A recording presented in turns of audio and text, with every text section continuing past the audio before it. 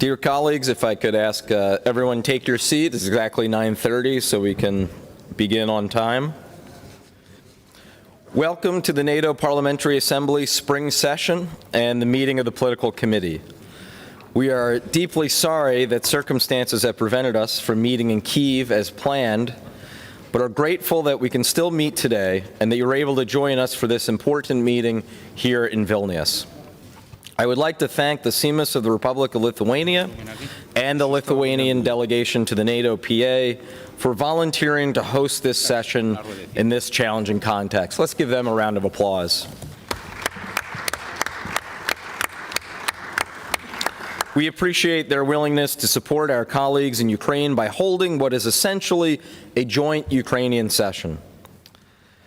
Allow me also to give a special warm welcome to our Ukrainian colleagues, both present with us and those who will be joining online via video link. The committee is now called to order, and I declare the committee meeting open. We have a busy schedule for today, and we will do our best to keep this meeting to its allotted times. We have an interesting agenda lined up. We will first have the pleasure to welcome Gabriel Lensbergis, the Lithuanian Minister for Foreign Affairs, who will brief our committee on the Lithuanian perspective on Euro-Atlantic security challenges.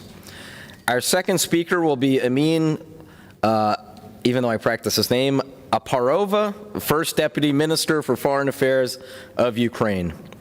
Due to the, let's say, complex circumstances in her country, she was not able, obviously, to join us in person today, but we are delighted that we will have her join us online.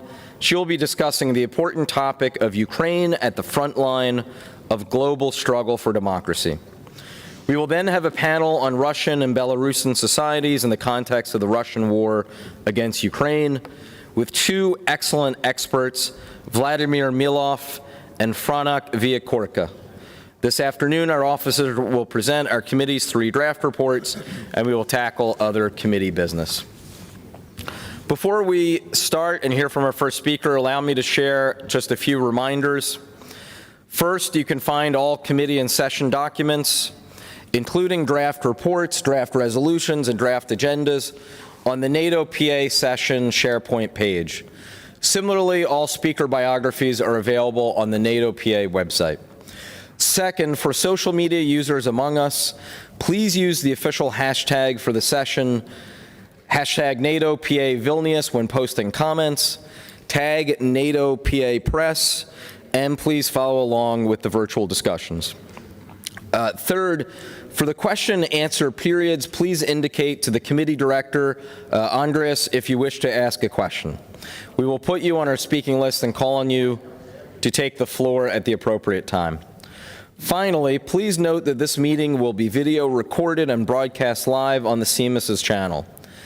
Videos and photos of this meeting are public and will be shared for communication purposes, and official photos of the meeting and the session in general can be viewed and downloaded on the NATO PA Flickr account. So, without further delays, let us commence. The first item is the adoption of our draft agenda. Are there any comments or objections to the draft agenda?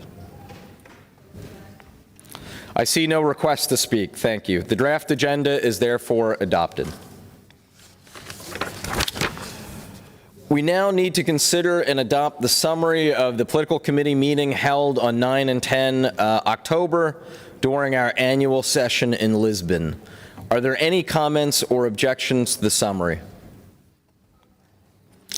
Seeing no request to speak, therefore the summary is adopted.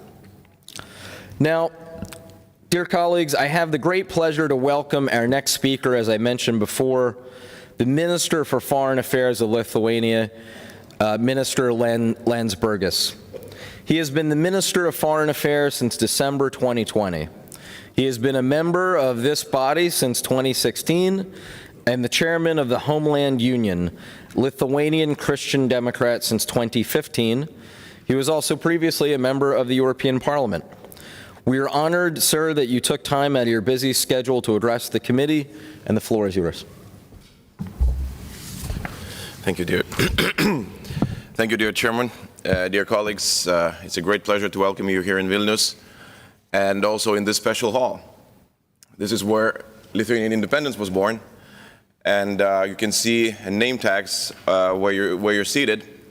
And it's all the members of the first parliament. We have some of the members here with us that voted for the Lithuanian independence in 1990, March 11th.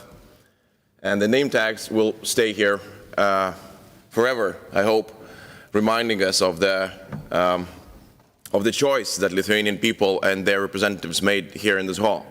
And I hope that the hall itself will inspire us with a spirit of freedom to have a very good and fruitful discussions today. Obviously, I assume that the main topic okay, I hope you can hear me. The main topic and the core of our discussion should be the enormous geopolitical change that is happening very close to where geographically we are and where our hearts and minds have been for the last 3 months. I would like to commence by thanking every one of you and your respective governments for the decisions that you made when Russia attacked Ukraine. We managed to show enormous unity and resolve in our answers to the unprovoked aggression. We managed to generate assistance to Ukraine. We managed to start and take first steps in isolating the aggressor, Russia. We started a debate and discussion about what NATO should look like after the 24th of February. But I won't go further in what has been done, because we know that very well. I would like to ask some of the questions that still remain not answered. And maybe today, or maybe with your questions, then later on, we can try and see whether we can find some answers into that. So first question is, will we have enough resolve and enough patience to continue with our assistance to Ukraine? And I think that it's a very important question, and I'm worried that the answer is not clear. We're very proud, I hope all of us are very proud with the achievements that Ukrainian people, Ukrainian army had managed to get on the battlefield. But in some sense, it is likely that we felt that the war is won, that the assistance that was provided is enough, that is sufficient. But I'm among those who have had a chance and an honor to visit Kiev and Lviv and some of the cities around Kiev. And I had a chance to talk with generals of the Ukrainian army, with politicians, decision makers. And the battle for Ukraine is far from won. We're not at the beginning of it, but it's definitely not won. And the resolve to keep on fighting is there. Some of the great battles have been won. The battle for Kiev, the battle for Kharkiv, but the battle for Luhansk and Donetsk, not yet. And we have the means and we have the tools that could be provided to Ukraine so that they could keep on winning. But I don't hear the decisions yet that should be made in the capitals. So that's the first question. The second question might be even more difficult to answer. Will we have enough resolve to completely isolate Russia? It showed every argument for us to do that. We took the first steps, but what we're seeing now, we're seeing that we got stuck. We're getting delayed. We don't make the decisions as we did in the first few days and first few weeks of the war. I can even hear the debate starting, how our relations with Putinist Russia will look like after the war. I hear voices saying that Russia should have a place in the European security architecture. And the voices say that it's not just Russian people, geographical territory, but current Russia this Russia, Putinist Russia, with this regime, even though it's by many parliaments, by many parliament members, was assigned as a murderess, as the one committing genocidal crimes. And we still allow ourselves to think that we might have a way of dealing with it. I hope that is just few voices. I still hope that we'll have what it takes to isolate this regime until it is changed, until it's different, until its people decide that they need a different way to run their country. The third question is, will we be able to change NATO's posture in the eastern flank? And for us here in Lithuania, that's probably one of the most important questions that we've been raising since the attack happened. We know that Baltic states are difficult to defend. NATO members who voted to accept us in 2004, they knew that as well. But what we're seeing in Ukraine, the horrific pictures around Kiev and other cities, truly raise the question how the attack on NATO country would look like. And I think you would agree that a natural escalation step for Putin, if he's not defeated in Ukraine, would be to try the resolve of NATO and to try what the fifth article would look like. And if he were to do that, we're quite convinced that it might be as well the Baltic states. So that's why we're so much and so loudly asking to change NATO's posture, especially here in Baltics, especially here in Lithuania. We would like to hear from our allies among the 30 member states, among the 30 countries of NATO, that everybody could be able to repeat what President Biden said, that every inch of NATO's territory will be defended. That means the territory has to be denied. That means that there has to be practical ways of how that will be done. Now we're in the stage of political discussion. The consensus is not yet found, and I hope that we'll use the month up to Madrid summit the best way we can, and we'll find the consensus, and we'll make the necessary decisions so that after Madrid, the politicians here in Vilnius, in Riga, in Tallinn, in Warsaw would be able to say to our people that yes, we found an agreement and every inch of NATO's territory will be defended with every practical means that the alliance has.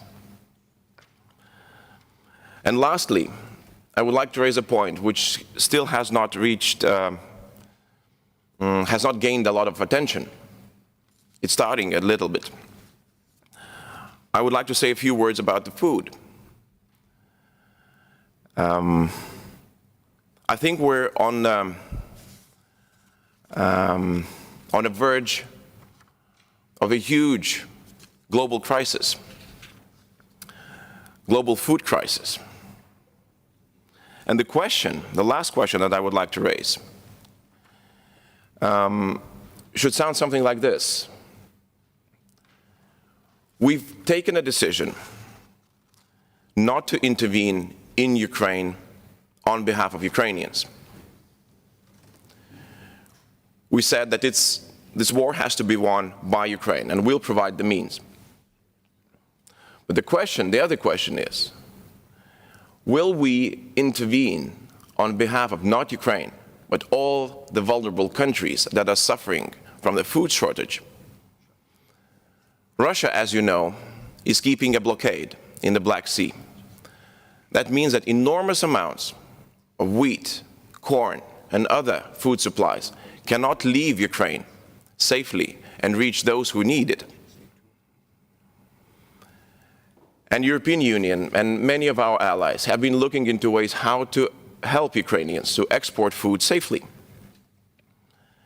And unfortunately, there is no other way how to get everything that Ukraine has to offer to the world apart from unblocking Odessa and other southern Ukrainian ports.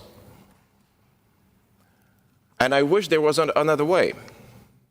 I wish that we would not need a military escort that would escort the ships from Odessa's port to Bosphorus. But there isn't. So I don't have a chance to say that Lithuania is ready to send our navy, because we're not a naval power. So I'll just leave a question. Will we allow Russians to keep everybody who needs Ukrainian food hostage because of the war that they started in Ukraine? So, as a member of parliament, at this point, I don't have many answers, and I hope that we can find them together. I just have a lot of questions, and I think that we're in a turning point when those questions need to be answered.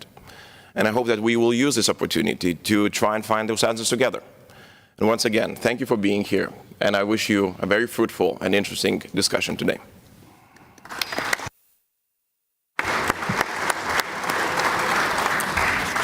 Well, thank you, and that left a good bit of time for Q&A. Before we go to that, though, I do want to recognize the presence of two very special people. The head and deputy head of the Ukrainian delegation, Mr. Yehor Chernov and Ms. Somalia Bobrovska, who came all the way from Ukraine. Could they both stand, please? Or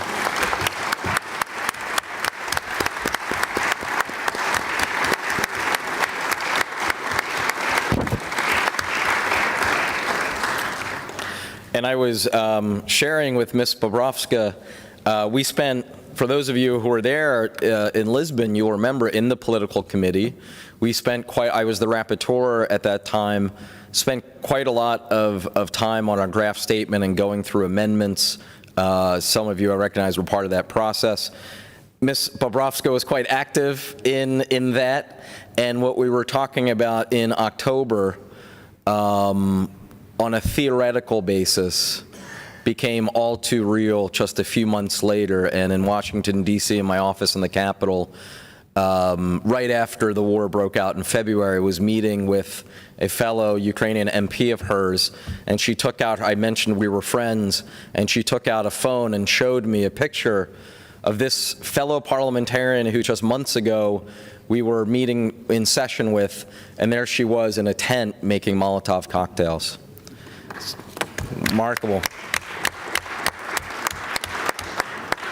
So don't mess with her, is the lesson.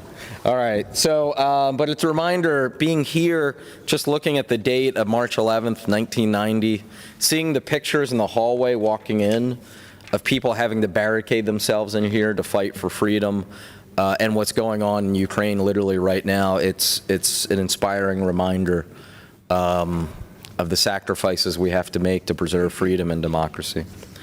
Let me first recognize for a question Mr. Lejans from Latvia. And there's a two-minute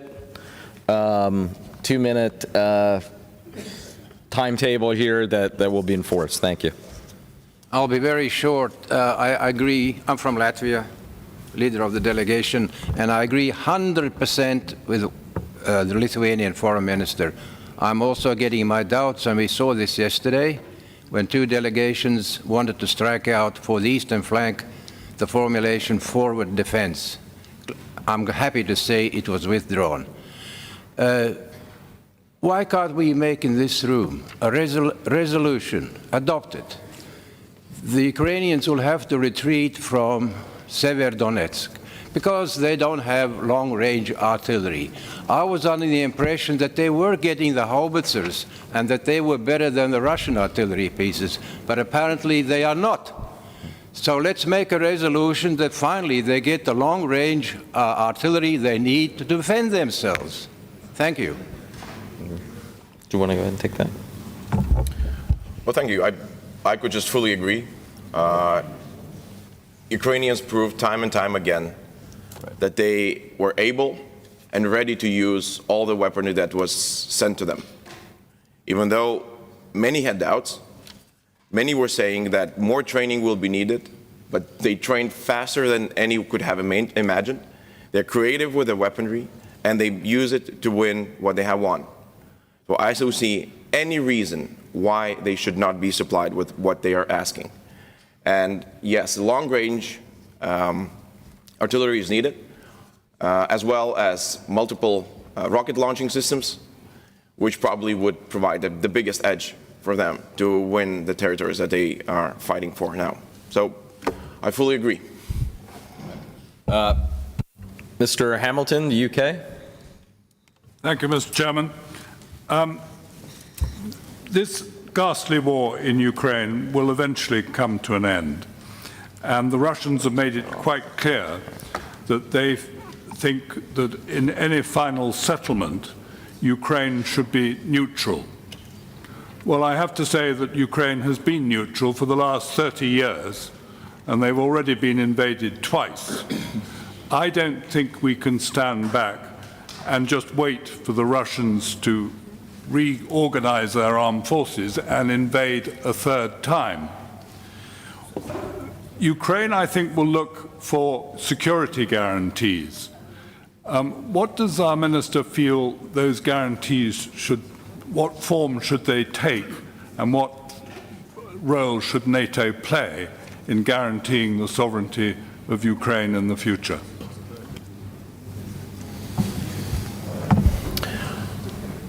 I would probably divide the period in medium and long term.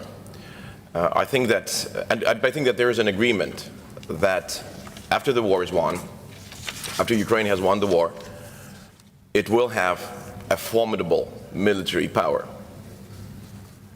Probably the most experienced, the most battle-ready, the one that we will be taking example from.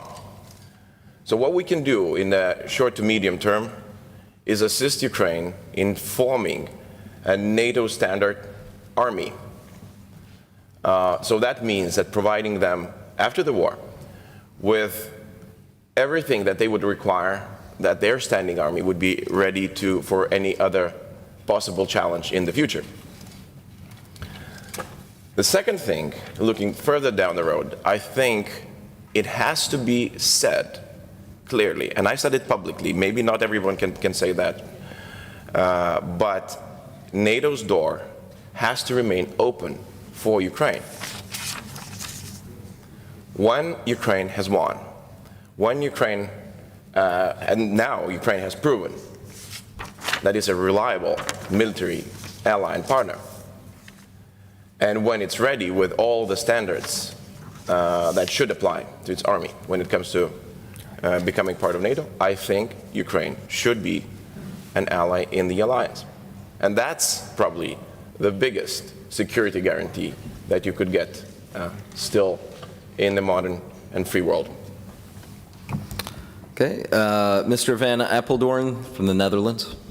Yes, thank you very much, Chair. And thank you, Mr. Lensbergis, for your speech. I'm just wondering, and these are very difficult questions, but you speak about a Ukrainian victory, and I would also wish that Ukraine wins. But how would this victory look like? Are we talking about pre-24 February borders, or are we talking about pre-2014? Because I fear that the risk of such a strategy is, one, a risk of escalation into a wider war, and B, much more bloodshed and suffering before this victory is won. And I would like to see, just like you and I assume everyone else in this room, to see Russian troops leave tomorrow and the full territorial integrity of Ukraine restored. But to me, analyzing this war, I think it looks like a stalemate right now. And I just don't see any military solution to this war, but in the end only a political solution. And as also President Zelensky has said, the war ultimately has to end with diplomacy and the negotiation table. The question is how and under which conditions. But I think we should also strive to facilitate this process, and it's ultimately up to Ukraine to decide under which conditions they will negotiate. But in this light, I do want to ask you the question, how will this Ukrainian victory look like, and how do we avoid this turning into a horrific victory? I don't think it's a war that we should fight until the last Ukrainian, as it's sometimes cynically put. Thank you. Well, we have an instruments in our countries in our factories, in our production lines, to help to change the war from stalemate to Ukrainian victory. With the same instruments, Ukrainians have won back Kyiv. They won back Kharkiv. If we talk about non-violent approach to violence, debate and discuss while they are in the front fighting for their country, then yes, this will remain a stalemate.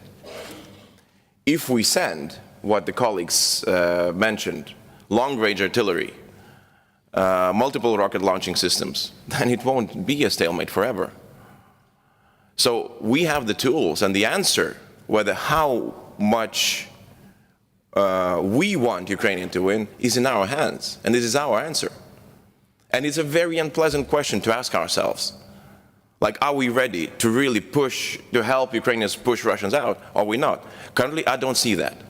I don't see the will. I see a stalemate in our heads. This is where we are. I'm sorry to say this, but this is the situation. And the last point, 2 more points, okay. The victory has to be defined by Ukrainians. It's their war, they're fighting it with their blood. We're just paying the bill. I don't think it's right for us to sit here and say, okay, this is the victory for us, for Ukraine. It's not right. They will define it, and they have to have this right to define the victory.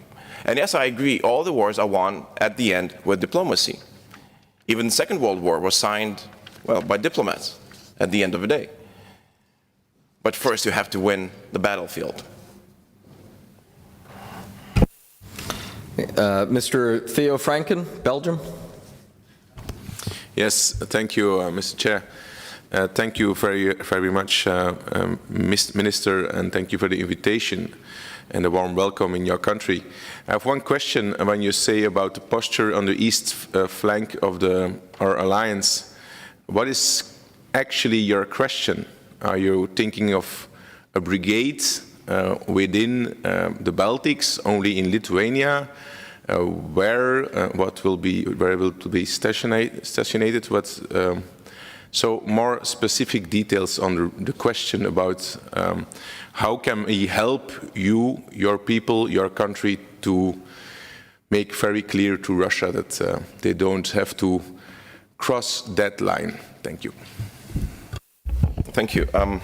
I will start by saying that after the 24th of February, the level of ambition of how to help the Baltics or the eastern flank was much, much higher than it is now.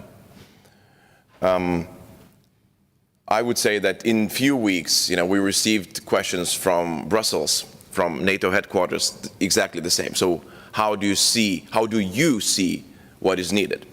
So we presented the list. We want permanent troop presence here, increased, at least to a brigade size. We want air defense, a meaningful air defense that will help us fight off scenarios that we're seeing in Ukraine.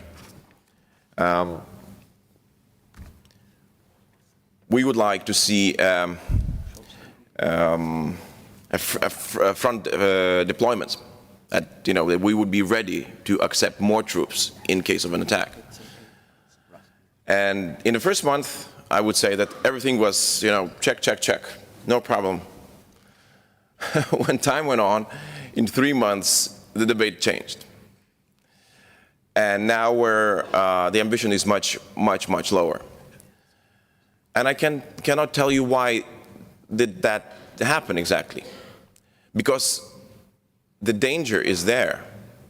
Russia has proved that it's an incredibly dangerous and aggressive neighbor to have.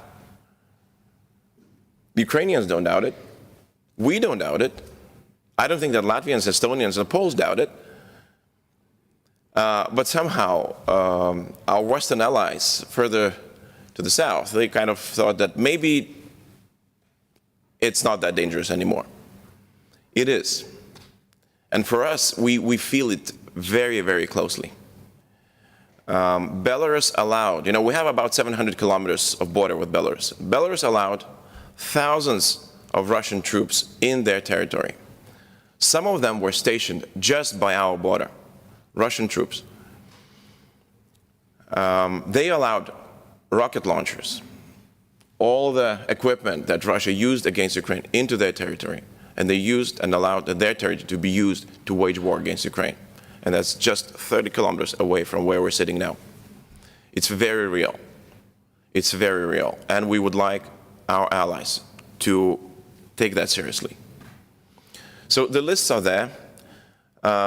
They're presented. Now the political decision needs to be made, and it has to be made in Madrid.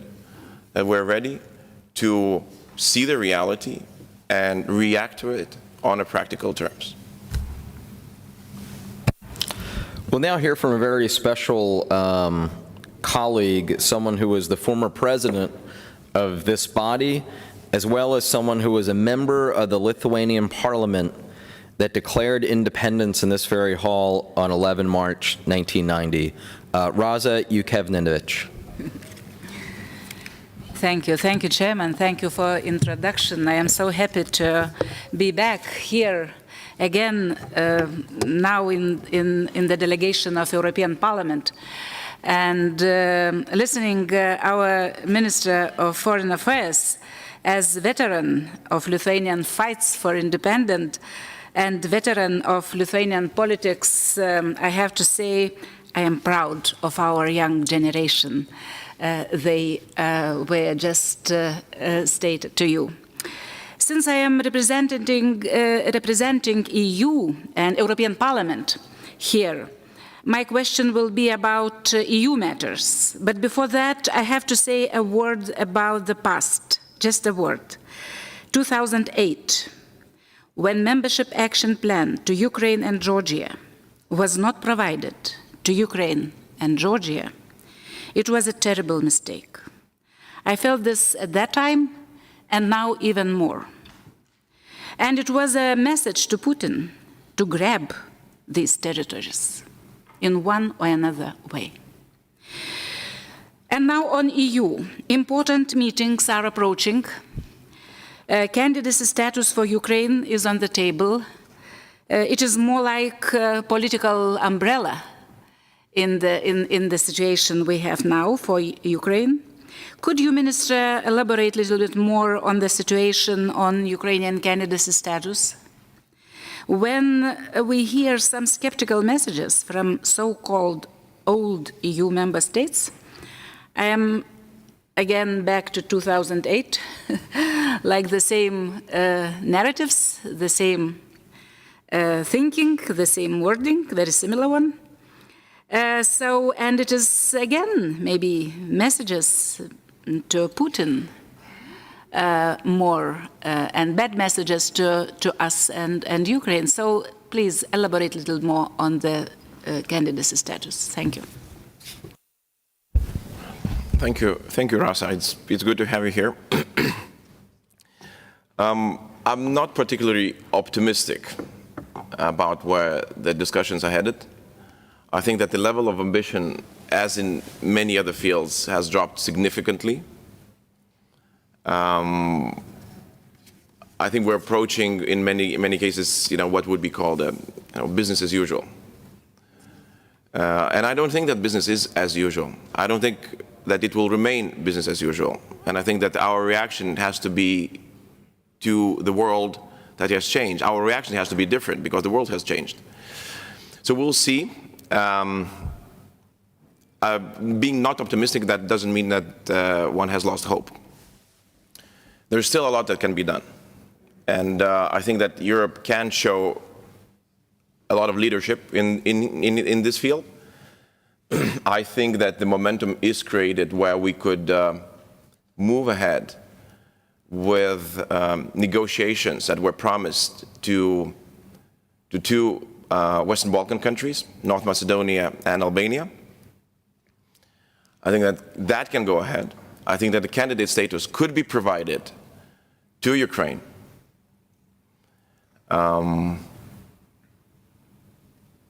I think that these things would show that Europe is stepping up with the leadership. Will that happen? It remains to be seen. June will be a very difficult month, politically, because of the decisions that will be put on the table in Madrid, in Brussels, and elsewhere. But let's do our part where we can, at least those who agree. Mr. Myrli from Norway. Thank you so much, and thank you so much, Minister. It's always a pleasure coming to your beautiful country, and as it was 30 years ago, we meet with Lensbergis when we visit your capital. It's a famous family. That's not my question. I have a question about Sweden and Finland, and hopefully they will join our alliance in some time. We'll all try to speed up the process to have a rapid accession of their membership in NATO. But I have a question about the Baltic Sea region. This is a very important region in Northern Europe, and with Sweden and Finland as member of NATO, that's very important for all of us in the Nordic Baltic countries. We know we are close to Russia. We have the Russian enclave of Kaliningrad, very close in this area. So my question to you is, what's your thought for the future about Sweden and Finland as members of NATO, and what's the possibility for future security in this region when Sweden and Finland will join NATO? Thank you so much. Well, to put it very simply, Lithuania is in full support of Sweden and Finland's membership. We will do our best to accommodate when it will come to the Parliament, the ratification process. We will not take a day longer than it's absolutely needed by the procedures, because the political consensus is 100%. And we need Sweden and Finland in the alliance. And we understand that the decision that Sweden and Finland took are first and foremost about their security. And it has to be like this. But from our side, it's also about our security. We believe that Sweden and Finland joining NATO will make not just themselves stronger and more secure, but also the Baltic region. We've seen the threats and the issues, I'm absolutely convinced, the same way. The Swedes, the Finns, Lithuanians, Latvians, Estonians have always seen that Russia is a threat. That's why Finland is, has a considerable military power. This is why Sweden invested so much and increased their defense spending, not just because it's theoretical, but because the threats are real. Now, we'll face them together in the same alliance as allies, not just as friends and neighbors, but as allies. And it's a very important statement for us here in Lithuania. So the only hope is that it won't be delayed, that one country won't hold veto on decisions of such strategic importance to us as Baltic countries, to all of us in the region, but to the whole alliance as well. We hope that it will move fast and as fast as possible. Congressman Joe Wilson. Thank you, Mr. Chairman. And ladies and gentlemen, colleagues, it's an honor to be here, my first visit actually, and how historic to be in this particular hall. And so, Mr. Lensbergis, it's just awesome to be here, and I agree so much with you as to the issue of resolve. But I want to point out that we have had resolve. I'm always grateful that the United States never recognized the subjugation and occupation of Lithuania, Latvia, Estonia. And so it took 50 years, but the resolve came through. And then, ironically, sadly, this year, based on February 24th, the resolve in the United States, there's one issue that really unites the American people, and that is for victory of Ukraine. Both parties, Congressman Byrne and myself, different parties, people are united. To see the European Union united, to see NATO, and then it actually reinforces your point about the East flank. The thought of Sweden and Finland now being part of NATO, how exciting it is. And so I believe the resolve is there, but I'm just looking forward in every way that we work together. And then another hope that I have, which may be very difficult, and that is to separate that the war we have is Putin's war, that separate, sadly, the authoritarian from the Russian Federation itself, to separate Lukashenko from Belarus, that the persons who should be responsible for this should be the persons held responsible, and we should be trying to work in every way we can, legitimately, with the people of the Russian Federation and Belarus. But again, it's just an honor to be here. Thank you. Let the record reflect that is the first time anyone has ever applauded for a Joe Wilson speech.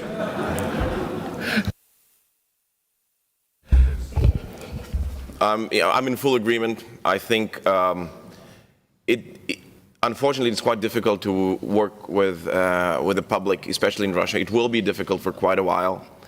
There's a widespread belief in here, I would say among the Western society, that there is a huge support for Putin and his war in Ukraine, but I mean in Russia. The support is in Russia. But the reckoning will come. We've seen that happen in other authoritarian countries, that waged wars.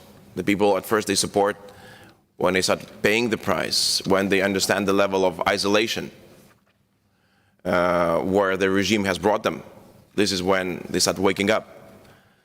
And also we have to be ready for that waking up. And from Lithuanian standpoint, as you know, Lithuania houses and offers shelter for Belarusian opposition. There's a lot of Russian opposition that chose Lithuania as their home away from home. And I think that increased contacts with those people is very important. And just yesterday we concluded a conference, an 8th conference, that's a Russian forum, where the remaining Russian opposition that fled, some of them are still in Russia, that came to Vilnius to talk. We had a chance to discuss with them how they see Russian future, how they see the possibility to connect with Russian people. And it's incredibly difficult now, but we have to keep up with the effort, because the time will come when these tiny sprouts will produce fruit. Of cooperation future with the future Russia, with the one that will be reborn from whatever this is. All right, and we still have 10 people on the list, so bear with me. You're probably not going to be able to get in everyone, but we'll do our best. So we're going to start grouping the questions in twos. Let me recognize Ms. Bobrovska from Ukraine, followed by her colleague, Mr. Chernev, also from Ukraine.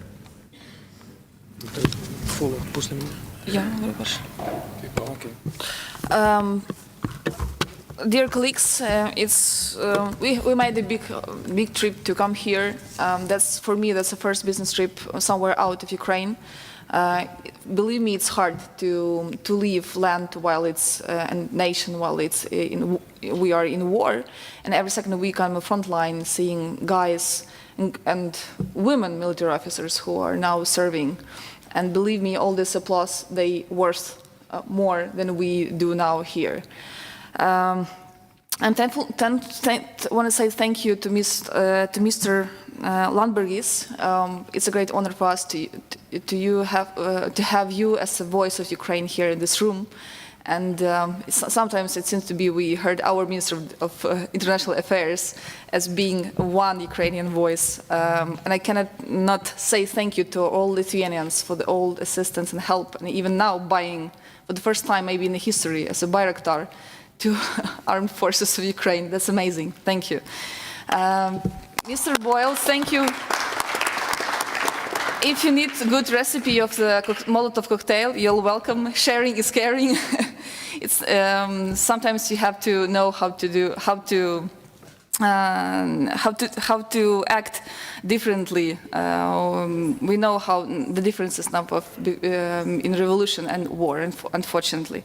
I want to say just a couple sentences about multiply launch rocket system. Believe me, if we were able to get it earlier, maybe in April or in March, Mariupol wouldn't be able to be happen. The distances we had of occupied territories near Mariupol was too much, more than 180 kilometers, that it was impossible to reach Russians somewhere there, or impossible to get out our Azov or State Bodyguards or National Guard or maritime forces out of there and keep their lives alive, even though now Russians are not keeping their word. And for the first time, for 7 days, yesterday, I got messages from my friends who are serving and were brought to prison that they are alive, from Mariupol. That's the first point. And one thing you have to understand, that's not only our casualties. Yes, that's our wound and tragedy, Irpin, Bucha, Mariupol as well. But it's yours as well. That's a big loss of the so-called collective West. And a new order started from the end of the February. It's not only our big-scale war, or big war as we call it in Ukraine. One thing you have to understand, as my colleague mentioned about neutral status, Russia understands only force. That's their mentality. They are as they are. And they will not understand the compromise or any negotiations when we unfortunately hear from our colleagues from Europe so-called trading of our territories. So please give up of your part of your territories and you will get ceasefire. Dear colleagues, I think that's time to be very honest. That's not the time to trade any of each state of our independence and territorial integrity. That's not that time to say, please trade your territories. I think that's not only unrespect, but that's a big offense of the whole nation. And the last thing, maybe it will be the question, we are now talking about a lot about EU, but we stop our discussions about Ukraine NATO membership. And I know lots of arguments why Ukraine has to stay in a long line and waiting more than 14 years to join NATO. But maybe it's a high time to say and to finally to hear from Hungary, for example, or from Greece, for example, what new arguments or what more do you need from us to allow us to be a big and finally last puzzle of the Ukrainian security system. Thank you. And if your colleague wanted to very quickly add anything or question. Yeah, thank you. First of all, thank you to Lithuania that you are host this parliamentary session.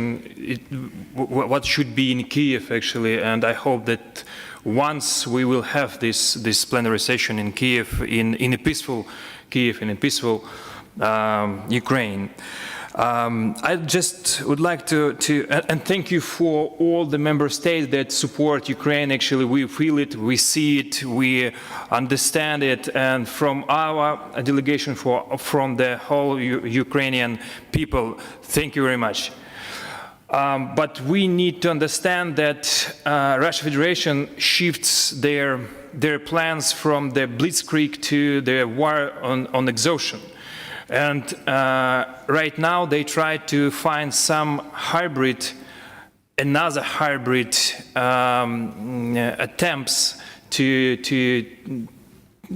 push on you, to push on the European Union, to push on NATO. First of all, it's food crisis that we will have in a few months because of the blockade of our ports.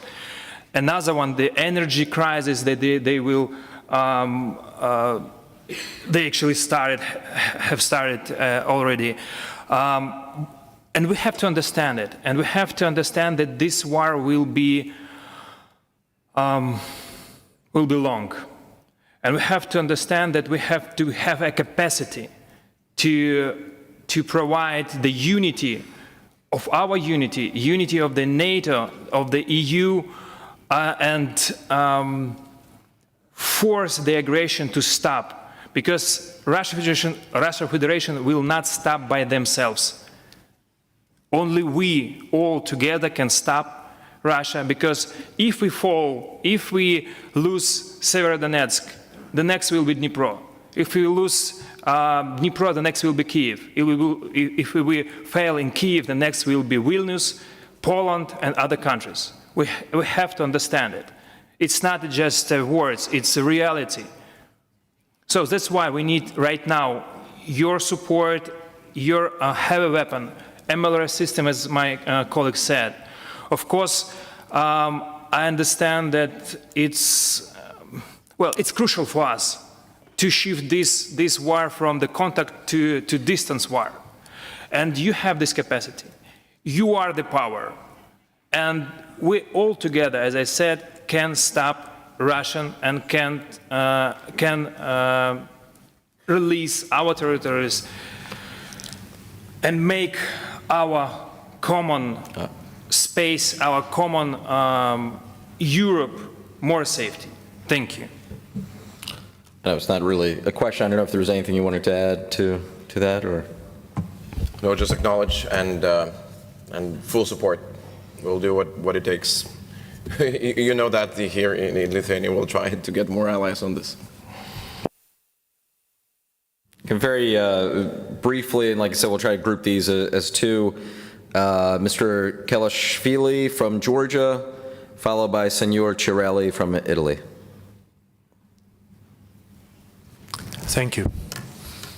Well, Russia's barbaric invasion of Ukraine resonates in Georgia more than anywhere else. We had our invasion scene in the 90s. Most well known is 2008 invasion, and we paid in blood and treasure for our independence. Our warnings about Russia have now been fully vindicated, but we also worry about the future more than ever. I want to ask a question about your vision of the future of the Black Sea security. The strategic importance of the region has become more obvious. The blockade of the Black Sea line before the restoration of Ukraine's territorial integrity is a problem to not only regional but already to international security.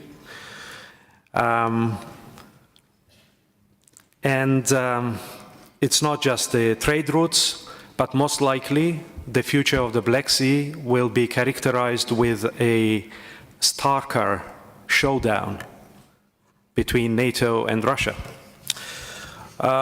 So in that sense, forward presence of NATO in the Black Sea region gains paramount importance, especially that we have 3 member countries there and 2 aspiring countries, Georgia and Ukraine. And I wanted to ask you about also the prospects, however dramatic circumstances we may be now, but membership of Georgia and Ukraine in NATO is on the table and is written in the Bucharest Memorandum that Georgia and Ukraine will become members of NATO. Our take is that the alliance should be more forward-leaning in the Black Sea region than before, because any kind of retreat or showing hesitancy would play into Putin's hands. Thank you. Okay, and Mr. Cirelli?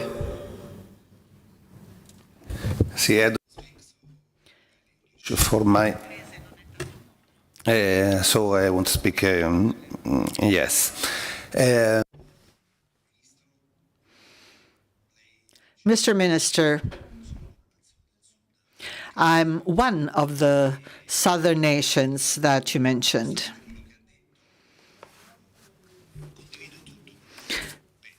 In spite of what you said, well, I share everything you said.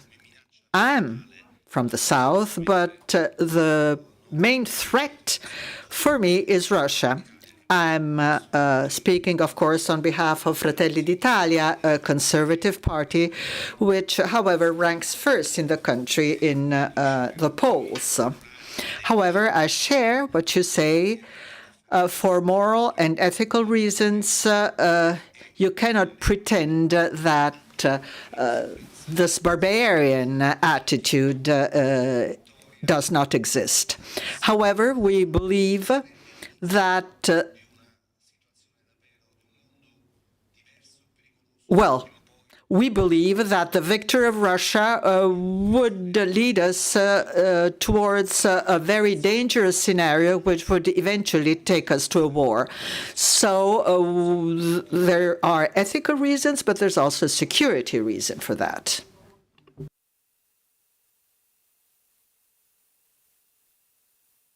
Well, thank you. I will start with the last statement. I'm truly appreciative, and I believe that the countries in the eastern flank are truly appreciative of Italy's position. I know that you are among those countries for which the shift in the attitude was a very wide one, and I know that it's not easy. And we've seen pictures of Italian howitzers shooting in Russian positions in Ukraine. That's a nice picture. And thank you for that. You're very right when saying that if Russia's victory would be a very dangerous precedent, but as well as stalemate.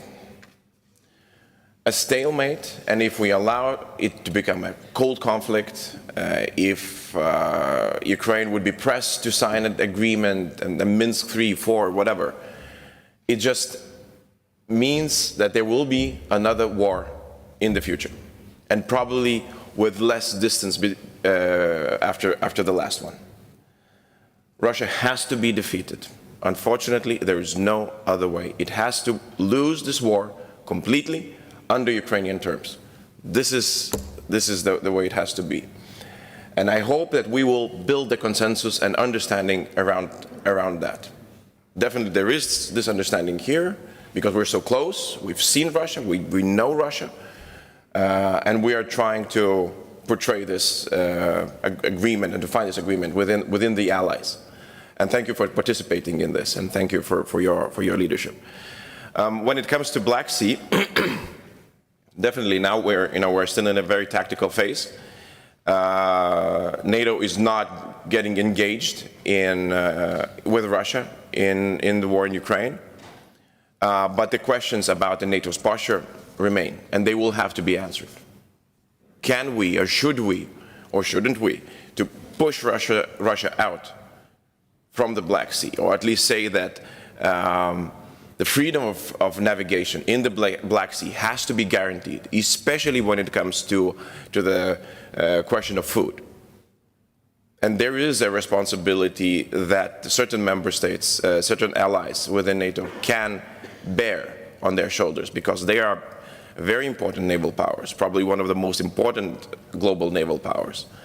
And they have the responsibility, as we all do, for the security and safety that is being born in the Black Sea, but is important for the global community.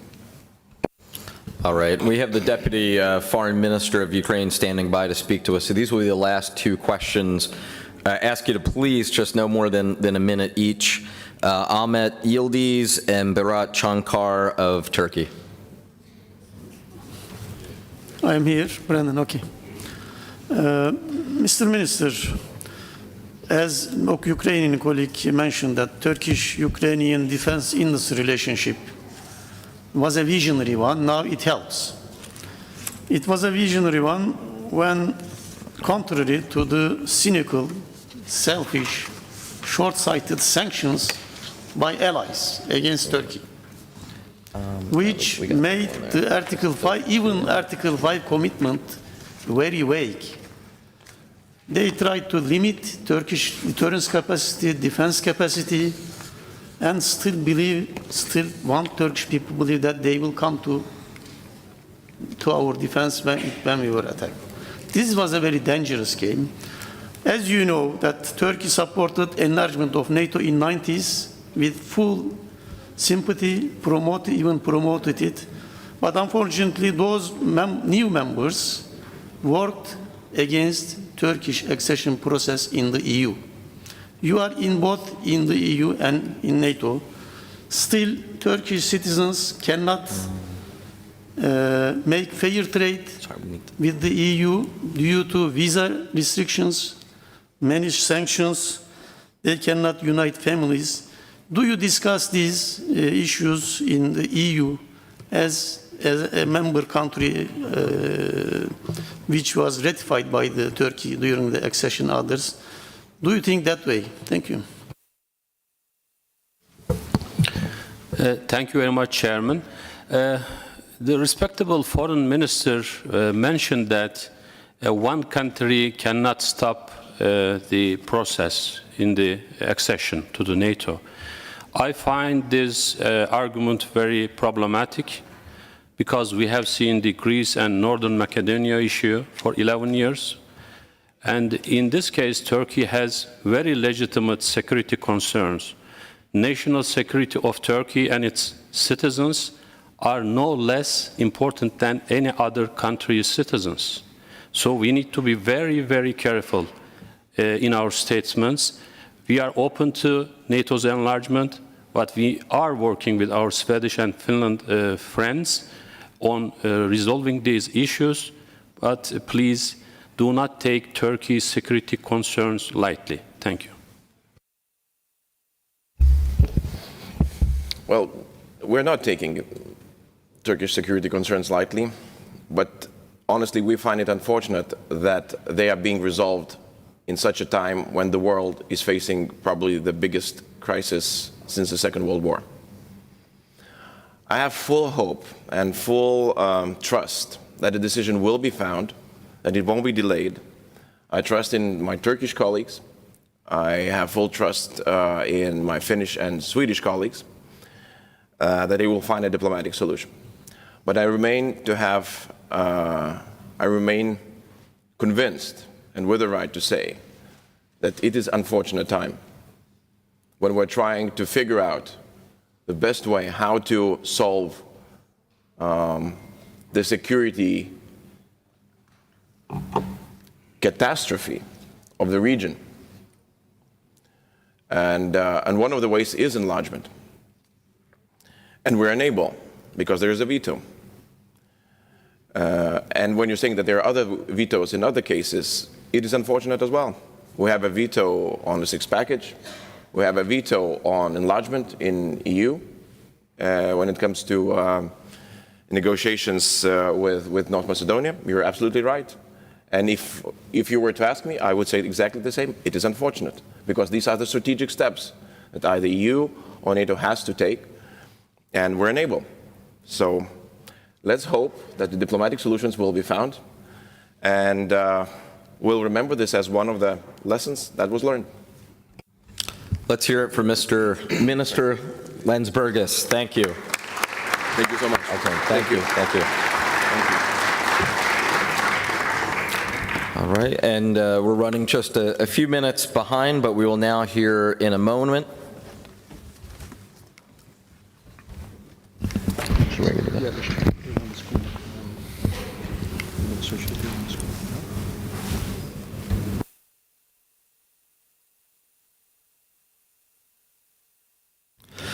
I now have the honor to welcome our next speaker, Amin Zarapova, the first Deputy Minister of the Foreign Affairs of Ukraine. We are very grateful to have her address our committee in these challenging times, and very much look forward to her remarks and our exchange with the Deputy Minister. She is the first Deputy Foreign Minister of Ukraine and has served in that capacity since June 2020. Prior to that, she was the Deputy Minister of Information Policy and the advisor to Minister of Information Policy. She also worked as a journalist at Radio Free Europe, Radio Liberty, and for several Crimean media. Being a Crimean Tatar, Ms. Zarapova was the main architect of the Crimea Platform, an international coalition inaugurated last August and aimed at peacefully reversing the illegal and illegitimate Russian annexation of Crimea.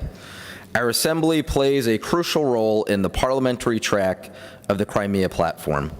Thank you so much, Deputy Minister, for being with us today, albeit virtually. And without further delay, you have the floor. Thank you, Mr. Chairperson. I hope you can hear me well. I hope the connection is quite stable. Can you please confirm if you can hear me? Can hear you loud and clear. Thank you. Thank you so much. Dear friends, colleagues, and partners, I'm really happy and glad to join and to accept the invitation to take part in this very crucial moment for my country, probably the most challenging times for my country, and as Minister Lensbergis said, the most difficult times for whole Europe, especially after the Second World War. Despite all odds and with your support, I believe my country keeps on fighting and resisting and is alive and kicking.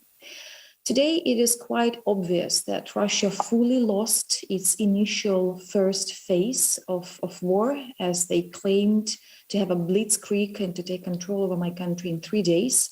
And according to the Russian propaganda, everything goes according to their plan. But of course, we understand that it's yet another cynical attempt to cover up their losses, including covering up their crimes in my country. So they are now in a deep lack of the second phase of the war. We won the battle for Kiev, Chernihiv, Sumy, and Kharkiv. More than 930 villages and towns have been liberated so far. But these victories have come yet at the very high price, the cost of the lives of our people and Ukrainian citizens and Ukrainian armed forces. The battle for Donbass is underway. It's quite bloody, it's messy and heavy. And let me probably give you a glimpse of the actual daily reality on the front line. Every day, thousands of Russian troops attack Ukrainian positions along hundreds of kilometers of the front line. And let me remind you that we have 2,000 kilometers of common border with Russia and 1,000 km with Belarus. Around 10 companies of Russian troops attack Ukrainian positions at every given moment, even now as we are speaking. Around 100 sorties of Russian aircraft per day, numerous air attacks over the whole territory of Ukraine continues at regular daily basis. Every day guided and unguided missiles indiscriminately hit Ukrainian cities and take lives of people, destroy schools, hospitals, civilian dwellings, and civilian infrastructure.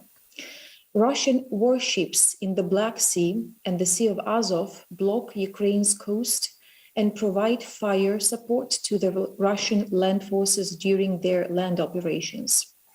Floating Russian mines pose quite a serious problem and threat to all vessels. These mines have already been detected in the Danube Delta, causing the ban on fishing and shipping. We all believe in Ukraine's victory in the battle for Donbass, Kherson, and Mariupol, but they are still in the process. And I believe that your help of your respective countries is critical. We don't have time for doubts and lengthy discussions.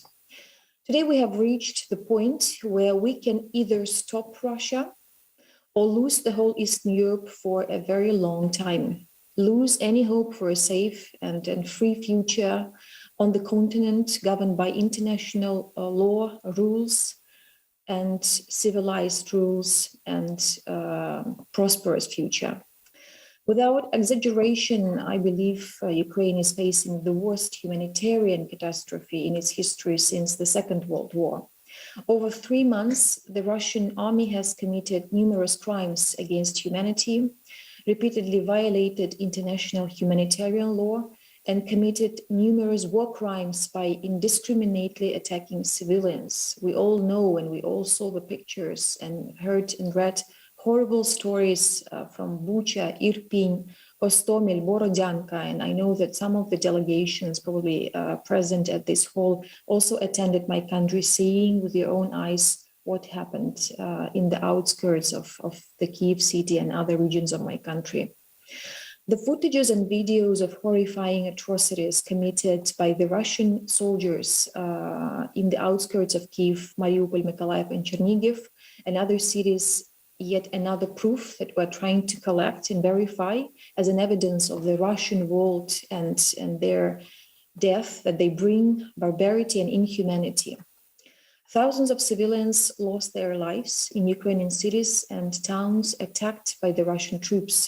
More than 500,000 of Ukrainians were forcibly deported to Russia and then forcibly kept in the so-called filtration camps for further dispatching to Sakhalin or Siberia or whatever other region of Russia. According, by the way, to the Russian official statistics, they claim that they have saved more than 1,200,000 of my compatriots. But of course, we already verified and we have information from the human rights watchdogs that there are cases of tortures, rapes, and we have children that were forcibly deported without proper documents. We have hundreds of cases of separation of families. And I believe we also have to keep in mind what is this noble savior of Ukrainian people within the Russian reality. Crimea, I believe it's also important to understand what is going on there, and as far as everything started from Crimea, and this is my strong belief that our inability to give proper response to Russia when he invaded my country for the first time in February 2014 has this consequent war and full-fledged invasion of my country. And then the question that I always raise in front of any public that I speak to is that we have to be aware that if the war is not contained today in Ukraine, it will become larger. Because these 8 years, while the occupation of Crimea and the war in Donbass was ongoing, and we tried to find proper language how to talk to Putin and proper person whom he would listen to, I believe Russia treated this as a weakness and actually used this time for the preparation of the full-scale war.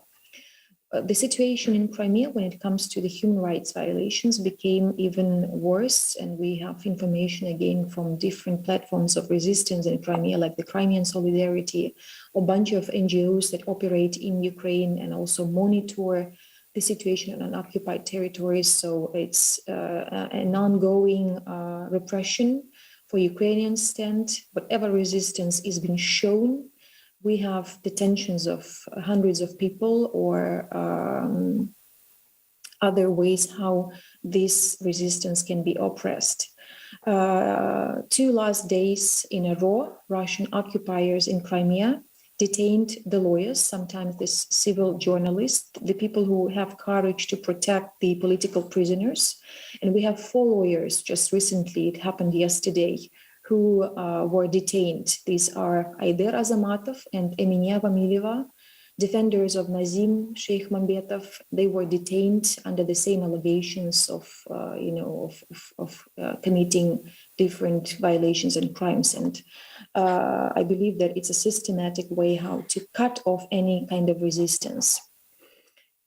The date, the Mejlis, which is the self-governing body of the Crimean Tatar people, even though there was a ruling order of the ICJ, is still ignored.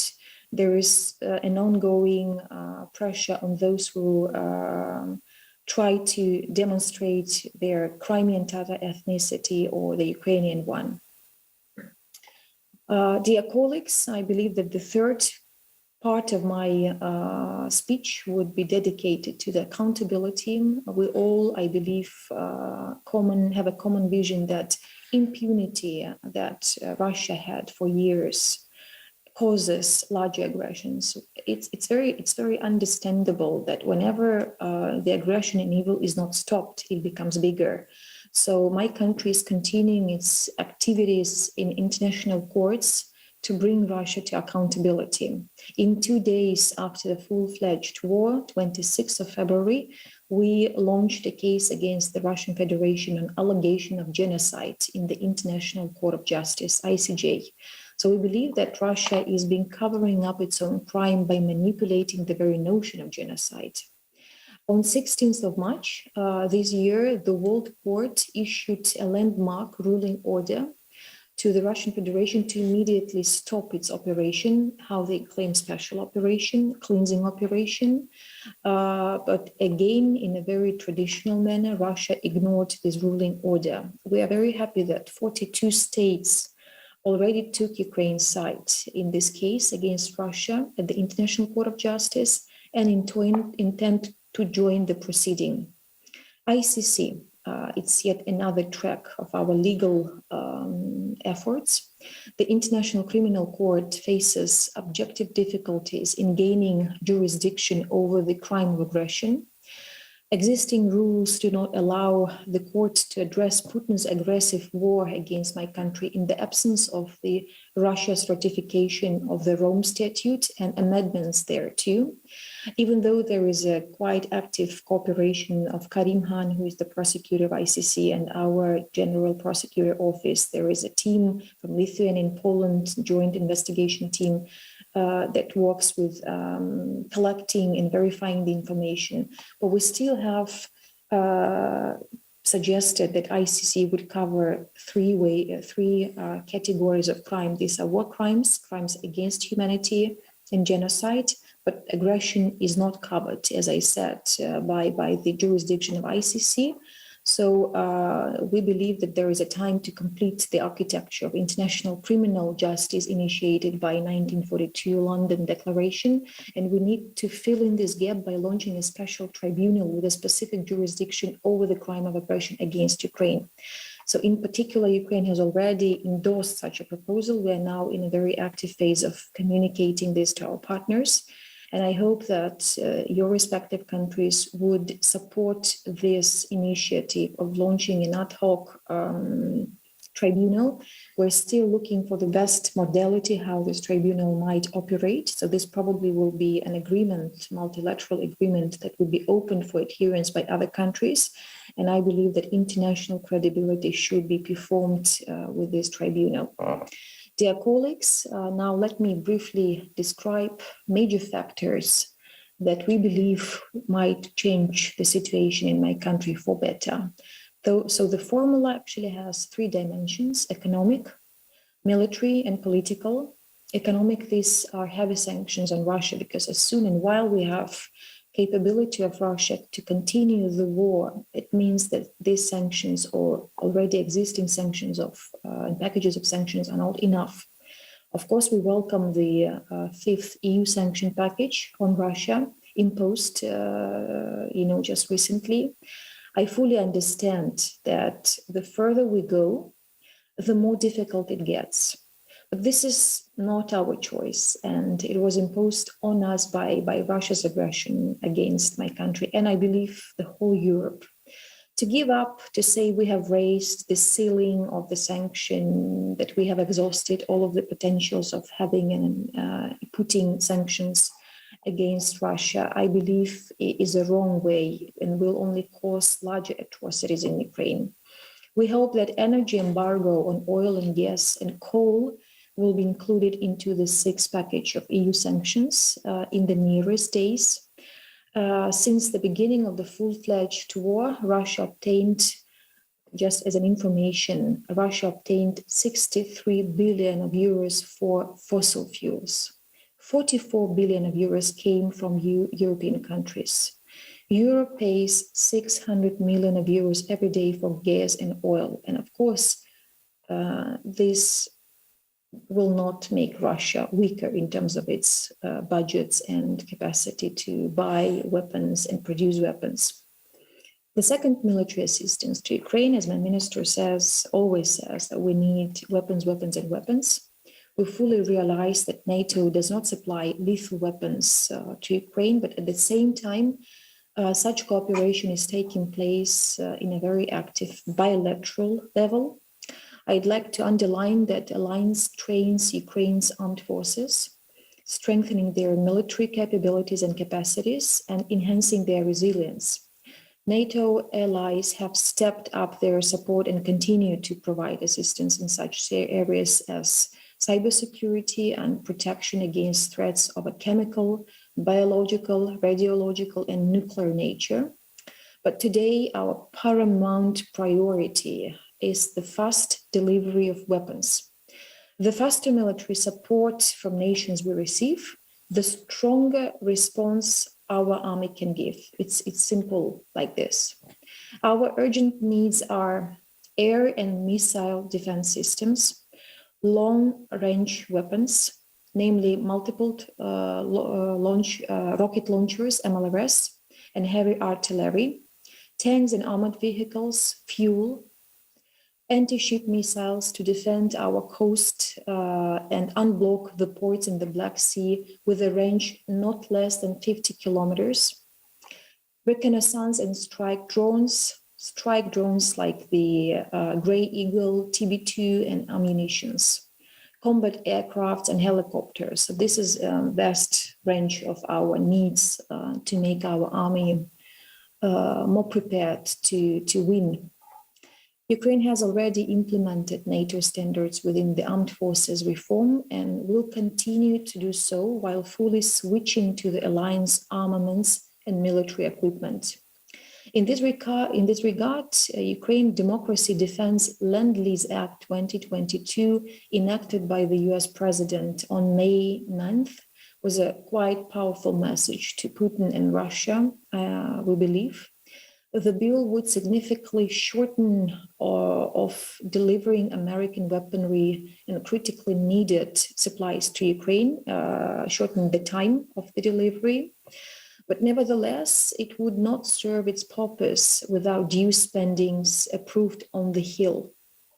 And in this regard, I would like to express the gratitude of my government to the US Congress and administration for speeding up the additional Ukraine Supplemental Appropriation Act 2022. We are deeply grateful to all our friends in the United States House of Representatives and the Senate and their ironclad bicameral support. This bill provides $40.1 billion as emergency funding, envisages appropriations for defense equipment, migration and refugees assistance, yet another problem because over 12 billion of Ukrainians, they either became IDPs, on the top of 1.5 of IDPs happened since 2014, and the rest became refugees, so it's over 5 billion of Ukrainians who abandoned the country. And then emergency food assistance, economic assistance, nuclear safety that Ukraine has a great need for. We are also grateful to the US initiative for calling extraordinary international gathering of representatives from nearly 40 countries at their Ramstein air base, Germany, to give a push to coordinate delivery of much needed weaponry to Ukraine. So we believe that this Ramstein meeting was actually the launch of the anti-Putin coalition. We welcome that meetings of this contact group are taking place on a monthly basis. Only through combined efforts of NATO partners, we can strengthen positions in the battlefield and modernize Ukraine's armed forces, because while we were fighting with Russia at the same level of Soviet missiles and Soviet weaponry, we, I believe, never had any advantage and would never have a chance to have an advantage over the Russian army that actually still fights within this Soviet-style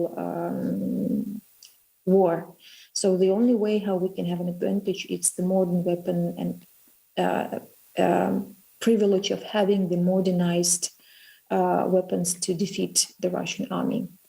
We need more collective action on demining. Massive demining remains a critical problem and is a prerequisite for future reconstruction. According to the latest data that we have, the mine-contaminated area is equal to 300,000 square kilometers in my country. And this is the half of the Ukrainian territory, almost the half of the territory.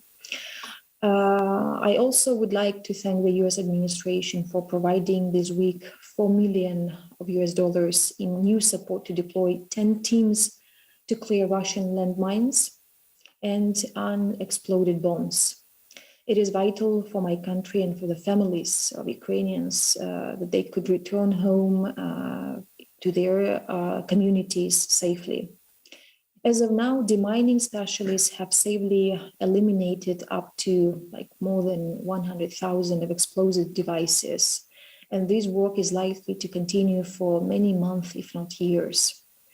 We need demining equipment and technologies as well as demining personnel for providing physical support to our emergency services. And this area also need significant support from your countries, in particular at the parliamentary level. We would appreciate United States, Canada, UK, and other NATO partners that support the idea of training Ukraine's military somewhere in Europe to use NATO equipment like artillery, jets, tanks, drones, and others. We welcome the decision on Ukraine's future accession to the NATO Cooperative Cyber Defense Center of Excellence in Tallinn. Full-scale international cooperation in the field of cybersecurity is becoming a very important factor in countering Russia's war. Well, the other point that I would like to raise is something that envisages our Euro-Atlantic prospects and our Euro-Atlantic aspirations. The war in Ukraine recapitulated the goals and topics of the forthcoming Leaders NATO Summit in Madrid that will take place by the end of June. I believe that today no one in the civilized world has any doubt that Ukrainians are providing more security to NATO allies than anyone else. The allies acknowledge that not all of allies can do what Ukraine and our armed forces are doing today. And Russia's war against Ukraine must put an end to the cautious and skeptical stance of some allies on our accession to the alliance.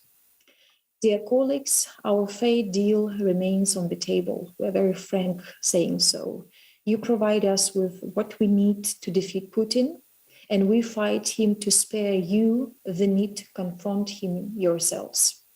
Whatever the price you are paying now, it's much lower compared to the price the EU and NATO will have to pay if Putin hypothetically prevails. Unfortunately, today in Europe, there are still voices suggesting that my country should give up to Putin's demands, that we have to find a compromise, that the resolution of war will anyhow consider the compromises, and usually they mean that these compromises should be agreed on the vital cost of my country. But one can say that such voices test our common resistance. Nowadays, I would say it is the West that stands a test of its credibility and decides whether its values really mean something. If Ukraine is sacrificed somehow to the sake of the so-called geopolitical relevance of an interest, pragmatic interests, this will be a strategic defeat of entire Euro-Atlantic community. Fixing the line of contact is the first step to freezing the conflict. The Minsk agreements that we had in 2014, 2015 showed that Russia used the occupied territories for preparation of its new invasion. And I do believe that no one of you is interested in helping Russia to start a new war. So Ukraine will continue its struggle until the last inch of our land is deoccupied and the last Ukrainian forcibly deported to Russia and Belarus returns home with the family. Under no circumstances, Ukraine will make a territorial compromise to Russia and its territories.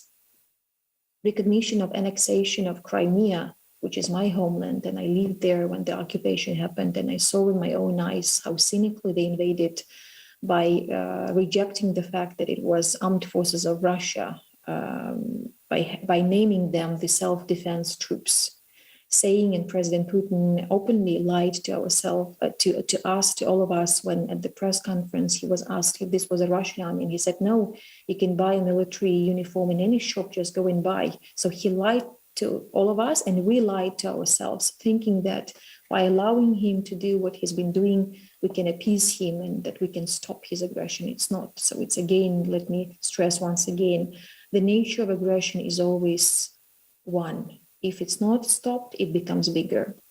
So I believe that if you truly support our territorial integrity, there is no room for face-saving policy for Russia.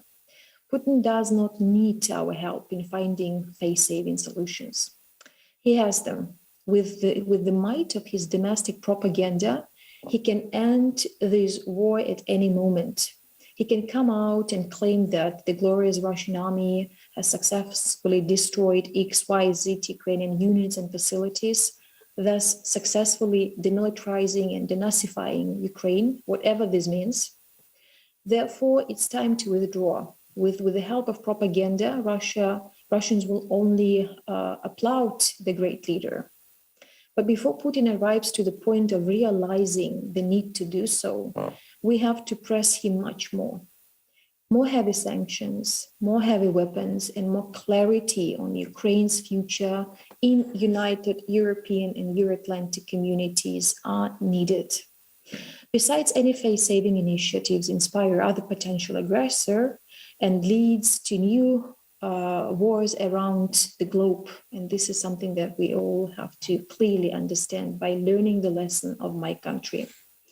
All of us stand in front of some very difficult moral and pragmatic challenges today, but we have no other choice than to rise up to them.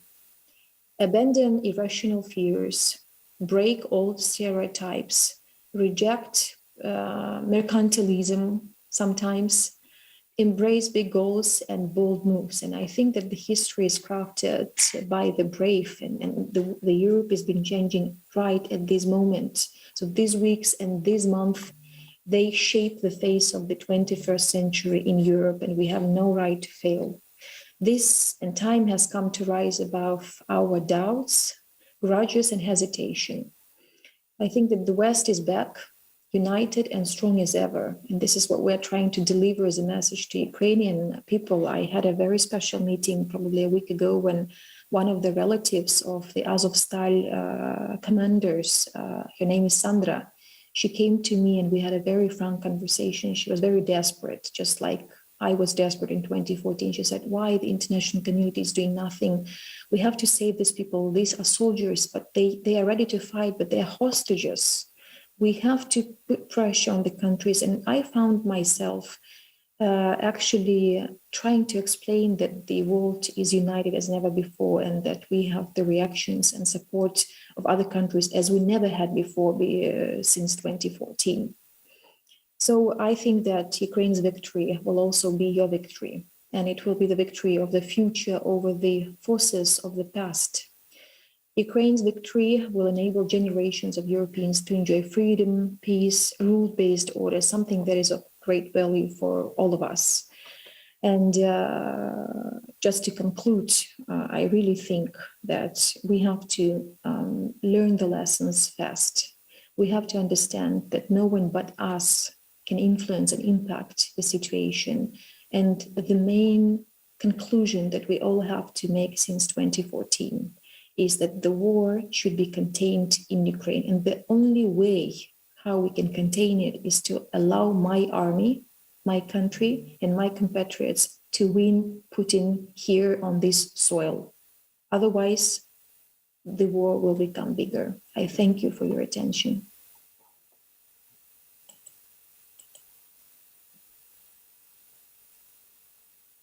Well, thank you. Thank you so much, Minister. It is an honor to have you with us. And with your indulgence, we have about a half hour or so for Q&A with you. So we'll first recognize Ms. Derkowitz from Canada. A reminder, 2-minute time limit for your intervention. Thank you so much. And I want to say to the Deputy Minister, thank you so much for being here today. Thank you so much for your words. Thank you for your leadership. I could say that we're all very inspired by the bravery and the resilience of the Ukrainians. I have 3 questions, and I'll fit it into my 1 minute and 45 seconds. The first, since you were a former Minister of Information and a former journalist, what is it that we can do as NATO countries to help fight misinformation? And do you think there's a need for us to try to get the facts of what's happening, really happening to Russians, as a way to weaken their support for Putin and the war? And if so, how can we help? So that's the first question. On the food shortage issue, we know that the waters and the ports are blocked off. There are land borders and rail in Ukraine. Is there a way for us to move the food via land to borders of NATO countries and move food from there? I know that it's very difficult. You have a war, and they're very much attacking the railway system. But I also know that you have wonderful leadership that rebuilds those rails very quickly in a short amount of time if they have the resources. So I wouldn't mind having you address that. And lastly, you talked about nuclear and Russia's nuclear saber rattling. How could NATO be helpful? Like, what is it that, how could we be helpful? Does NATO need to work on a plan around that? Thank you. Minister, please, if you want to go ahead and address any of those. Well, I thank the representative of Canada for kind words of support, both personally and the one that we have from your country. It's really tremendous. As for your questions, I will try to be brief answering them. First, the propaganda. Well, indeed, I've been professionally involved in attempts to find out the very scale of propaganda, the modern instruments of brainwash and the outcomes and the results and the consequence of this brainwash, because mostly the Western perception and the Western concept of information warfare concentrates on the cybersecurity. But the other one, which is, I believe, strongly underestimated, is cognitive influence. Something that shapes your perception, your ideas, and at the end of the day, your political choices. When we've been trying to understand why Russia actually invested billions of rubles into this brainwash, it's about making their, working for their own consumer, for bleaching out its own crimes, for influencing the moods. And probably you all have some friends or in Russia. If you can have this experiment, whatever picture you show, whatever argument you bring, whatever video you demonstrate, you cannot break through their perception. So by the way, according to the recent survey, 74% of Russian population support Putin's war on Ukraine. And we understand that it's like a religious cult. No rational thinking, no fact-checking. So these are highly educated people sometimes. So again, while showing them the evidence of these atrocities in my country, you cannot break through. And this is the new phenomenon that I believe should be researched. And then we have to also initiate new rules in terms of regulating the information space. As far as we have compared to decades ago when we had Cold War and the Soviet propaganda and before the other ways of propaganda, but now with the social media, with the tons of information that we receive every day, when we perceive the picture of the day according to the headlines, we call it the snapshot world. I think that there is still a need to reconsideration of existing rules, because it's always a thin line between freedom of media, freedom of speech, and the security threats that we have. So my conclusion is that we have to research the cognitive influences that are underestimated, including in the Western perception of hybrid wars. What more could be done when my country is frank, saying that our counter-propaganda is truth? So we're trying to produce as much of modern content as we can about and telling our story, depicting the war, depicting the history in the way that we see it and feel it, because I believe that the Russian propaganda has also this Russian narrative, purely falsificated for centuries, especially like as a Crimean Tatar, I can say that the whole narrative about Russia being a traditional land, Crimea being a traditional land of Russia, is actually a falsification. Crimean Tatars, within their physical presence, they destroy this myth, and this is exactly why Russia, starting from the Russian Empire, then Soviets in 1944 with deportation, and Putin in 2014, tries to eliminate Crimean Tatars as an ethnicity, because we physically destroy this myth. So again, let us look what could be the ways how to perform new rules when it's about propaganda. The second, food security and the Black Sea potential, or the land potential, how we can take the grain out of my country. Indeed, it is probably one of the most serious threats that we all face, not only the European continent, but also Gulf countries, the African continent. 70% of Ukrainian exports, everything that we exported was via the sea. But as far as both Azov Sea and Black Sea have now been blocked and mined, there are two prerequisites to have a successful sea export. This is the military convoy of any vessel that would take the grain or whatever cargo is there on the vessel of the third country. And the other one is insurance, because all of the private companies, if they work within the export, they will have to have a proper insurance. But if it's too high, then the issue, if they will be ready to export the grain. So these are the two prerequisites that should be followed. But we, of course, understand that probably it's something that also, well, needs Russian position, but I don't see their readiness to follow it. Instead, we can hear Putin's messages that, and he blames Ukraine on putting threats towards food security. And it's very, again, classical and very cynical to commit a crime, to cause humanitarian catastrophe, to cause threat to food security, and then to blame Ukraine on this. So with land ways how to take the grain out, I cannot open up details of some of the, let's say, plans that we have in mind. It's something that we talk to with our partners. We will see. But again, even if it's opened, logistically is not enough. So the best option actually to fully take the grain out of my country, either sunflower oil or other corns, is the sea. And nuclear thing, I think it's already there. I mean, we had consultations on the nuclear, biological, radiological weaponry with NATO partners. So to my knowledge, if there are some details, of course, I will approach the Canadian ambassador, but to my knowledge, it's not. Thank you. Ming Campbell.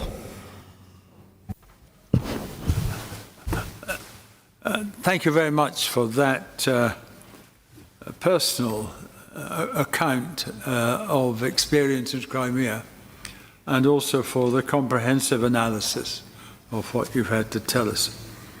I want to raise the question of the supply of arms.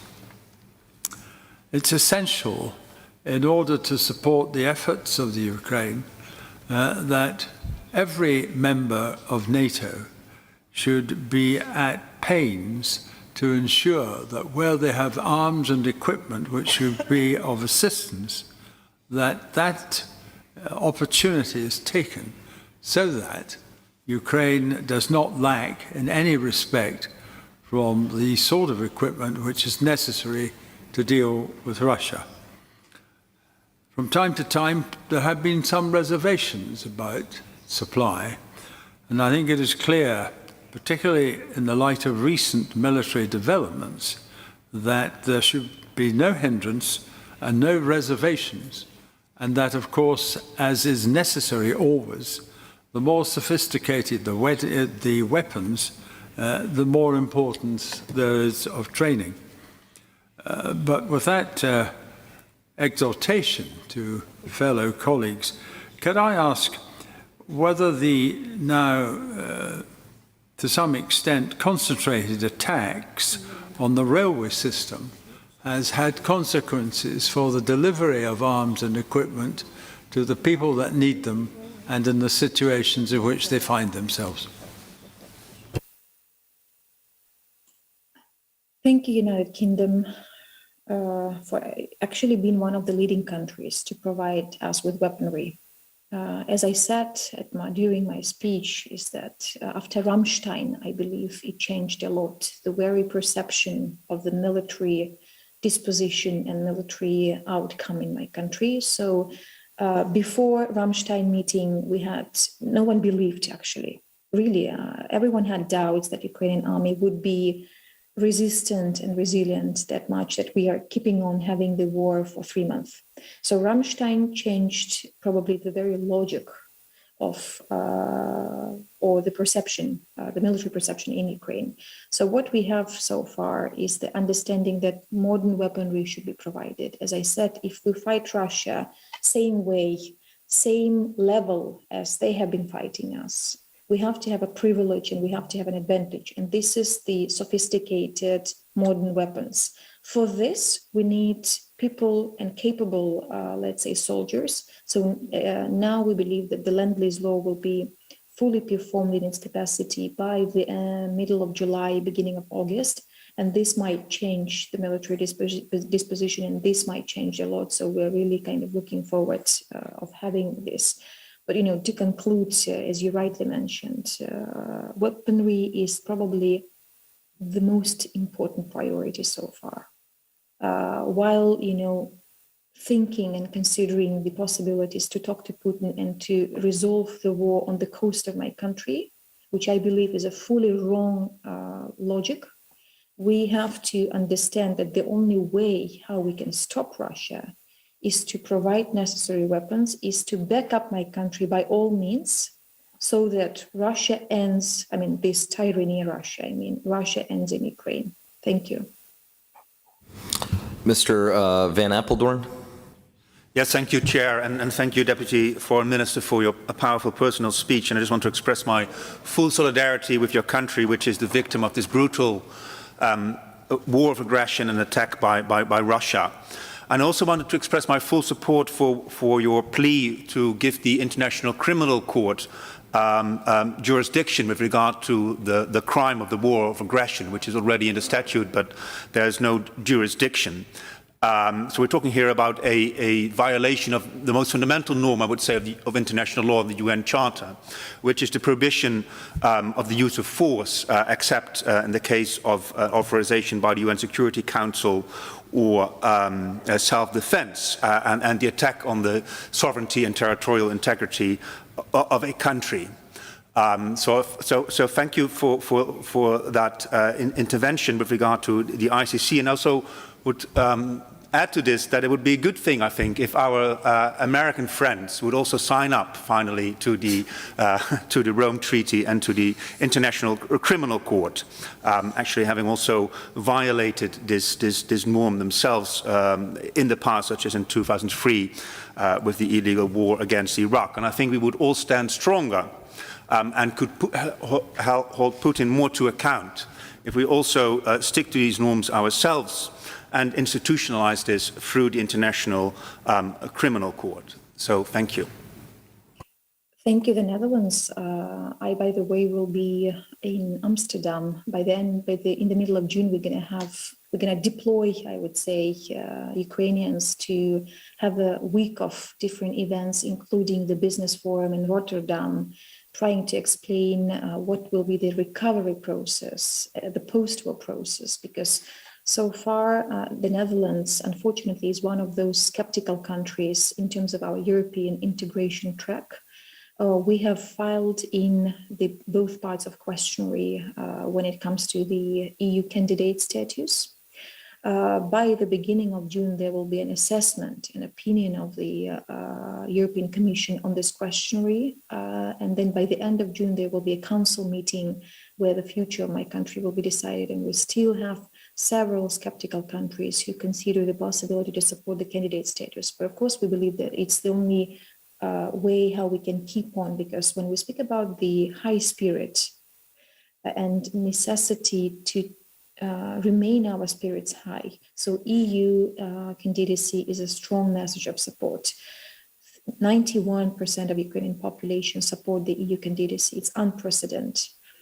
According to the Euro Flash Barometer that was performed 5th of May, over 77% of European citizens in general, they think that Ukraine belongs to the European neighborhood, and over 60% of population, they support the EU candidacy and support EU membership for Ukraine when it is ready.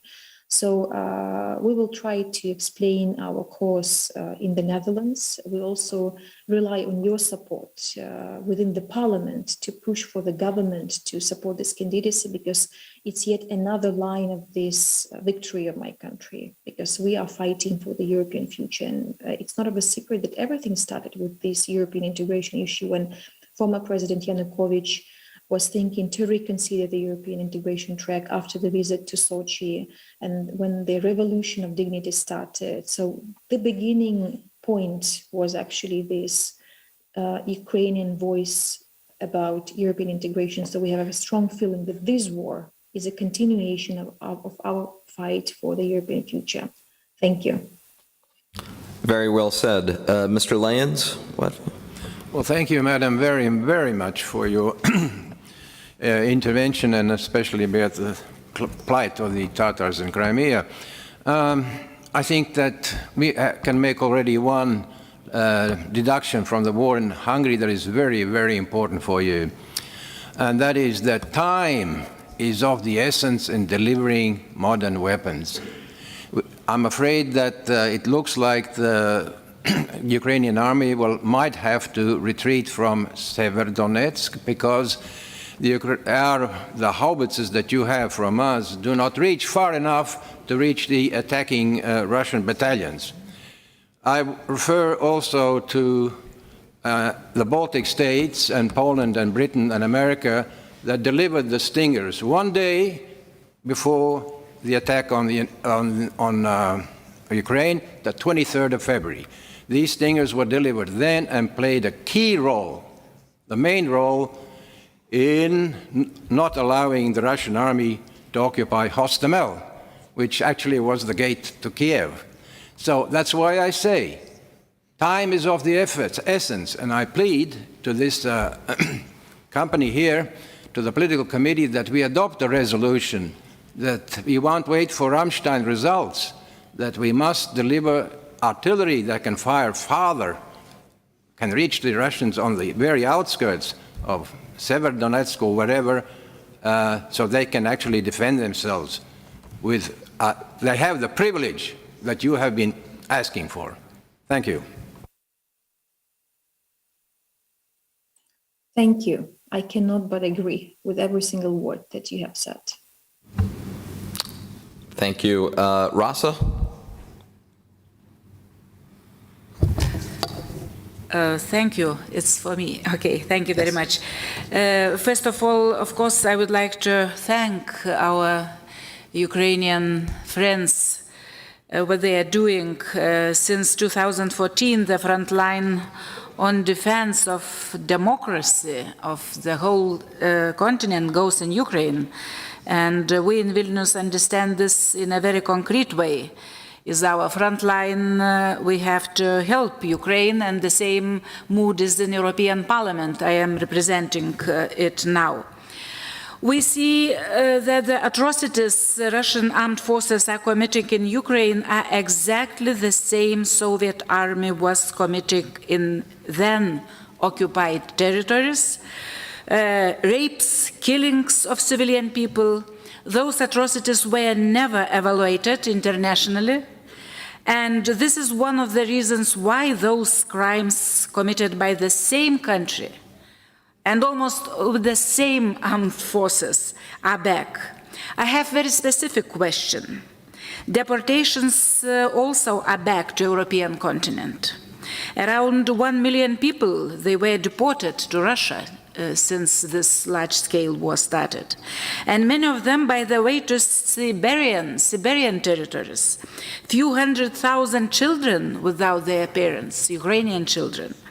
In Lithuania, we know very well what does it mean, deportations. My mother was 9 when Red Army occupied Lithuania, and she was deported to Siberia together with her family. So please elaborate a little bit more about that. I know that it's difficult to have information, but it's very important to know to us all here around about those deportations. They are back.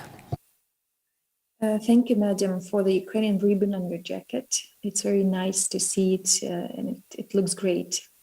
Thank you for support, tremendous support from Lithuania and European Parliament that you represent today. Indeed, deportations is yet another classic way of Russia, how they first colonize the territory and then they treat the local people on the territories. My family is not exception. My grandmothers, they survived deportation of 1944. And by the way, 20th of May 1944, Joseph Stalin received a secret report on the two-day cleansing operation when all of the Crimean Tatars, women, seniors, and children were put in the cattle shed wagons and taken into Central Asian countries, the Urals and Siberia. And as the result, every second Crimean Tatar died. Half of nation perished. And what they did after, they resettled other people from the Russian mainland to the Crimean Peninsula, now claiming that they have Russian people, and those referendums, so-called referendums of 2014 is yet another consequence of the crime of 1944. And what I find cynical also is that the deportation of 1944 of Crimean Tatars happened half a year prior to the Yalta Peace Conference, when the world leaders came to Crimea and closed and shut their eyes, pretending that they never knew about the cleansing operation and the deportation of every single Crimean Tatar. So this is what we also see today, while having of millions of Ukrainians deported to the Russian mainland. With the Mariupol case, for example, what I also find cynical, when they surrounded the city, they besieged the city. It is 400,000 population city. They caused humanitarian catastrophe when people started to die because of the lack of water and absence of basic facilities. Then when Ukraine was doing its best to evacuate people, they shelled the convoys of cars and people. So they killed physically our people who were trying to escape from Mariupol via the Ukrainian land. And then in a noble way, they opened up the Russian territory, saying that you can be safe here. They brought tons of humanitarian assistance from Russia, claiming that these are the armed forces of Ukraine killing them. And this is also a part of this propaganda and very cynical and traditional way on how they deal with this situation. Indeed, we have a lot of information from our NGOs that these filtration camps is yet another way how they put pressure on Ukrainians by threatening them, by not giving them true information, by brainwashing them, by trying to discredit Ukraine and make them feel that they are saved by Russians, using this very momentum of their psychological desperation. And we have the results when Ukrainians, they start to believe or start to doubt or to reconsider what happened in 24th of February by naming spade a spade, by knowing that Russia attacked Ukraine, not Ukraine killing Ukrainians in Mariupol or any other city. So rapes and tortures have been taking place, killings, blackmail, when they take money from the people and other property. So again, it's a threat. And the most serious threat are the children, because they are the target for organs and human trafficking. They don't have proper documents. And this is what we are requesting to be more accurate to the United Nations system, while having the very spread agencies, to look for those Ukrainians deported to the Russian territory, because it's also a war crime and crimes against humanity that they commit. And as for the rapes, I was stunned with one case about these rapes and atrocities. I mean, you all know that the war looks very horrible here. But there was a boy, 11-year-old boy, he lived in the outskirts of Kiev. He was raped in front of his mother. And then he lost his ability to speak. And the only way how he communicates the world now is making and drawing the black lines on the white paper. And then we also had a verified fact of rape of 3 9-year-old girls in front of their parents. And another one is 10-month-old baby raped with a candle in front of parents. This is how the war looks like. I try to explain, to those who think and to those who suggest to resolve the war by dealing with Putin, providing them these very pieces of information. And then just to conclude, one of my friends who joined the armed forces of Ukraine, he said that when they entered Irpin, after the Russian army withdrew, my friend met a 65-year-old senior. He said that his wife was raped. She was around 70. And he asked, he said, like, we saw this inhumanity. We don't think that Russian soldiers deserve human treatment. You should not take them into prison. And this was a very frank, let's say, call and plea. But I'm very happy that my country actually demonstrates civilized approach by treating Russian soldiers as prisoners of war, by allowing the Red Cross and other UN agencies to have an access to these Russian soldiers. Because if we fight for European future and European values, this is something that even though there is huge emotion, even though there are losses, desperacy, we also have to demonstrate this very attitude, even to the criminals that we call Russian soldiers. Thank you.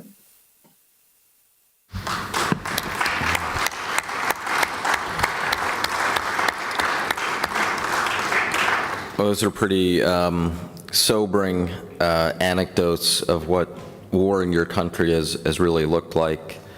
We had 4 more asking questions, but we're already over time, so I'll start off when we come back from coffee break. You'll be the first 4 if you still want to stay on for our next guest. But please, if you could, again, applaud for our guest, the Deputy Foreign Minister. Thank you.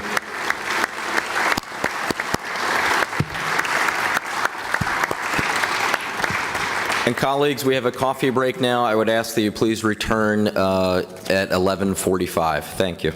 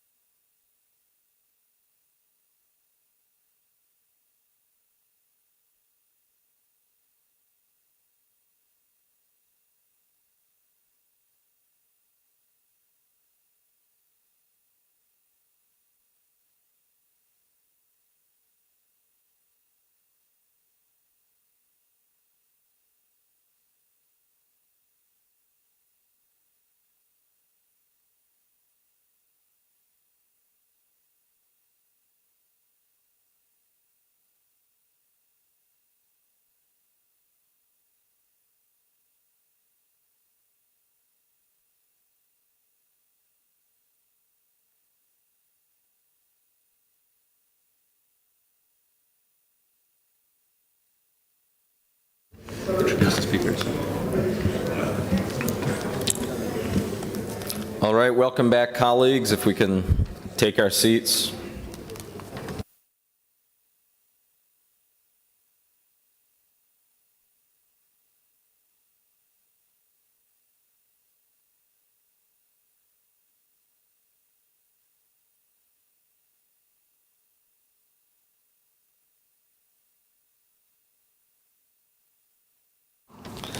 Welcome back, colleagues. We'll now turn to our next presentation, a panel discussion on Russian and Belarusian societies in the context of the Russian war against Ukraine.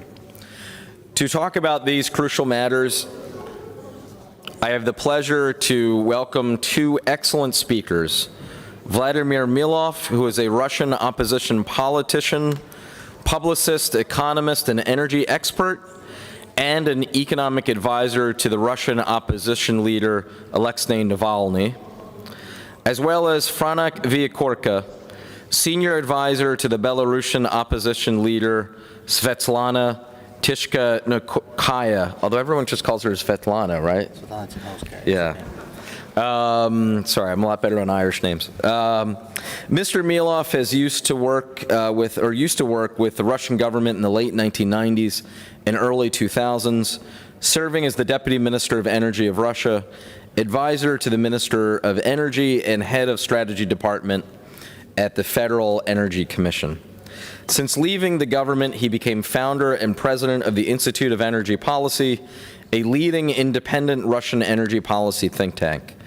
Mr. Milov is one of the major public critics of Vladimir Putin in modern-day Russia.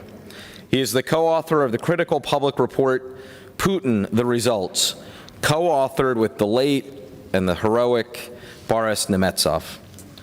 Currently, Mr. Milov works with the Russian opposition leader Alexei Navalny as his economic and international affairs advisor and hosts regular talk shows at the Navalny Live YouTube channel. Since 2021, he is a research associate at the Wilfred Martin Center of European Studies in Brussels.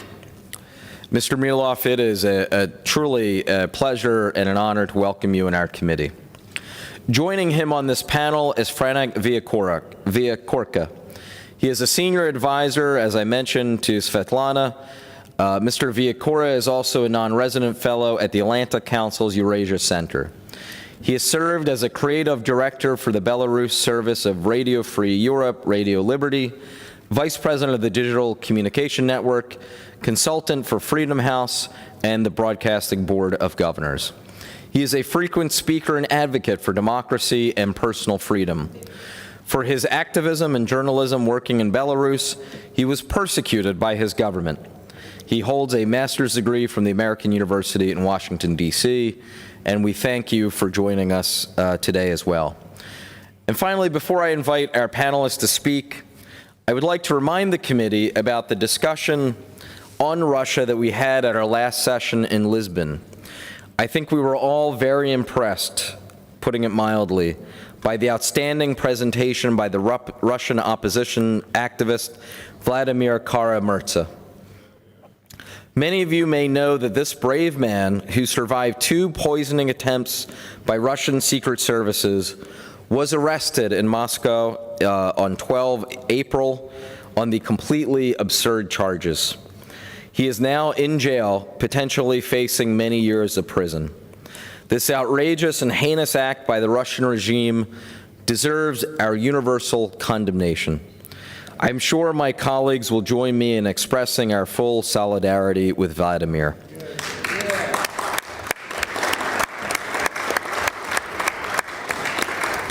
I have more and could go on. I won't. I'll just say this. In the intervening days and weeks since late February, I've thought of our session in Lisbon often. I was mentioning it when speaking about our Ukrainian colleagues, but also just how remarkable Vladimir was. Ming, I can't remember, I think you were in the chair at the time. Such a remarkable human being and incredibly humble, too. Such bravery, and he is now sitting in prison. So another reminder of just what in this part of the world people are doing and sacrificing for freedom. So with that, I will now give the floor to Mr. Milov for his introductory remarks. Thank you so much. It's a privilege to speak in front of distinguished members of NATO Parliamentary Assembly, and thank you, Mr. Chairman, for your warm words regarding Vladimir Kara-Murza. We have been actually sitting right here in Vilnius together with him a couple of months ago, having a coffee. And I strongly argued that he should not come back because there was a predominant chance that he would be detained. But he's a brave man, and he said, I still want to be able to continue to work in my country. However, you know how this ended so far, so we would very much welcome any efforts at the international stage to call for his release.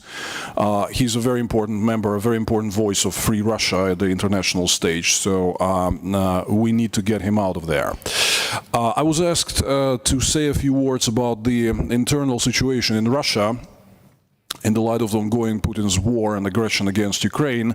I'll try to be very brief and just run through some bullet points, leaving more room for questions. And I would like to focus on two things. First, the Russian society and the public opinion. And second, what happens within Putin's nomenclatura and inside the Russian elite. There are many speculations about that. We'll try to briefly clarify from the best knowledge that I have. Now, first, on the Russian society. You probably heard a lot of headlines saying that the majority of the Russian people support Putin's aggression. It's complicated. In reality, it's very complicated. For those of you who are interested, I've been writing recently extensively in English about specific Russian opinion polling data over the past 3 months. Point number one. Russians are living in an extreme propaganda and disinformation and censorship bubble about which most people in the West have really no idea. So the information about what's actually going on breaks through, but slowly, and you have to do a lot of effort to make it happen. So essentially in the first weeks of the war, the Russian public was largely unaware of the scale of what was really going on. And they thought that this is some sort of a limited military operation in Donbass, pretty similar to what we have seen in the past few years in Donbass, Syria, Crimea, whatever.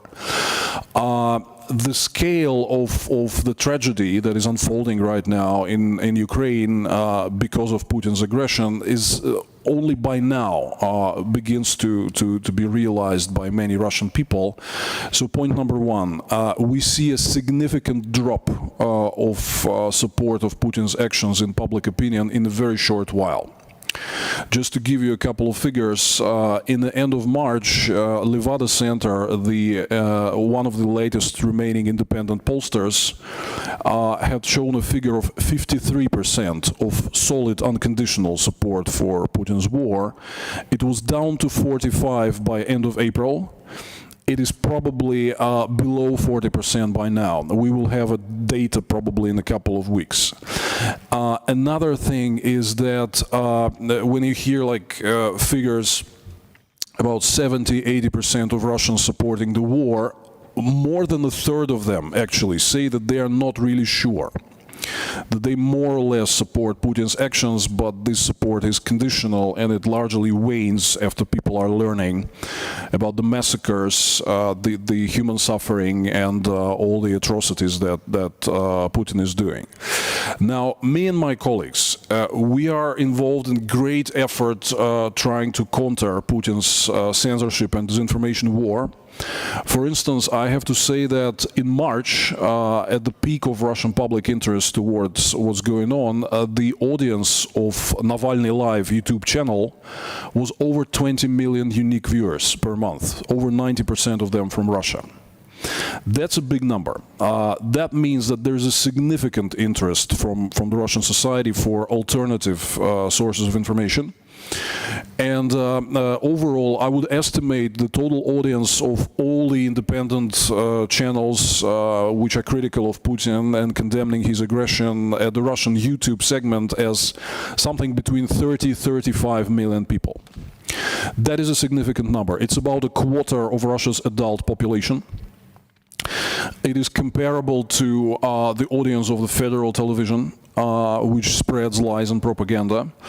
And I would say this is about half of the politically active Russians who pay attention to political events.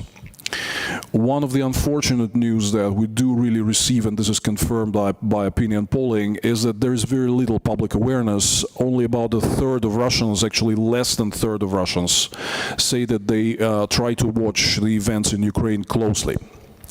So we obviously have to double down on our efforts. We need to do much more to actually spread the word of truth about what's going on. But the pattern is very clear. As soon as people learn that this is not just a limited scale military operation, same as we have seen in the previous years, that's the full-scale bloodiest war since World War II, that Russian forces are committing unimaginable atrocities, public opinion is changing. That pace, I would say, if we go down that pattern in a few months, any publicly stated support to what Putin is doing in the Russian society will be completely gone. Which means the main conclusion from that is that we need to double down on counter-propaganda efforts, on informing Russian public about the real developments. Another issue, which is the question that is being frequently asked, why Russians are not protesting in big numbers, I have to say that they are. The actual figure that is publicly known and recorded, and I think it's a huge underestimate, about people detained in an anti-war protests over the past few weeks across the country, was 20,000. 20,000 people only detained. If you multiply that by the average percentage of participants of protest rallies who are usually detained, we would say that, we might safely say that like 2, 3, maybe 400,000 people went on the streets protesting. And it's extremely dangerous right now because there are multiple options under which you can get up to 10 to 15 years in prison for going out on the street protesting against Putin's policies.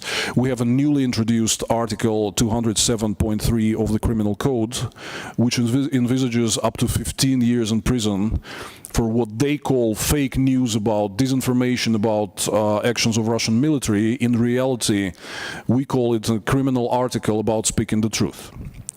So already hundreds of people are facing criminal prosecution at the moment under that new article of criminal code. So that's extremely dangerous. Nonetheless, people are protesting, and obviously there will be more as the society learns about what's happening. A second thing, I wanted to say a few words about the sentiment among the Russian elite. I used to work in the government for 6 years, and I personally know many people who are working there at the very top positions.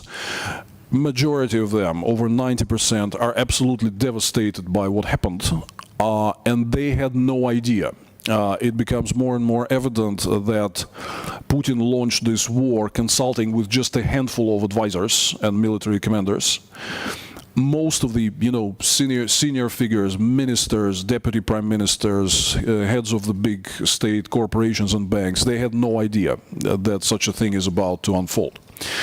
And the actual support for Putin's actions is very little, which is why he becomes very much isolated. And he spends many more time with military commanders than with his government discussing the social and economic situation and the devastating impact of the sanctions.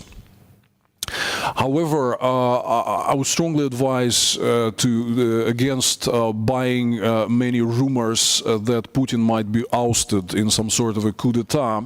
That's been a popular topic in the West recently. I think this is extremely unlikely, because Putin has been specifically building a lot of barriers in the past decades for making that happen. Just to give you an idea, you probably remember when former Soviet President Mikhail Gorbachev was locked down in the resort of Faros in Crimea in August '91, and his communications were cut off. That is not possible anymore.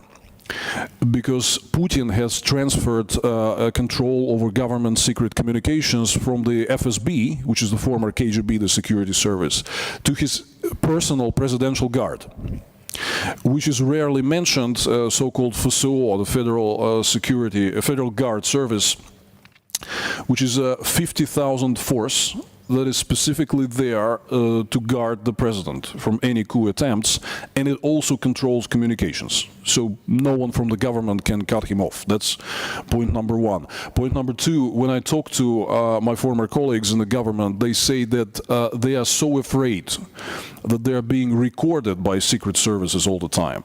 That it's impossible that you discuss like ousting of Putin even in the bilateral meetings. Not to mention like a gathering of 3, 4, 5, 6 people to discuss that, there is a predominant likelihood that this will be immediately reported. There are many other factors. Different military, paramilitary security structures are extremely divided. There's also lack of understanding of what to do. Okay, if we oust him, we will have to solve a lot of extreme challenges that Russia has never faced for decades. So I'm not sure that there's a huge line of people to take on that challenge. So I advise against buying into these rumors that Putin might be ousted anytime soon. I think also talk about his health problems is greatly exaggerated. He's okay. In terms of health, he can linger on for quite some time, which means that the response to what he is doing should not be like waiting before some people in the Kremlin would oust him, or armless Russians will try to storm Novoogareva or any other Putin's residence and oust him. That's not a realistic scenario. The realistic scenario, I think, is increasing pressure on Putin on 3 fronts. First, obviously, defeating him militarily in Ukraine, which is why supply of heavy weapons by democratic countries to Ukraine is a crucial matter. Putin's military loss in Ukraine will have devastating effect for domestic politics, domestic situation, and like happened many times in Russian history, and will bring political change closer. Second thing, obviously, sanctions. We'll be happy to elaborate on that through Q&A session, but sanctions are really working. They're doing a lot of harm to Putin's system, greatly undermining its survivability. Again, we'll be happy to continue on that. And third, which is the work that me and my colleagues are currently tirelessly engaged into, we want to open a third front against Putin, domestic public opinion front. We want to change the public opinion, turn it against Russia's brutal dictator. And that is possible. We have a lot of tailwinds in this regard. The public opinion is already changing very fast, and we are contributing greatly to that.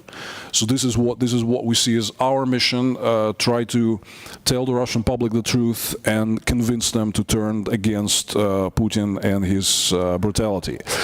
I think with all of the above, with efforts in all 3 directions, it is possible that we will be able to stop Putin from what he's doing and also to inflict domestic political changes in Russia, which are also crucial. Because while Putin is not constrained domestically, he will most likely continue to do what he's doing. So I'll finish here, and we'll be happy to take your questions. Thank you. Thank you. Thank you. Thank you very much for that excellent presentation. I'll now give the floor to Mr. Viakorka.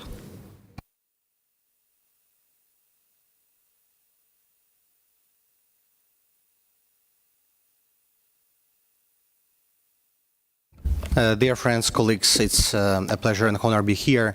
I see many familiar faces. Many of you supported Belarus in 2020, joined Friends of Belarus groups in your parliament, met Svetlana Tikhanovskaya, and we really feel your support. Belarus revolution started in 2020, and that was the beginning of this war for us. In 2020, you saw huge protests in more than 40 cities across Belarus. More than 1.5 million people participated. Lukashenko, who ruled the country for 27 years, he lost these elections. Svetlana Tikhanovskaya, a former housewife, English teacher. She won these elections, but Lukashenko refused to go. Putin helped him. He sent Russian propagandists, Russia Today specialists. He prepared army, which was waiting on the border with Belarus, ready to come in and to save Lukashenko. Lukashenko used all forces, all the KGB structures, personal security service to disperse protesters. More than 50,000 people got detained. More than 1,200 political prisoners are still in Belarus prisons, and more than 5,000 people are in prisons and we don't know, or they don't want to reveal their names. Half of 1,200 are already sentenced, and they're sentenced to 4,600 years of prison, years of stolen life. Many of them are in human condition. Many of them died in prison. Many of them are isolated from communication. Among them, Maria Kalesnikova, sentenced to 11 years. You all remember her as one of the female trio in Belarus Revolution in 2020. She was using her red lipstick till the last months every day in the cell. And a few weeks ago, the administration of Kalani confiscated the lipstick, just trying to deprive her of her identity. And this is what's happening right now in prison. Many are trying to go on hunger strike or to cut the veins, to kill themselves, and we are doing all possible to release them. This was an unprecedented level of repressions, but this was also the cleansing of Belarusian civil society, of independent media, and preparation for Putin war against Ukraine. So for us, everything started in 2020. For us, Russia came to the country much earlier than in February 2022 in Ukraine. The Russian army basically used Lukashenko and made Belarus the launching pad for invasion to Ukraine. How the war changed Belarus? First of all, Belarusian society politicized, and this politicization is even higher than in 2020. Especially female part of Belarus population joined the political movement, created the groups and campaigns to stop Belarus military from participating in this horrible war. In 2020, it was, despite the reputation and the image, majority of participants were men. But now the resistance is largely led by women. And among partisans who are sabotaging and make diversions on railways, there are many women as well detained for this desperate attempt to stop Russian troops. Belarus army refused to go to Ukraine. The army was never supported by Lukashenko. Why he needs army? Army doesn't disperse opposition. So he invested a lot in KGB and security apparatus, and army is small, unprofessional, and it didn't understand why it should go to die for Putin and Lukashenko. Also, we launched anti-war movement, which united very different groups. Most of them are still acting in underground. Street rallies, street protests in Belarus are impossible right now. Every street protest leads to mass detention, arrests, and leads to new political prisoners. So we choose the underground resistance as the main form of our action right now in Belarus. It's very sad to hear what's happening in Russia. It's horrible. In Belarus, we have not the better situation in terms of repressions. And at some points it's even harsher, but we definitely had some much better situation in the society. Society is very opposite, very against the war. There is consensus formed among Belarusian population. Despite all the propaganda, Lukashenko's and Russian propaganda, Belarusians didn't accept this war since the very beginning. Yes, this was a survey made in the March, at the beginning of war, and this number was not growing since then. Unfortunately, surveys are very limited in the country. But this is also something which stopped Lukashenko from sending the troops, because sending the troops will be suicidal for him. These Belarusian troops will either retreat or change the side and join Ukrainian army, or will return to Minsk and will take Lukashenko's palace. And he understands it very well. Also, the attitude of Belarusian population towards using of Belarus as the launching pad, as the aircraft carrier, is also very negative. Despite all the propaganda that we have obligations with Russia to help Russia to fight Nazis in Ukraine, as they say, still there is a huge opposition to this, even among Lukashenko's supporters. How Belarusians help Ukraine right now? So it's not only about moral support. There are clear actions. Belarus is much smaller than Russia, 15 times smaller, as you know. On the very first days when war started, there were dozens of thousands, up to 100,000 people protested again. It was the first large protest since 2020.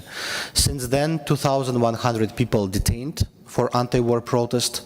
And anti-war protest, it means even wearing blue, yellow ribbon in hair. It's also anti-war protest. Comment on Instagram. The mother of 11 kids, including adopted ones, she was sentenced to 2 years for her comment on YouTube because she criticized the war and Lukashenko's stance towards it. So it's horrible, many broken lives, and the worst thing that people who are released after prison, they very rarely get back to normal. Our partisans actually were not prepared in the beginning to fight Russian troops. We were preparing the resistance to fight Lukashenko's dictatorships. There was developed plan Peramoga. It's a secret plan, mechanism using social media, allowing people to subscribe, to participate in this resistance. They received tasks from our colleagues, like coordination center of Belarusian Democratic Forces, and they do specific things. And we quickly rearranged our system of resistance from resisting Lukashenko also to stopping Russian troops from moving to Ukraine. And more than 80 acts of sabotage took place on Belarusian railways. Dozens or hundreds of people are charged now with the terrorism, and they are facing death sentence. You know that Lukashenko just introduced a new law which allowed basically to sentence to death people for even smaller forms of protest. We organized Samizdat network. Of course, we support the information campaign. It's similar to Russia. We need to resist Russian propaganda. Lukashenko's propaganda just repeats the same narratives. It's quite difficult. We see the competition, the fight between television and the internet. Those who watch television, they are very susceptible, vulnerable to Russian lies, and Lukashenko's lies too. Those who are on the internet, they are very supportive to Svetlana Tikhanovskaya and the democratic forces. But the most important, which I ask you to pay attention, we have very well organized, very powerful, very efficient battalions within the Ukrainian army. There are thousands of people waiting to be signed up, subscribed, joined to these battalions, and 1,500 are already fighting. They are fighting in the intelligence, they are fighting in the special operation divisions of Ukrainian army. These groups are keeping their Belarusian identity. They say we are Belarusians, and many of them believe that this fight for free Ukraine will help them to get free Belarus sooner. In my personal opinion, I think that the changes in Belarus are much more possible to happen earlier than changes in Russia, because Lukashenko is not so powerful, not so smart as Putin with his bunkers and security, and definitely he's not comparably supported as Putin in Russia. And for Lukashenko, and from his recent statements, we see that he's very fragile and insecure. How Lukashenko helped Putin in this war, that's also something important to mention. It's not only about providing territory, it's about providing data, intelligence, air defense complex. Lukashenko provided medical infrastructure, hospitals. In the first days of war, Belarusian morgues were full of Russian troops. And Belarusian doctors actually were kicked out of their hospitals, of their workplaces, because Lukashenko and Putin were trying to hide the scale of victims, the scale of tragedy which was happening back then. Lukashenko made all possible to support Putin on the international arena as well. He is like the dog on the chain. Putin can make this chain longer, make it shorter, but it's still the chain. And it shouldn't be naivety that Lukashenko is defending Belarus from Putin, that Lukashenko is trying to resist Putin's demands. No, Putin needs Lukashenko much more than these few thousand troops of Belarusian army. He needs Lukashenko as the loyal vassal, visiting him from time to time, supporting him at the United Nations, and building loopholes and schemes to avoid sanctions. And my last point will be what to do. First of all, to recognize Belarusian democratic movement and its leader Svetlana Tikhanovskaya, who is represented the majority of Belarusians. After fraudulent elections, she is recognized by majority as the president. Many countries, including the Lithuanian parliament, recognized her as the winner of that elections, and meetings that you held with her and with a team of Belarusian democratic forces are very important to delegitimize Lukashenko. Second, to distinguish people and the regime. Just yesterday we knew that Czech universities are kicking out Belarusian students because they have Belarusian passports, and this is not fair. Most of the students were kicked out from Belarusian schools before that. Third, assist Belarusian volunteers in Ukraine, informationally, militarily, politically. They need training grounds. They have equipment, but they need some other support. Assist in countering disinformation by supporting surrogate media, independent media. Increase sanctions, not leave them. Putin and Lukashenko are blackmailing right now and saying that because of food security, you should lift sanctions on potash, you should use Belarus as the corridor, don't lift sanctions. We should insist on deblockade of Odessa seaport and finding new ways of delivery of grain from Ukraine, but not making deals with dictators.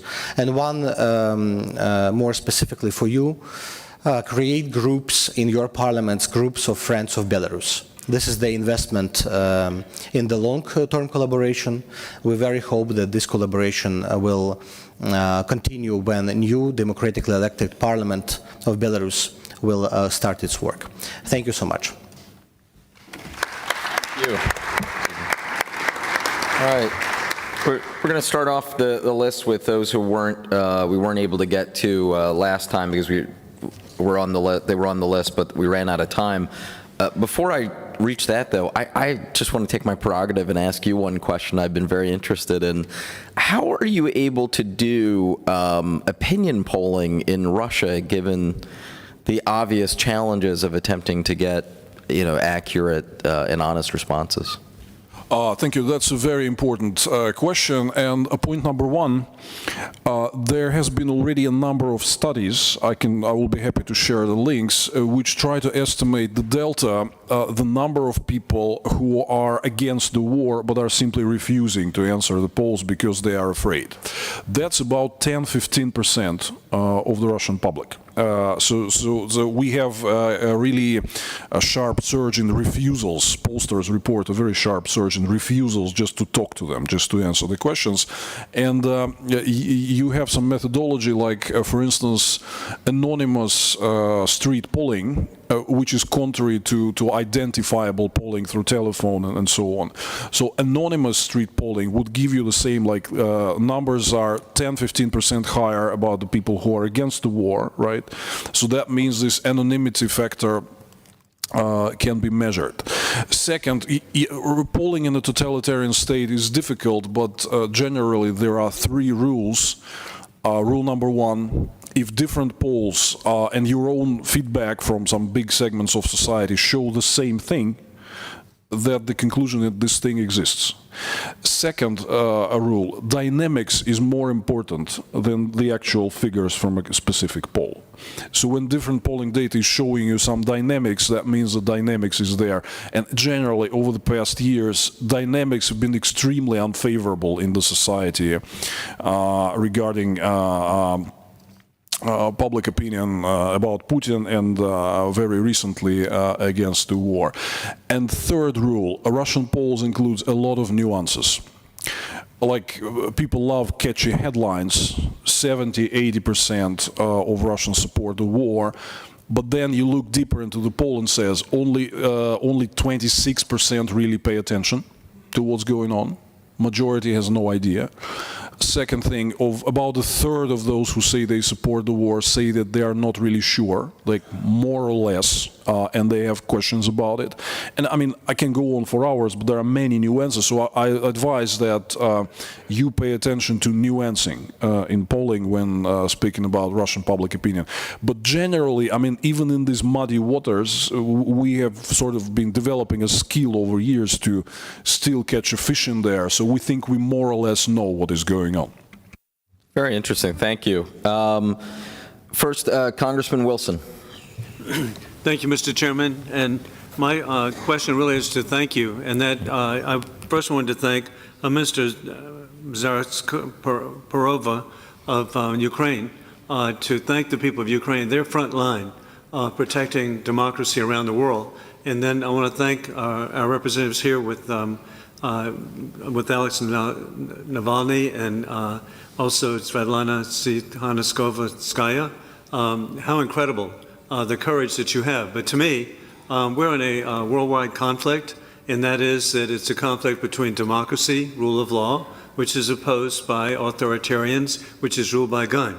And we must win and have victory, I believe, in Ukraine to preserve the freedom of Georgia and Moldova.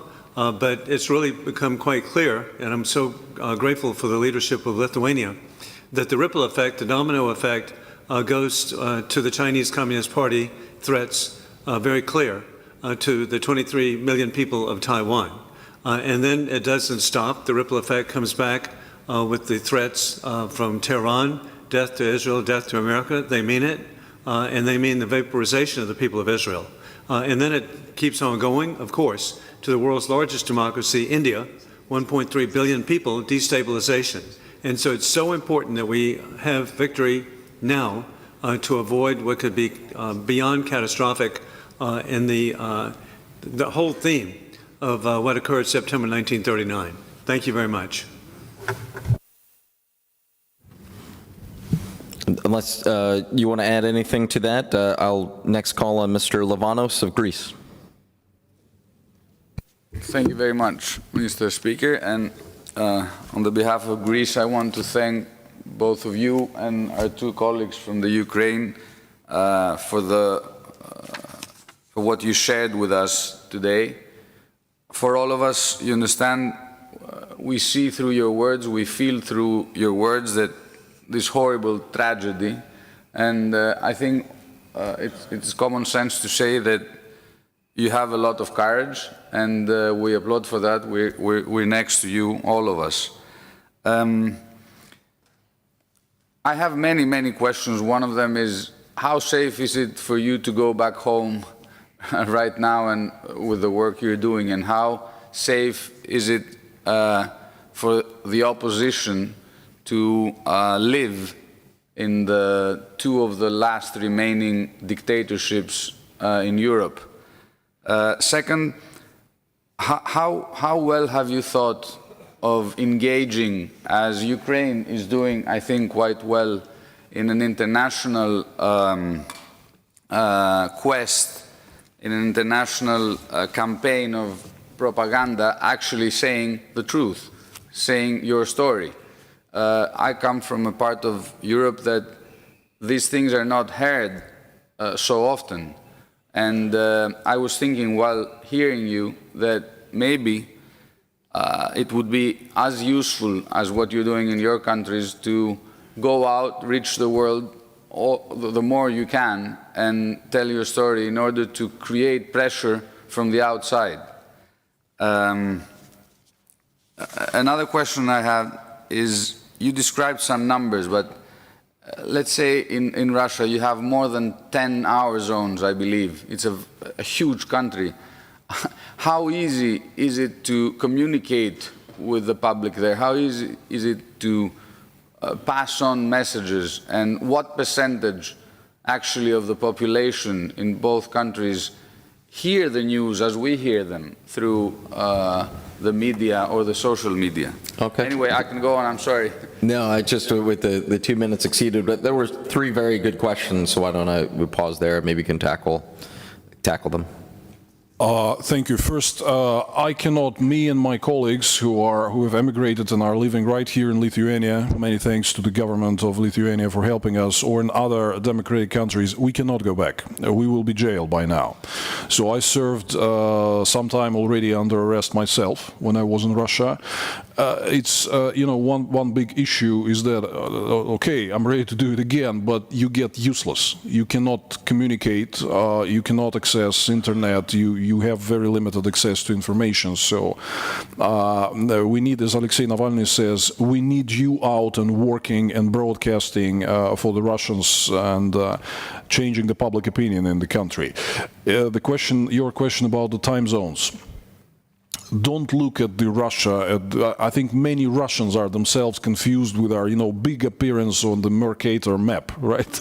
The Russian population is very concentrated. A majority lives in relatively big cities, and we do have very good outreach.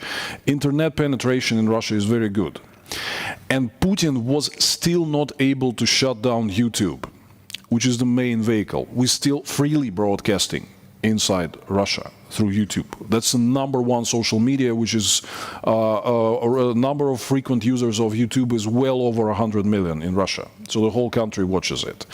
This also says that Putin has some serious public opinion constraints. He did not go to call for an all-out mobilization. He did not shut down YouTube. He tries his best to keep the ruble exchange rate artificially low to convince people that things are fine with the economy. That means he has his weaknesses. We should exploit that. That's important to understand. We'll be happy to elaborate. And about international engagement, yes, we try our best to do that, to reach out also to everywhere.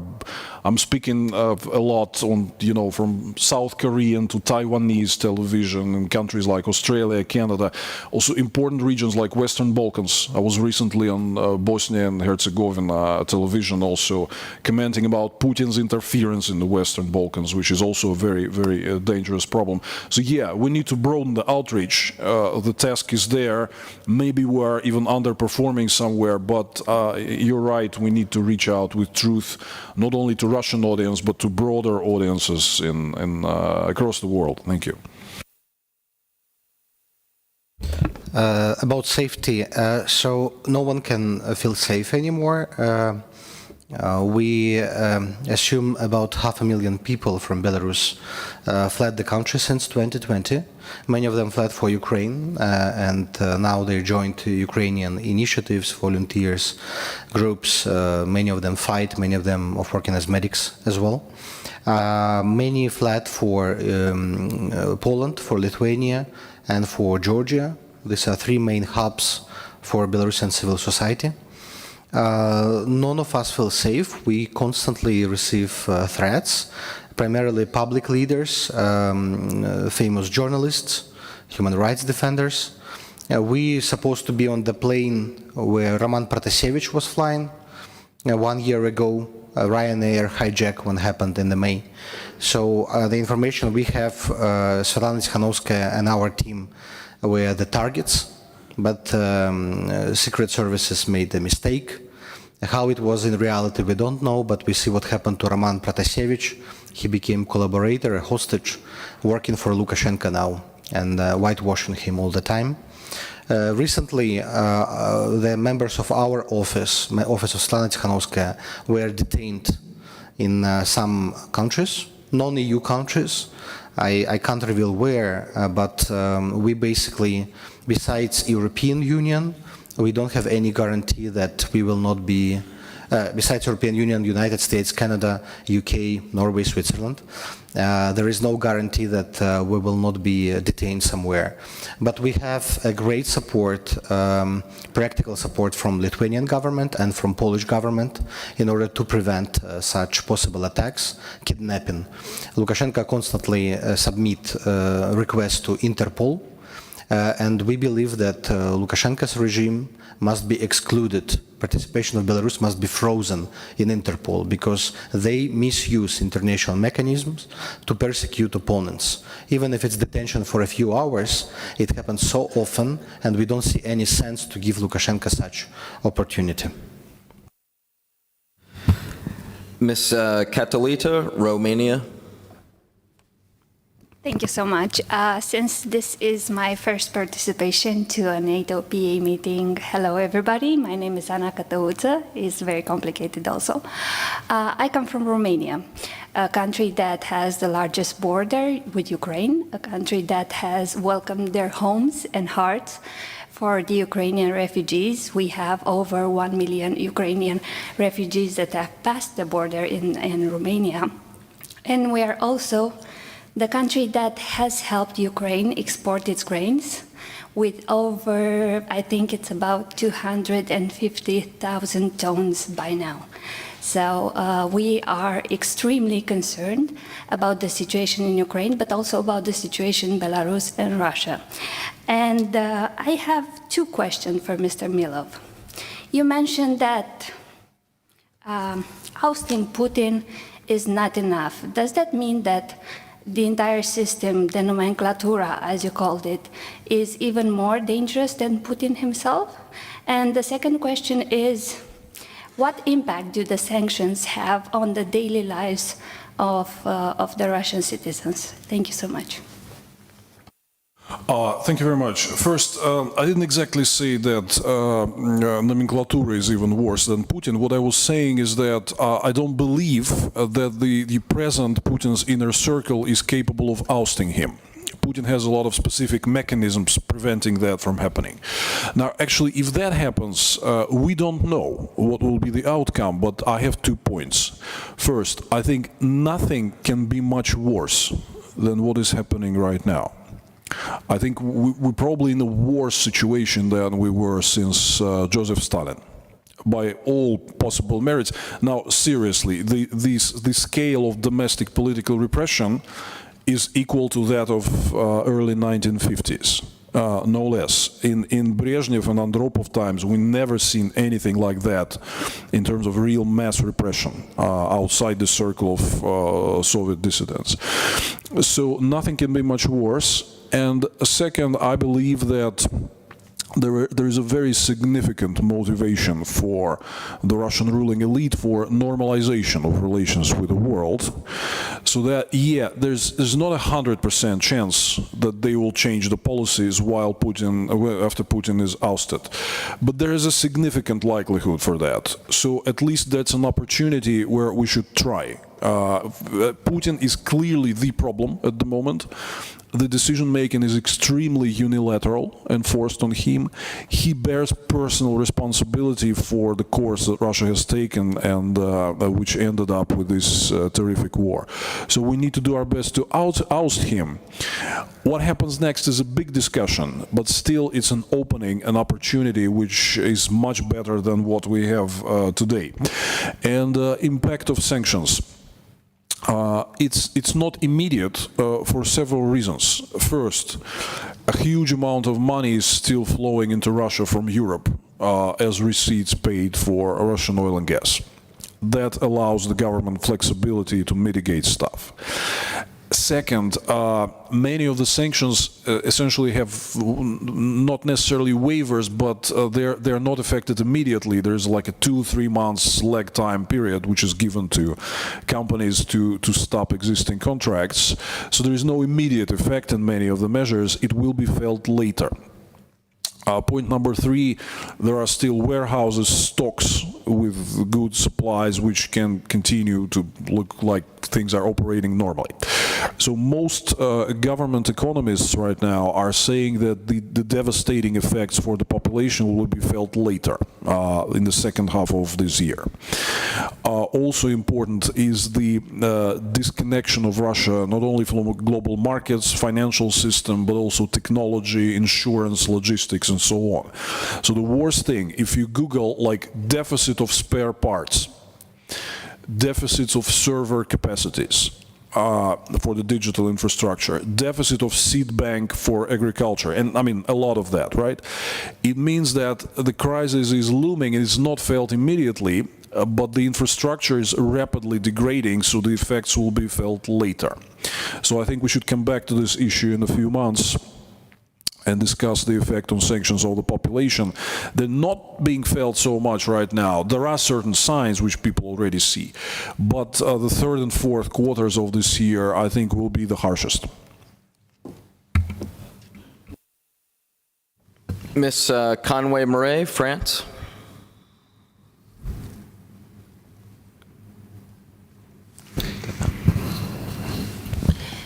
Je m'exprime en français ou en anglais? May I speak English? May I speak French, sorry? Yes, thank you. Thanks.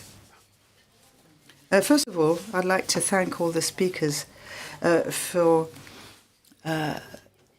their comments. And could I say to our Ukrainian friends, we are very much in admiration of your struggle, the struggle you are fighting for values. And I think Congressman Luce is quite right. There are two blocks. We have a democratic bloc and an autocratic bloc.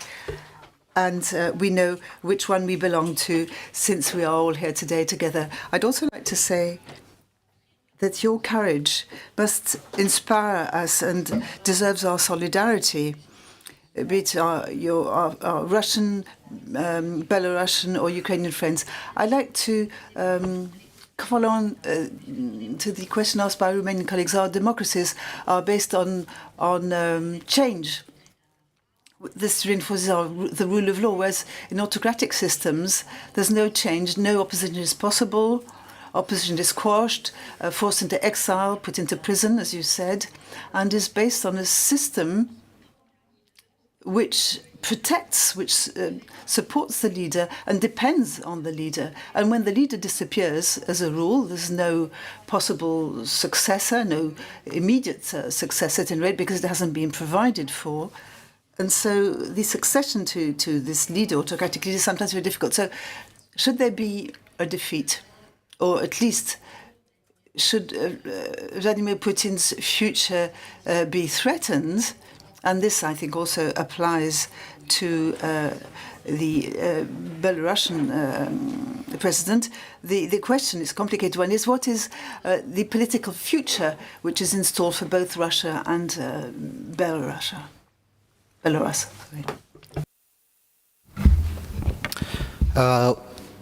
We are very optimistic about Belarus' future. I think in 2020 we got national identity of Belarus finally formed.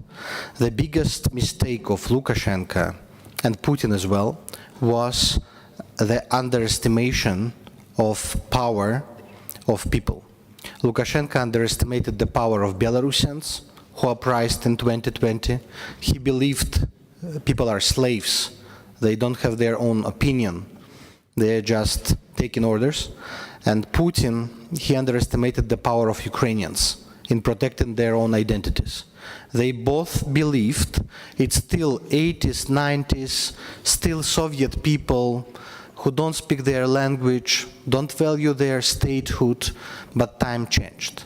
And in 2020, we saw millions of Belarusians celebrating their nationality, their independence, their democracy. We didn't finish this revolution. It's unfinished revolution we have right now in Belarus.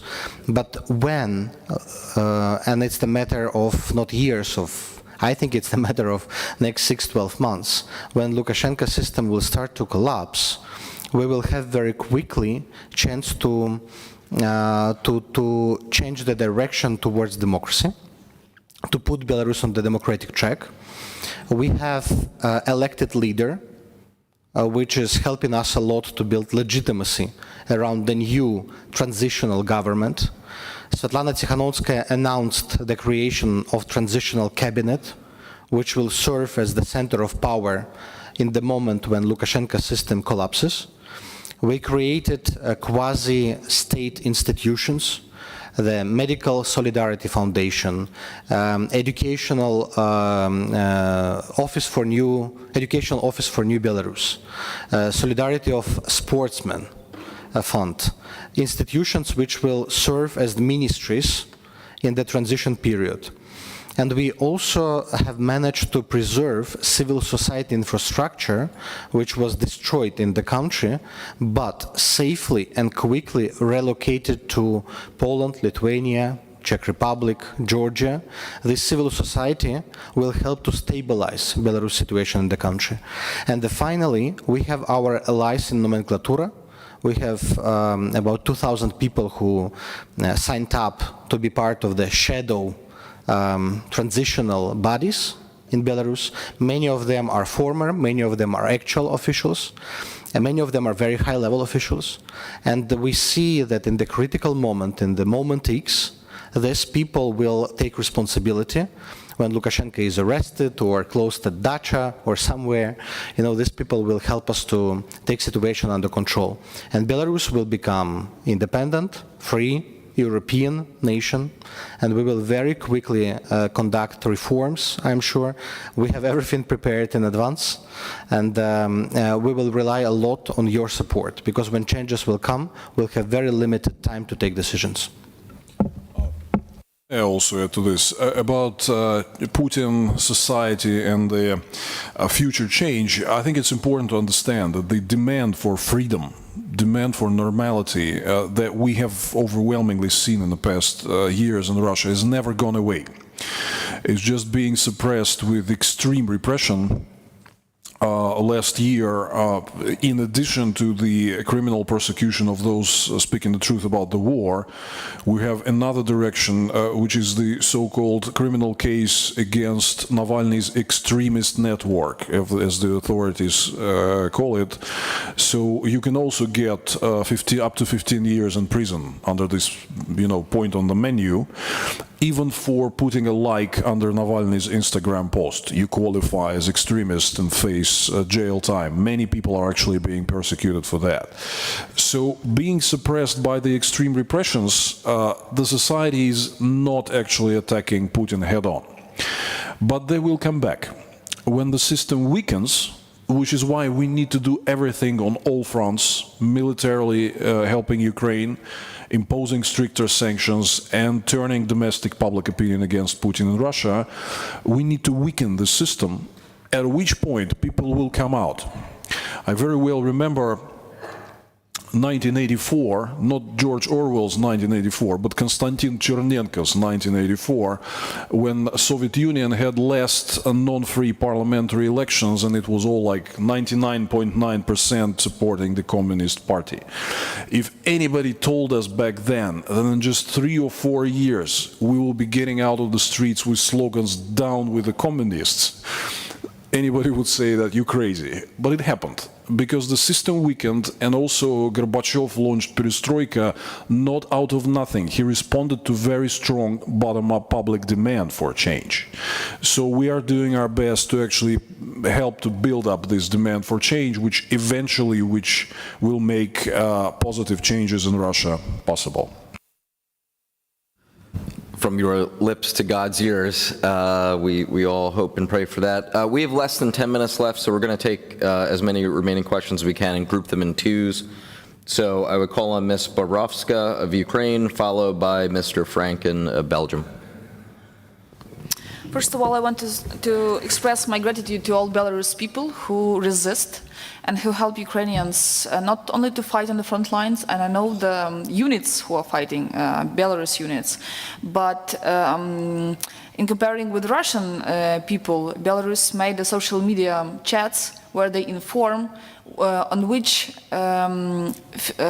military field the rocket was launched. And that's how we actually get information, except alarms, when we hear on the streets, reading the news from Belarus, how the units are moving or what's going on new in Belarus.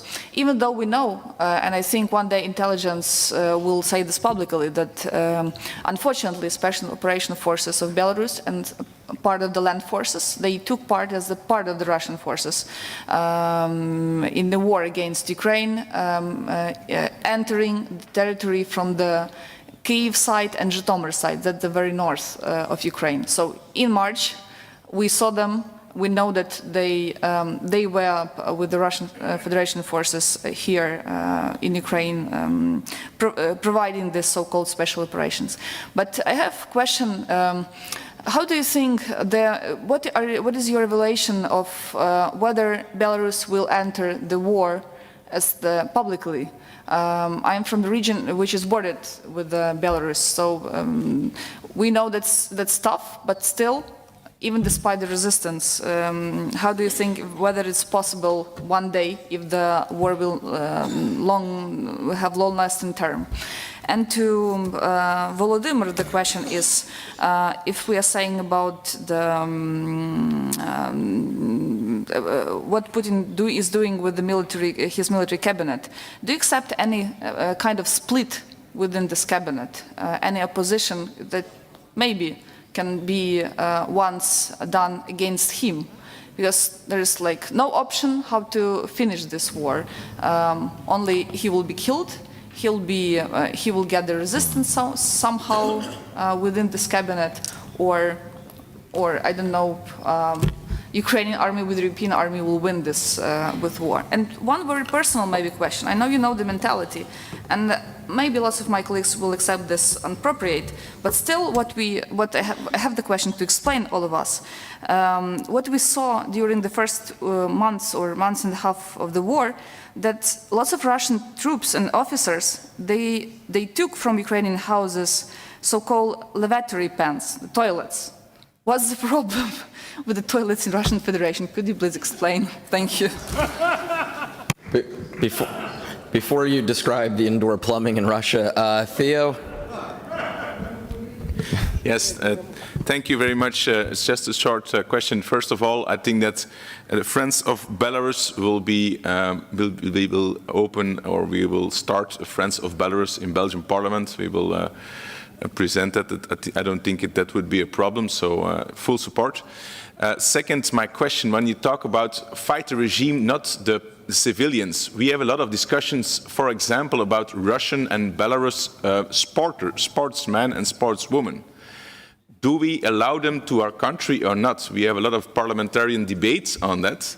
So what do you mean by that? How can we fight the regime but not the citizens?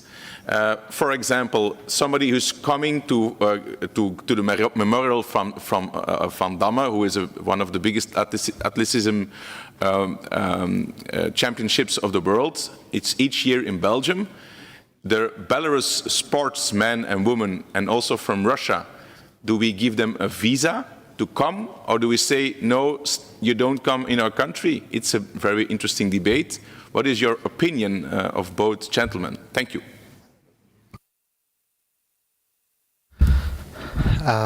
Thank you, Madam Bobrovska, for your question. Belarusians understand right now that the fate of Belarus depends on the fate of Ukraine. And when Ukraine wins, Belarus will win as well. Therefore, Belarusians are doing all possible to help Ukraine. I can't say that everyone is doing. In every society there are different people. And unfortunately, Lukashenko created the large group of cynics. I would say Belarus society is not divided by pro-democratic supporters and pro-Lukashenkas, by pro-democratic and cynics. And we have to fight the cynics, to change their mind, to explain that this is also their fight. And it's impossible just to stay neutral and observe. If Belarus, so we checked many times if Belarusian troops officially participated. We didn't find these proofs because we have very good networks of informants.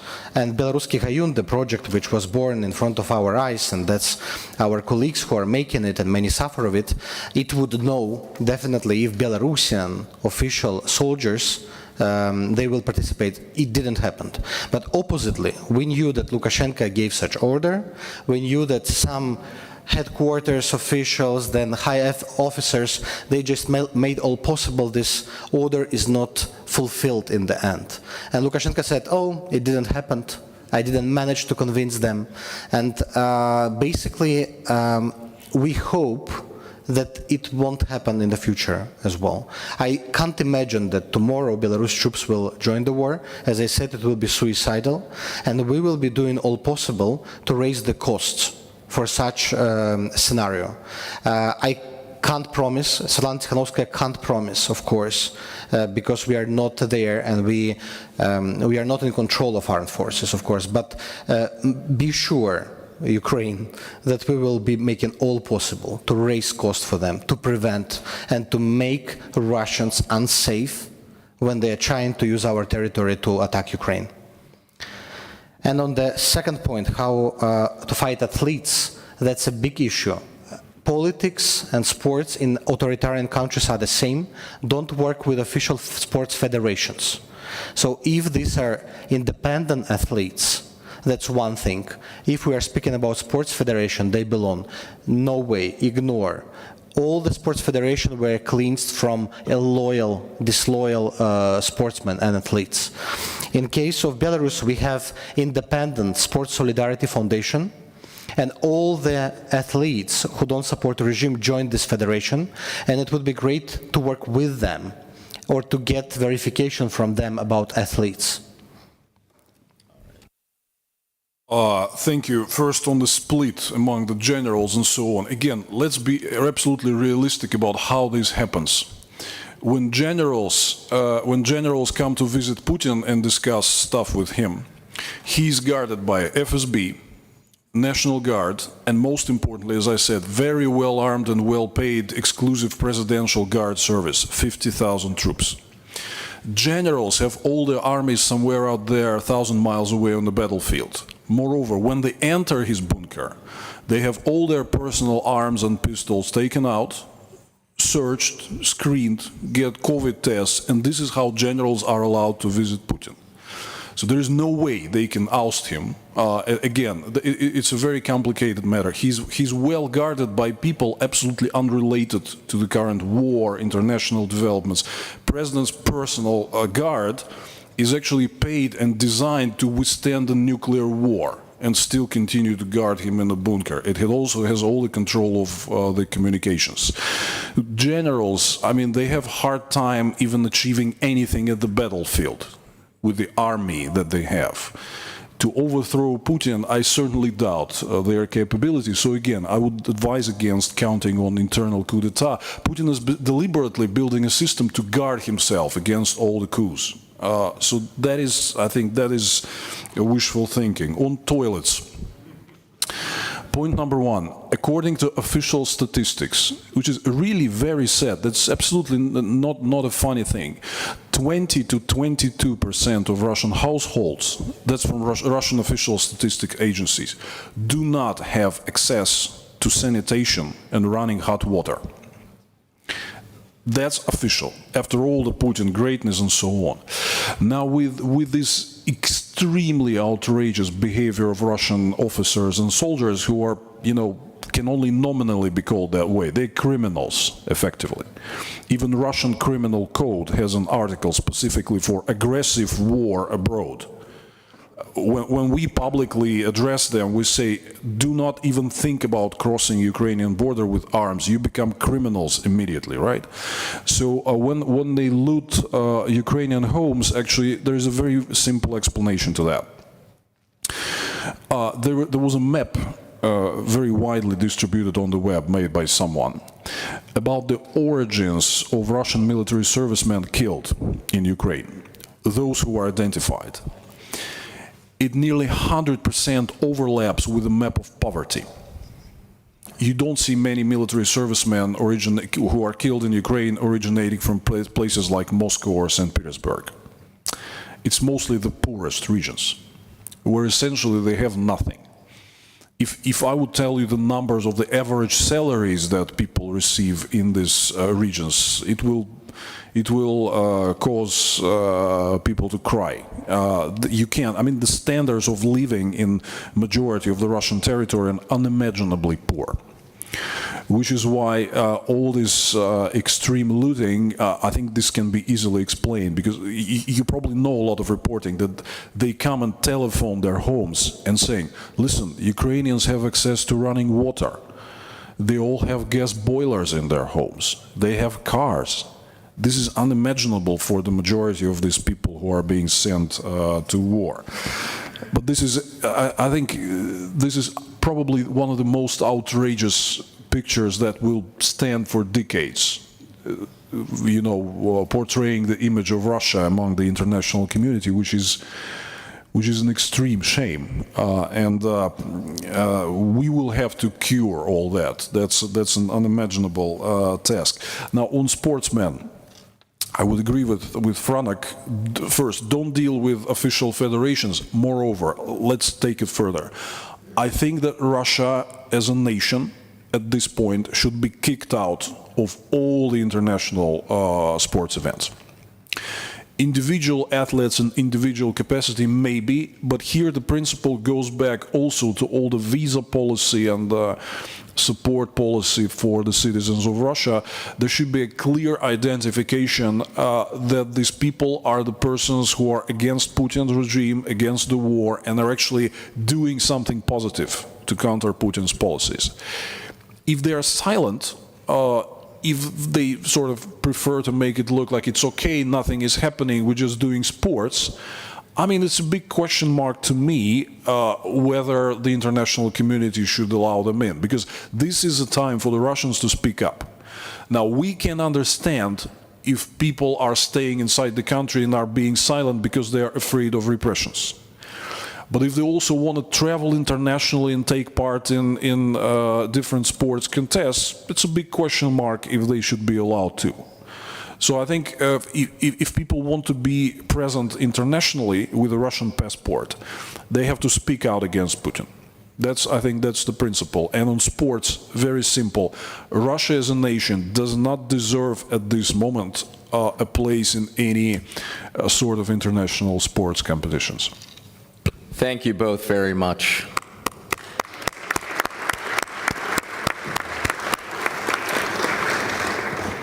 We will now break for lunch. We're just a few minutes past when we're supposed to stop, but we'll be back sharply at 2:30.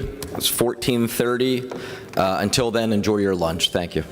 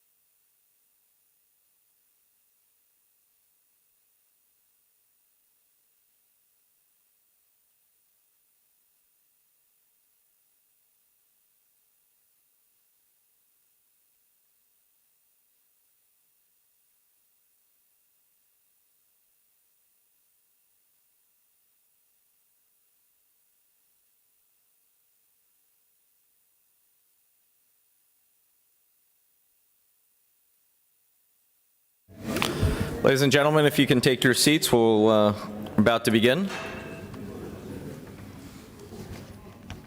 Also want to acknowledge we're joined by a special guest, our President, Jerry Connolly, who's here. So welcome back. I hope everyone had a nice lunch. We'll now move on to item number 7 on our agenda this afternoon, the consideration of our draft general report. As you may recall, our committee had elected OYAR's Eric Kalnins from Latvia as our general rapporteur at our 2021 annual session in Lisbon. OYAR sadly and unexpectedly passed away shortly after that session. It was quite the shock. I think it was no more than 48 hours after our session, and still quite hard to believe because he was such a vibrant, wonderful person. He was one of the leading members of our political committee, serving as its chairman from 2015 to 2018. He was a very active and knowledgeable member, a true gentleman, a dear friend and colleague to us all. And I know that we all miss him, as does NATO PA, very much. So it will be difficult to fill OYAR's shoes. As committee chairman, I did have to appoint a successor. In accordance with the Assembly's rules of procedure, I appointed committee member Tomas Valasek from Slovakia to serve as acting general rapporteur until the next annual session. I have chosen Tomas because the topic of this year's general report has to do with NATO's new strategic concept, and he is one of Europe's most prominent experts in this area. He was closely involved in drafting the 2010 strategic concept and has authored a number of articles and studies on NATO adaptation. He also served as Slovakia's ambassador to NATO for 4 years and was a member of the North Atlantic Council. As a foreign policy intellectual, he headed several think tanks, including Carnegie Europe. Tomas also belongs to the same political family as the late OYARs. Thomas has drafted an excellent report for us on NATO's political and security adaptation in response to Russia's war, rethinking the strategic concept. Unfortunately, due to the loss of his close family member, I believe correct me if I'm wrong, I believe his father, unfortunately just recently passed, and so Tomas is unable to visit or unable to be with us here in Vilnius. Therefore, I have been asked to present this draft report on his behalf. So as I'm reading this, please bear in mind for your comments afterwards, I'm reading his work. Afterwards, we'll take and record your comments and then relay them back to him. Dear colleagues, it is my privilege to introduce a very timely and important report for our committee today. The draft report assesses the current priorities for NATO's political and security adaptation in response to Russia's war. This brutal and unjustified war of choice in Ukraine has shaken our international order to its core. And as our nation scrambled to respond to this vile act and help the Ukrainian people, we also need to start thinking about the long-term implications. How will this affect our security? How should this affect what NATO will do tomorrow? Those are very important questions that Tomas addresses in the report. As you all know, the Alliance has been busy with drafting the next iteration of its strategic concept for the past year. It will be issued to the public next month in Madrid. This essential document sets out a common long-term vision for the Alliance. We are still early into Russia's full-scale war in February, or that began in February, but the report offers some initial insights on how the ongoing conflict should or should not alter our priorities. Our decisions now regarding the way forward for NATO will have a lasting impact on our success. We need to ensure that we remain an alliance that deters and defends against all potential threats. So let me briefly discuss the 5 main themes addressed in this report. First, we need to make sure we strongly affirm that we are an alliance of democracies. Autocratic and authoritarian tendencies around the world have been gaining ground in the past years. As we have seen with Putin's outrageous violations of international law, They endanger our security. We need to ensure that our values are not undermined, that they are protected. This is something that my colleague and the President of this Assembly, Jerry Connolly, has been particularly vocal about. Indeed, the recommitment to democratic values is a prerequisite for the effective functioning of the alliance.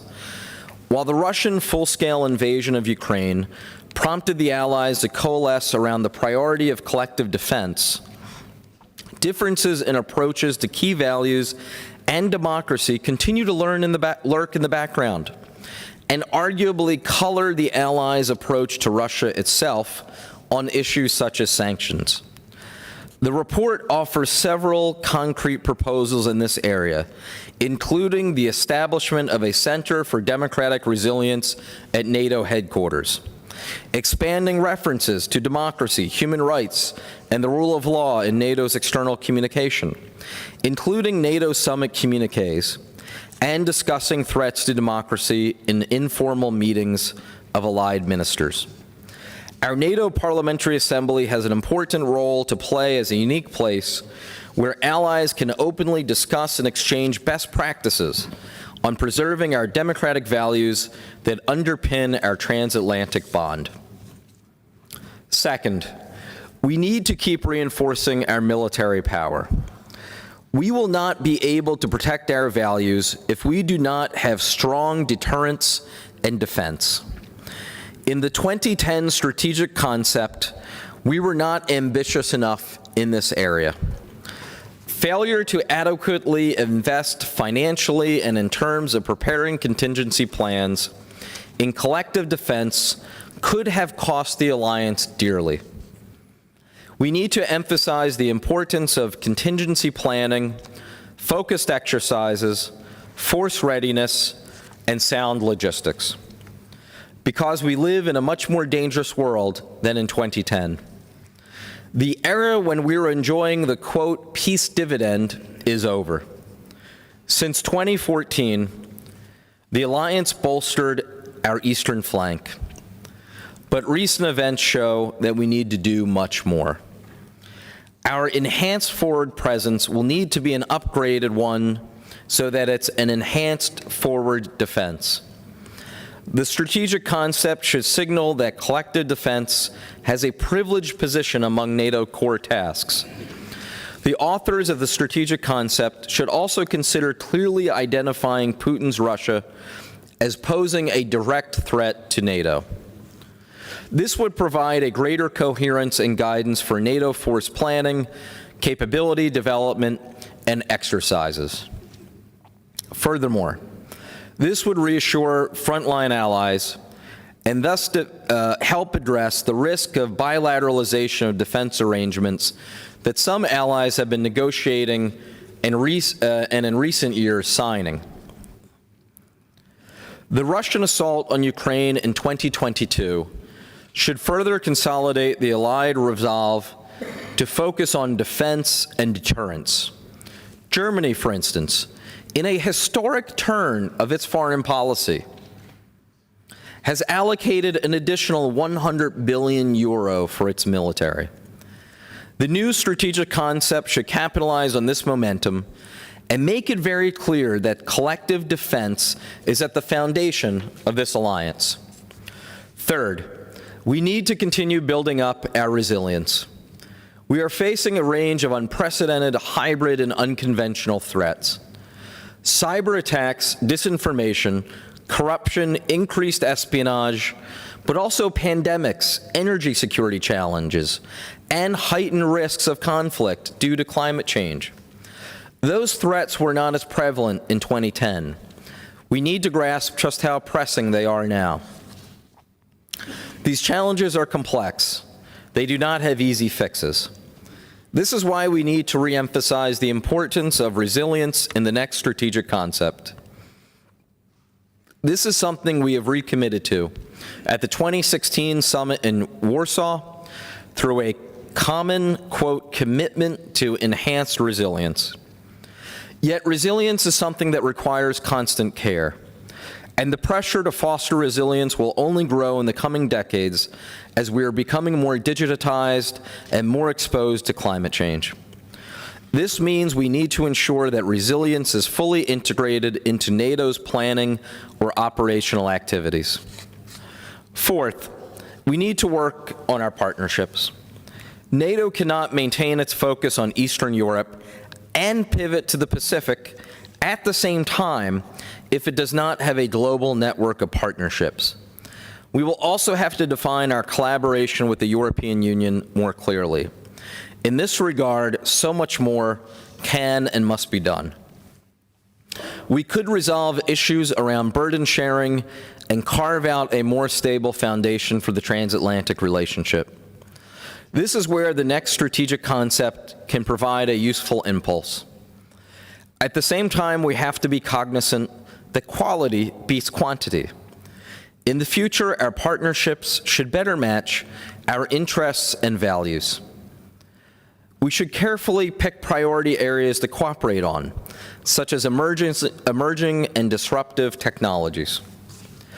Overall, we should frame our partnerships as a cost-effective way for us to contribute to global security and to prevent spillover of security threats. The new strategic concept will undoubtedly address NATO's relations with China. We should clearly identify China as a strategic competitor. That said, China is not NATO's adversary and does not pose presently a direct military threat to NATO. In the context of Russia's war in Ukraine, it remains to be seen if China would choose to position itself as a more responsible international player.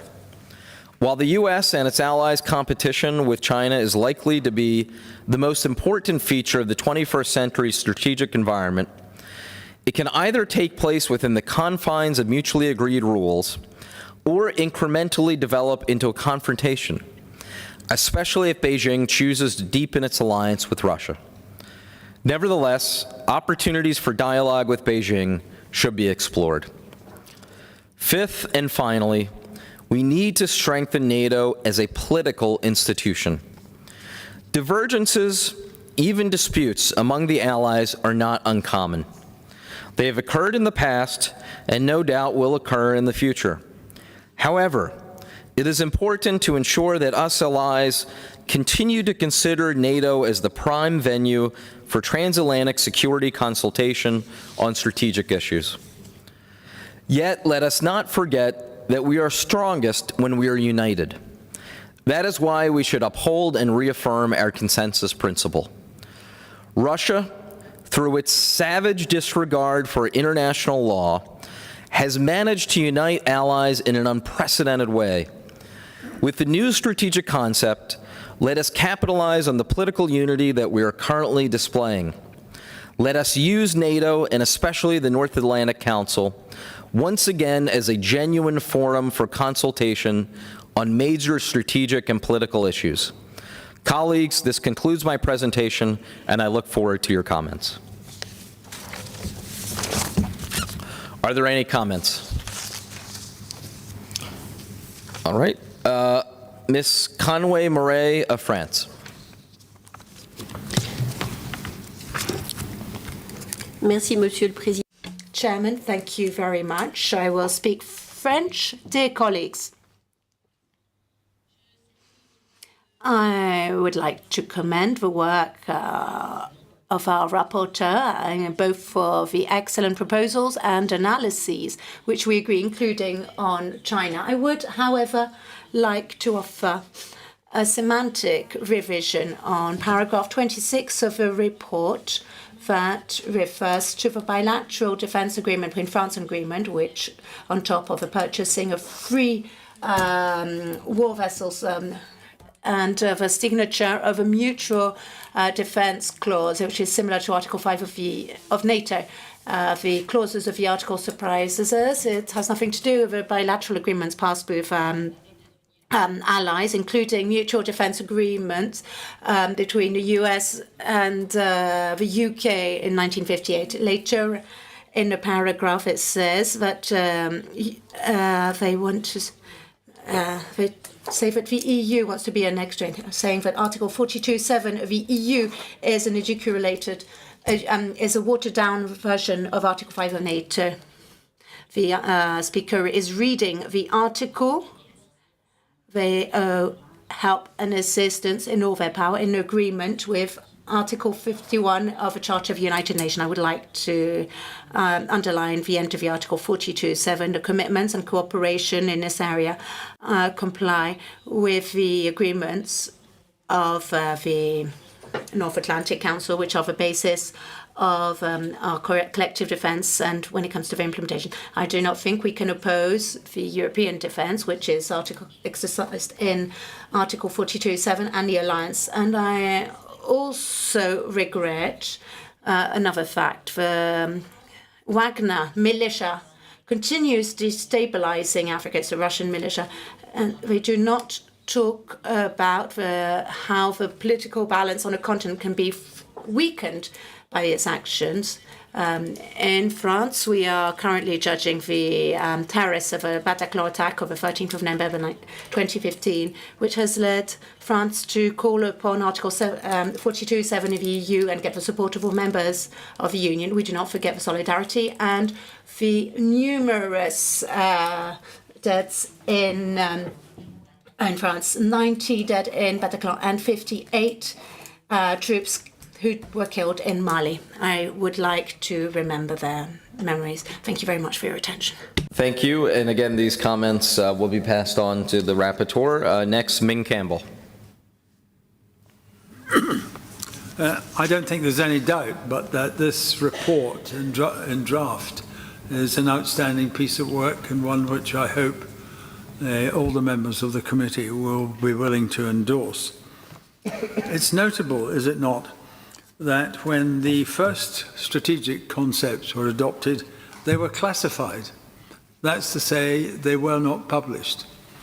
But such is the changed environment, to which our chairman has already referred, that now it is not just important, it's vital that our strategic concept should be published in order to ensure that people know where we stand and people know what sort of reaction they will be subject to if in their conduct they seek to challenge militarily, for example, the aims and objectives of this alliance.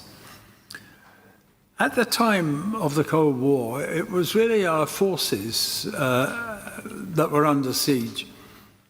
But as I think you've hinted, Mr. Chairman, it's our political values which are now under siege in many respects. And that's why it seems to me that the proposal by the President of the Assembly is not only timeless, but is extremely valid. And I think I remember there were some reservations at the beginning of the discussion of that, but I hope that having seen the way in which it is to be implemented, all members of the committee and indeed of the Alliance will be able to endorse that. I think it would be a very helpful public statement. One thing which does occur, well, two things in addition which are not directly related. Of the 2%, 20% it is recommended should be spent on development. And it was quite easy, if I can put it slightly crudely, to say, well, you can spend 2% on 10-ton trucks, and you'd be meeting the NATO requirement to spend 2%. The reason the 20% of that 2% is introduced is to ensure that members make a point of the modernization and the adaptation of their defense capabilities. Again, putting it rather bluntly, there can be no scope for a free ride any longer. An accusation which was made by President Trump, not entirely accurately, but which did have a certain amount of substance. And the last point I want to make is this. I greatly resent the fact that the United Kingdom is no longer a member of Europe. But I, at the same time, am firmly convinced that NATO has to remain the primary foundation of our defense. Europe can improve its contribution to that. It can do so by ensuring that it spends 2% at least, and also that it has the necessary element of development contained in that expenditure. But from time to time, there are those who seek to suggest that somehow Europe could have an additional pillar, if you like, without, I think, defining as narrowly as I would wish to, namely that everything Europe does on defence must be conceived of and must be determined as being for the further advancement and assistance of NATO. And if we keep that firmly in mind, then I think some of the more obscure suggestions as to what European defence might amount to can be avoided. But otherwise, I think this is an outstanding document, and I rather hope that in due course it will get publication not just within the Assembly, but publicly as well, because it has a lot to say about the adaptation and the commitment that the alliance, if not perhaps in such urgent circumstances as in the 1950s, but the commitment remains the same, the objective has remained the same, and the confidence that we can achieve that also remains the same. Thank you, and now turn to your seatmate, Mr. Anderson. Not only a seatmate, but someone very broadly in agreement with my colleague Ming Campbell, that the question of the UK's relationship with the European Union and the European Union's relationship with NATO is very much to the point, and I agree very much with what Ming has said. I very much regret that there is a strong ideological element currently in the British government's attitude to the European Union, when not just arguably, but clearly there must be a much closer relationship, a much greater balance, but subject, of course, to the fact of NATO being the paramount organization. But we need, from a Western point of view, to build a closer relationship with the CFSP, CFDP. But the only point I wish to make is this, that we need to look carefully at the effect of the conflict in Ukraine on the relationship between Russia and China. The effect of that conflict is surely this, that Russia will be mightily diminished, the brand will be tarnished, that economically it'll be less so, because clearly the looking at the exports of Russia in terms of oil and gas, many alternative markets will have been found, that the question of the arms sales of Russia, that potential purchasers will have seen that the Russian military materiel has not worked well in Ukraine, so there will be opportunities for others, and that who buys Russian consumer goods. So the Russians have this great pretense that in that relationship they are equals. I don't argue, as some of my good US colleagues used to be, that Russia is a gas station with nukes, but it will certainly be much diminished. And we have to adjust to that and to the way that China moves in its relationship. China, for example, now commits itself to undying, the Xi Putin undying friendship with Russia. Will that persist at a time when the brand, the Russian brand, appears toxic? And I think that needs to be explored in some depth. But what is certainly true is that in terms of the balance, what now certainly Russia claims is a relationship of equals, will not be one of equals, but one very much more unbalanced than it has been in the past. At best, very lopsided. All right, thank you. That was a John McCain quote, by the way, you referenced about a gas. That was a John McCain quote right. You referenced about a gas station with nuclear weapons. Not wholly true, then or now. Mr. Mojo, Spain.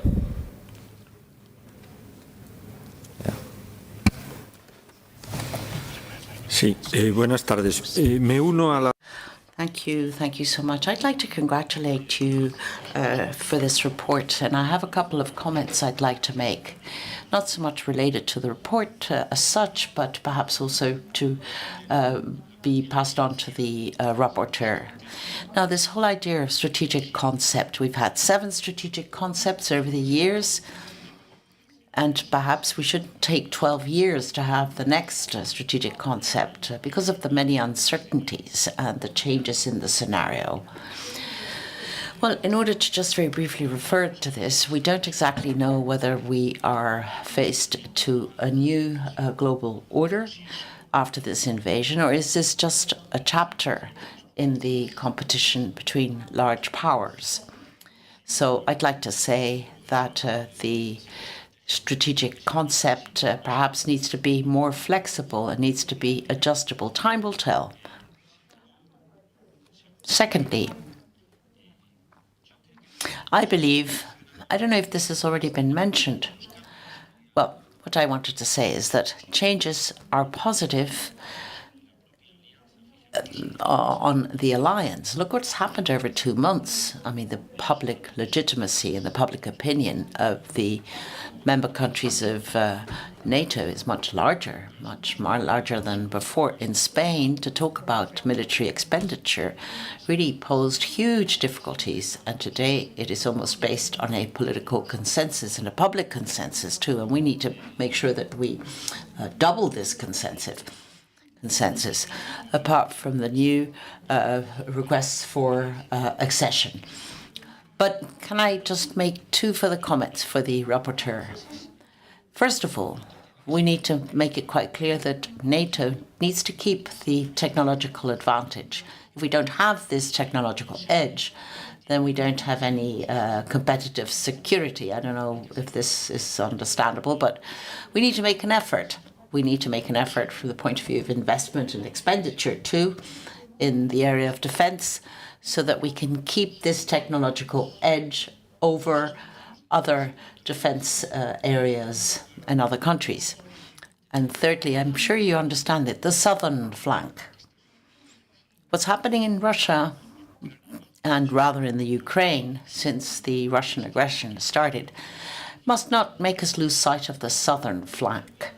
Today, there is a continuity which sort of breaks with this older idea or former idea of the Mediterranean. No, the Mediterranean goes right down to the Sahel because things are happening in that region, but they could be pretty explosive in the future. So if you get a multiplication of international actors who need to be dealt with the NATO Initiative 2030 beyond the strategic concept, we also need to look at the eastern flank, doubtlessly, but also the southern flank, which needs to be part of our agenda.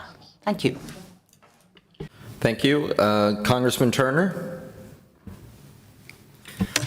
Thank you, Mr. Chairman. I appreciate your presentation and leadership with respect to this report.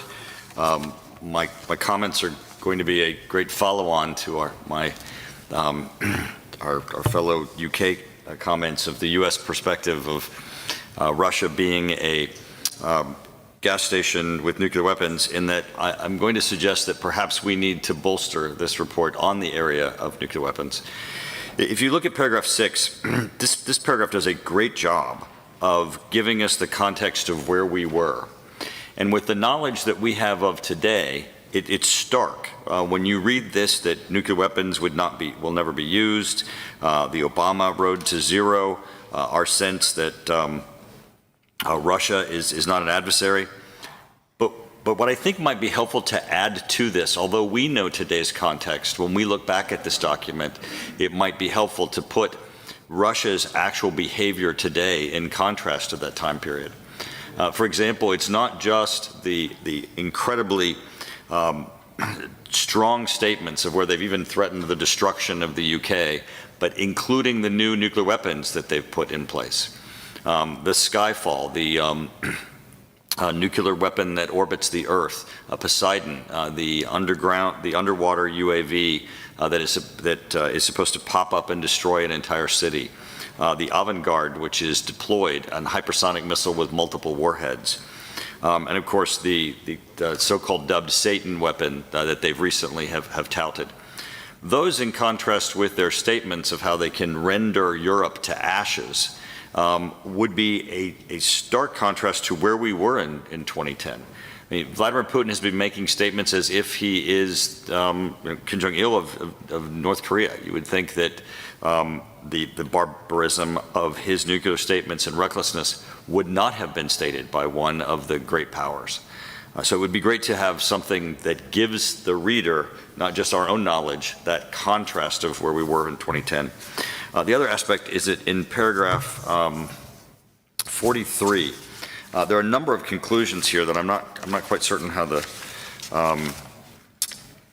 author got to them that we may want to consider. For example, there's the statement that China is not NATO's adversary and does not presently pose a direct military threat to NATO. Well, as we know, adversaries self-select, and to absolve someone of an act that they themselves alone can do, I think might not live in contrast long as the Russia statement did in 2010. We do not have to declare that they're not an adversary. And that absence of that doesn't make them an adversary. The other aspects is that there's some language here that presupposes their intention, that they're only interested in territorial integrity and the like, and those are really not internal understandings that we have of Russia's motivation. I think there are probably some other things that we could cite that they are doing that are at least should raise it to a level of concern. With that, I yield back. Well, thank you. And all of these comments have been recorded and will be shared with the rapporteur as he works toward the final report. Let us now turn to the consideration of our next draft report, the draft report on the Subcommittee on Transatlantic Relations on NATO developments in Afghanistan, causes, consequences, and political challenges, by our subcommittee rapporteur, Ahmet Yildiz from Turkey. Ahmet, as soon as you can get up here, the floor is yours.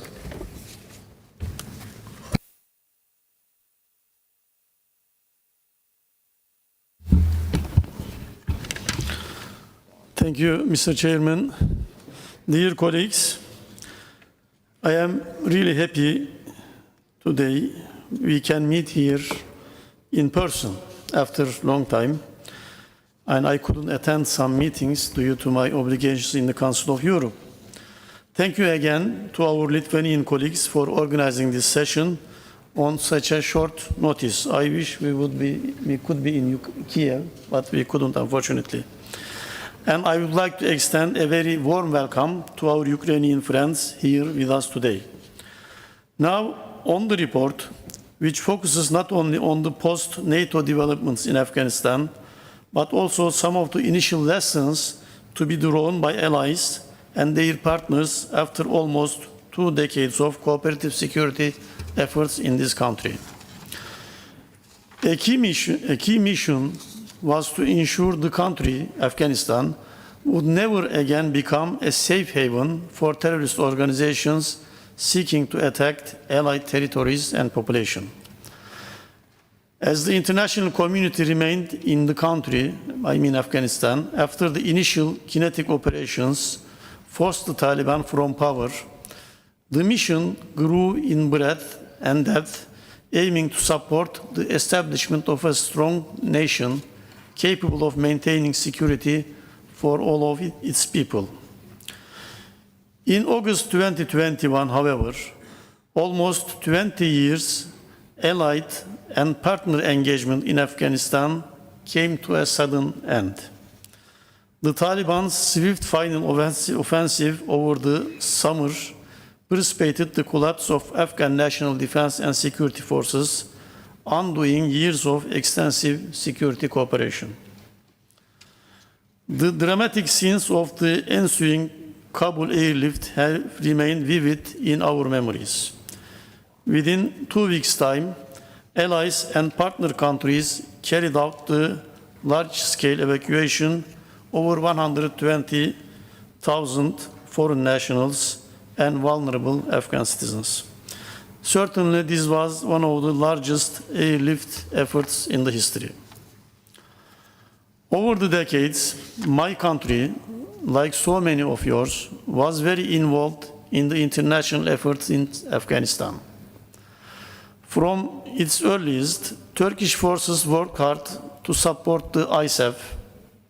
They remained committed to the mission as it evolved over the next decade.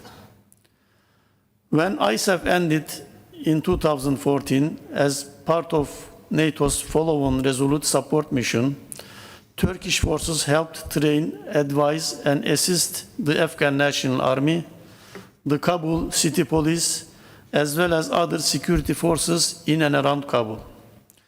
Turkish forces also contributed to the secure operation of Kabul International Airport, even through the harrowing weeks of the airlift.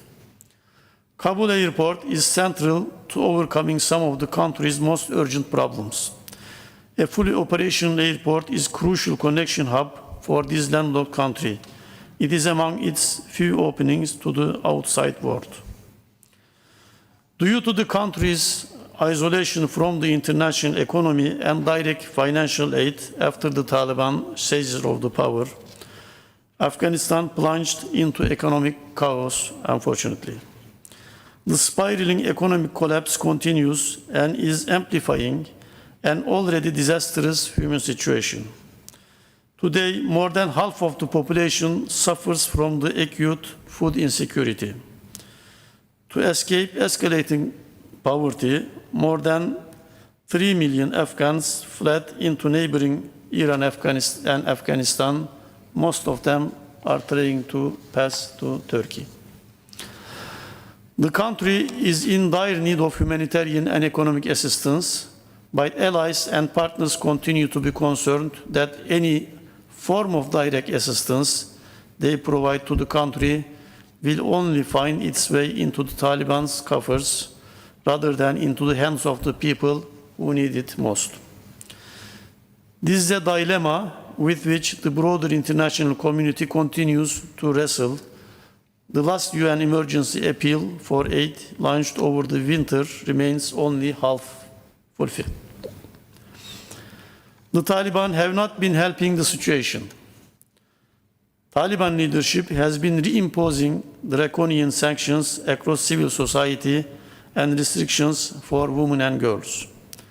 These restrictions on half of the Afghan population have further sapped the international community's will to go forward with even the very limited remaining development projects ongoing in the country. Further, experts have sounded the alarm since the fall of Kabul about the degree to which Taliban-Haqqani governance partnership will cede Al-Qaeda and its affiliates fertile ground to bolster their ranks and even begin planning attacks from the country once again. A key challenge to Allied intelligence, however, is the lack of assets on the ground in the country to have a clear understanding of the evolution of this threat. Even embassies left, than Turkish embassy, I am happy we left, remain in the country. As noted in this report, a key success allies can highlight from their decades together in Afghanistan is the initial counter-terrorism mission. Allied and partner engagement in Afghanistan disrupted and significantly degraded Al-Qaeda's large-scale and successful base of operations. For over 20 years, there have been no terrorist attacks originating from Afghanistan on Allied territories. Further, the Allies proved itself capable of conducting long-term, sustained, expeditionary combat operations at considerable distance. Dear colleagues, after the success of the initial invasion and the counter-terrorism mission, NATO's level of ambition rose beyond its original mandate. ISAF's initial principal mandate was to enable the Afghan government to provide effective security in and around Kabul. Over the following decade, the mission evolved into a nationwide civil and military stabilization and development assistance effort, in addition to counter-insurgency operations. Unfortunately, the expanding remit of the international mission turned the Afghanistan nation-building project into a Sisyphean task. As this Assembly heard from NATO Secretary General for operations in our Lisbon meetings, I quote, "Honest reports from the field in Afghanistan were smoothed out. Their insights diminish by the time they reach the hands of the policymakers. The process leading to the withdrawal would have benefited from the closer prior consultation among the allies. While the consultation has improved significantly in the first half of 2021, some allies expressed regret that they were not properly consulted before the signing of the Doha Agreement with the Taliban in February 2020. NATO's internal review process produced a comprehensive report on key lessons learned from the Allied engagement in Afghanistan, which was presented to NATO foreign ministers last winter in Riga. 4 key lessons should be highlighted from the public summary report released. I mention them in order now.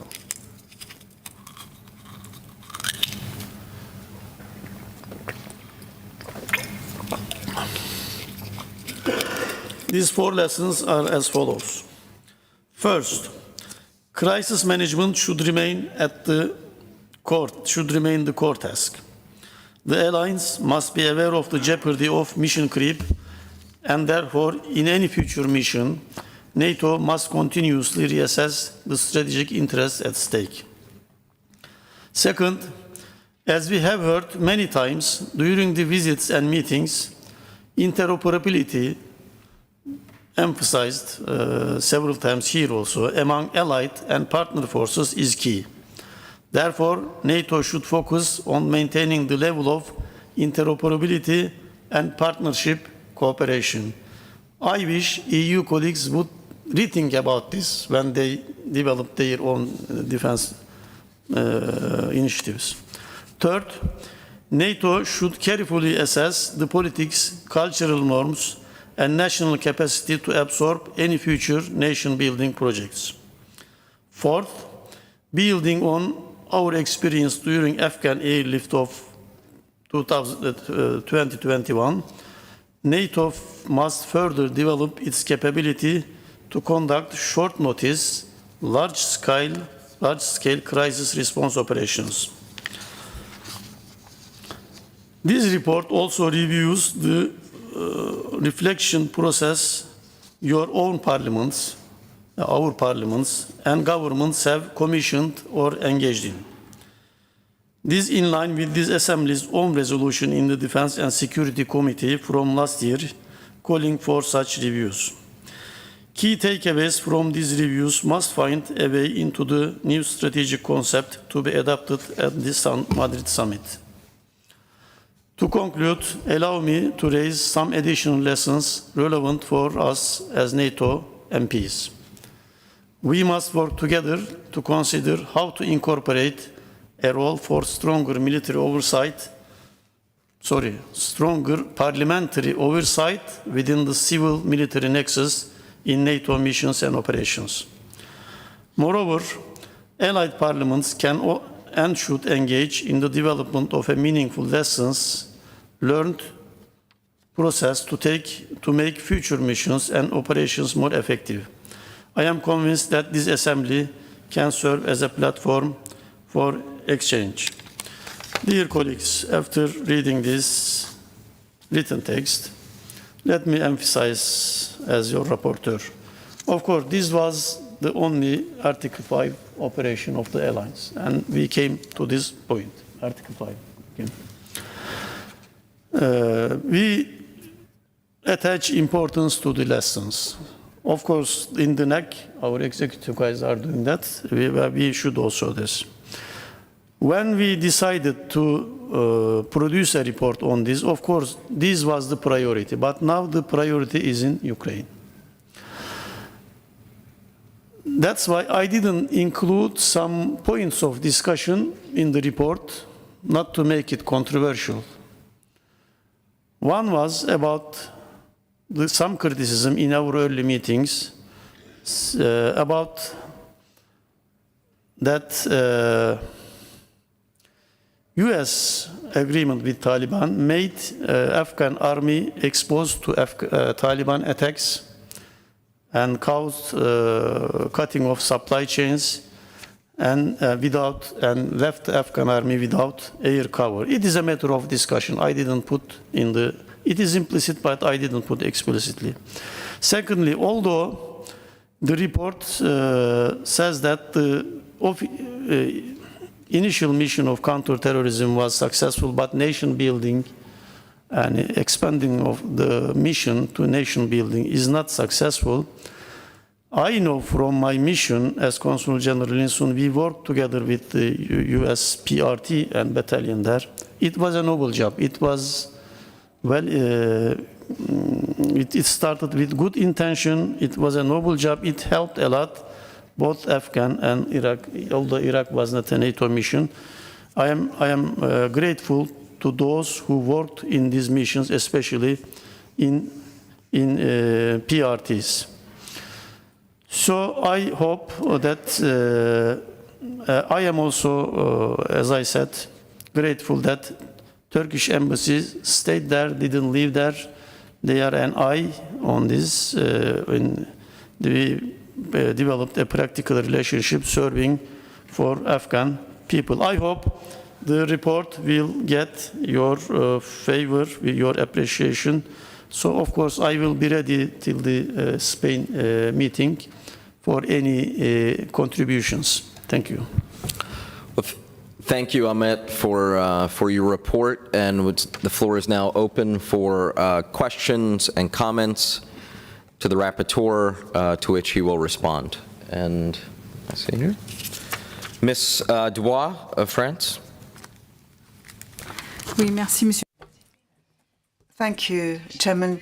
Mr. Rapporteur, dear colleagues, perhaps first of all, Ahmed, I could congratulate you, commend you upon your analysis of NATO's operation in Afghanistan. The situation in Afghanistan is catastrophic. The last highly shocking and unacceptable decision taken by the Taliban is to impose upon women the necessity to cover up completely in public. This follows the decision stopping girls from going to school and stopping women from traveling.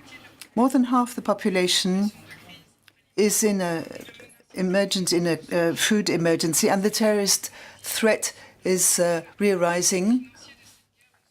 The financial and other costs of this mission will be felt for a long time in the society. So, yes, our mission to defend Allied territory must remain one of our priorities. Nevertheless, we must continue to participate in crisis management operations. And we believe that we need to continue cooperating with the EU in any such operations.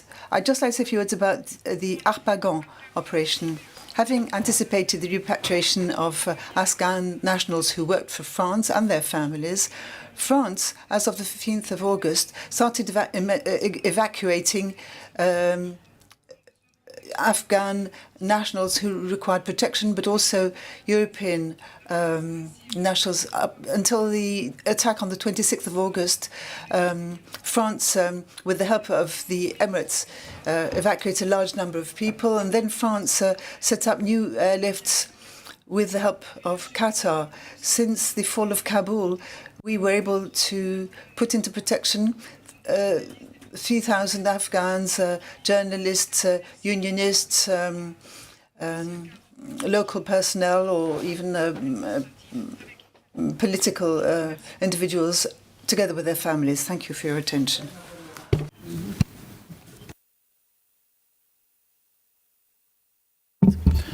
Yes, you're right. Crisis management is the first lesson, as I mentioned. Of course, this women and girls issue, we keep an eye on this. Certainly, Turkish embassy is taking care of there. And this issue also was is being handled in the Council of Europe Parliamentary Assembly. I am also a chairperson of Turkish delegation. We keep an eye on them. Evacuations, certainly Kabul airport is very important. That's why Turkey has volunteered before the fall of Kabul, some months ago, to continue management of the airport even after the withdrawal of NATO. So, but we couldn't conclude it because airlines didn't want to supply air cover, some intelligence. It was needed for an airport. That's why, unfortunately, we couldn't make it. I took part in some evacuation operations, for example, in Iraq, Mosul, in several cases. So we have a good experience. But for whole NATO, it was a success story. It was a success story. Some countries, of course, have more capacity, some countries have less, but it was both success and lesson. Okay. Thank you. Mr. Beraya of Georgia. Thank you, Chair. Let me thank the rapporteur for drafting an excellent document, which is very comprehensive, very well structured. As you well know, Georgia has been actively involved in the RSM mission in Afghanistan. Moreover, our country was #1 per capita contributor of troops to the mission, thereby providing very significant contribution to the Euro-Atlantic security. And it has been widely recognized and emphasized in respective documents of this assembly, such as reports and declarations. So, along with contribution to the RSM in Afghanistan, as you all know, Georgia has also been very significantly involved in the evacuation process. Our airport in Tbilisi has been serving as a transit hub for NATO aircrafts, which evacuated military and civilian personnel from Afghanistan. So it is our humble request to include this issue in the report as well. And we have submitted in writing our proposal for these amendments, and we hope the committee will consider our proposal. Thank you. Favorable, yeah. Next, Ms. Conway-Mouret of France. Thank you, Mr. Chairman. Dear colleagues, well, first of all, I share, obviously, the congratulations my colleague expressed to the rapporteur for your excellent work, sir. I would like to submit to our collective thinking a remark concerning the last sentence of paragraph 45. As Flaubert said, it's important to find the right word. You notice that semantics is important in reports such as this. In this paragraph, it is said that the head of the operation of OTA has observed during the Afghanistan campaign a number of well-intentioned ideas were born, including promote diversity in the armed forces and resort to PRTs, and that eventually these ideas were not very practical or impossible to apply in reality, so much that it was difficult to concentrate in an appropriate way on applying operational objectives. This end of the sentence is a problem for us. The army of the islands should reflect the values that we defend. We, that is the democratic group, and it should not be questioned to let it be understood that the operational failure would be a consequence of the feeble efforts done to promote diversity. So I would like this last sentence of the paragraph 45 be either removed or considerably modified. Thank you.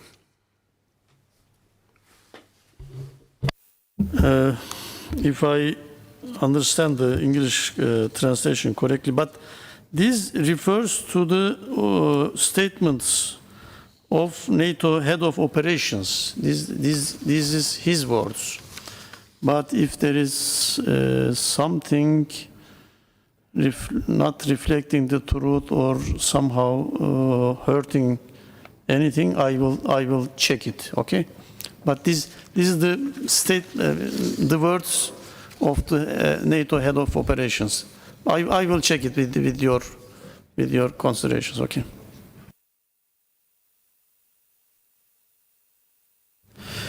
All right, we have two more to make a comment before we move on to the next agenda. Mr. Hamilton, UK. Thank you, Mr. Chairman. Our rapporteur has told us that he wanted to be non-controversial in this report. I'm just slightly wondering how helpful that might be. The fact is that the withdrawal from Kabul by NATO was seen to be a pretty good shambles. And I feel, although our troops did a magnificent job in the circumstances, that probably emboldened Putin to think that he could invade Ukraine without any reaction from NATO. The problem with the whole thing was that at the end of the day, we were seen to have deserted many of our allies, many of the people who'd helped us, interpreters, and all sorts of people working in Afghanistan who'd been extremely helpful to the military. I agree we got many of them out of Kabul, but there were a number of people who were positioned in other parts of the country who were just left to their own devices. President Biden made the decision that he was going to keep to the withdrawal date that his predecessor, President Trump, had set. That gave him the opportunity to actually surge his troops to a much greater degree than he did at Kabul airport. And indeed, if he'd surged and actually done something to hold the airfields of many of the regional centers, then many more Afghans could have been got out of the country. And of course, it was very important not to stop the airstrikes. So I do think there are lessons to be learnt from our withdrawal from Afghanistan, and I would be much more comfortable if they were included in the report.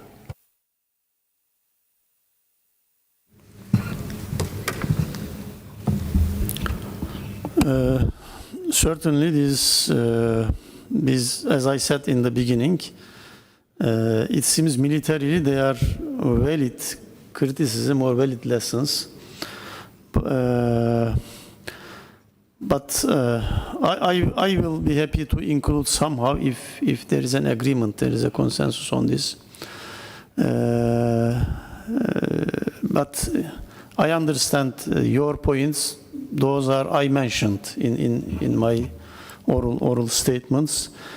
No problem for me. But if I don't just want to make it controversial, but if I can find an agreed language during this time until the Spain meeting, I will be happy to include. Okay. And finally, for the last comment, Mr. Van Apeldoorn, Netherlands. Yes, thank you, Chair, and thanks also to the rapporteur for his report. I'd like to point out that the Afghanistan war has costed $2.3 billion and 176,000 lives, amongst which thousands of Americans. This is according to the Cost of War project. And now the Taliban is back in control. And so it is clear that this 20 years war has ended in dismal failure. And I think the key lesson here which I think could be highlighted more, is that this kind of nation building through war does not work and leads to endless human suffering.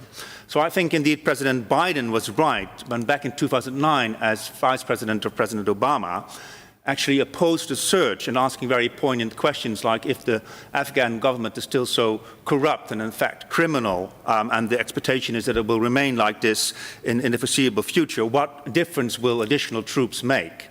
But these questions by now President Biden were unfortunately ignored. And year after year in meetings of this parliamentary assembly, we have heard actually rather optimistic reports about progress in Afghanistan.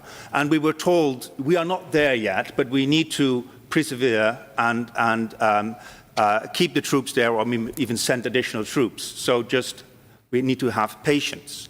And so my question really would be, what lessons can we also draw as the Parliamentary Assembly of NATO? Because obviously, in retrospect, those very optimistic reports were mistaken. Thank you very much.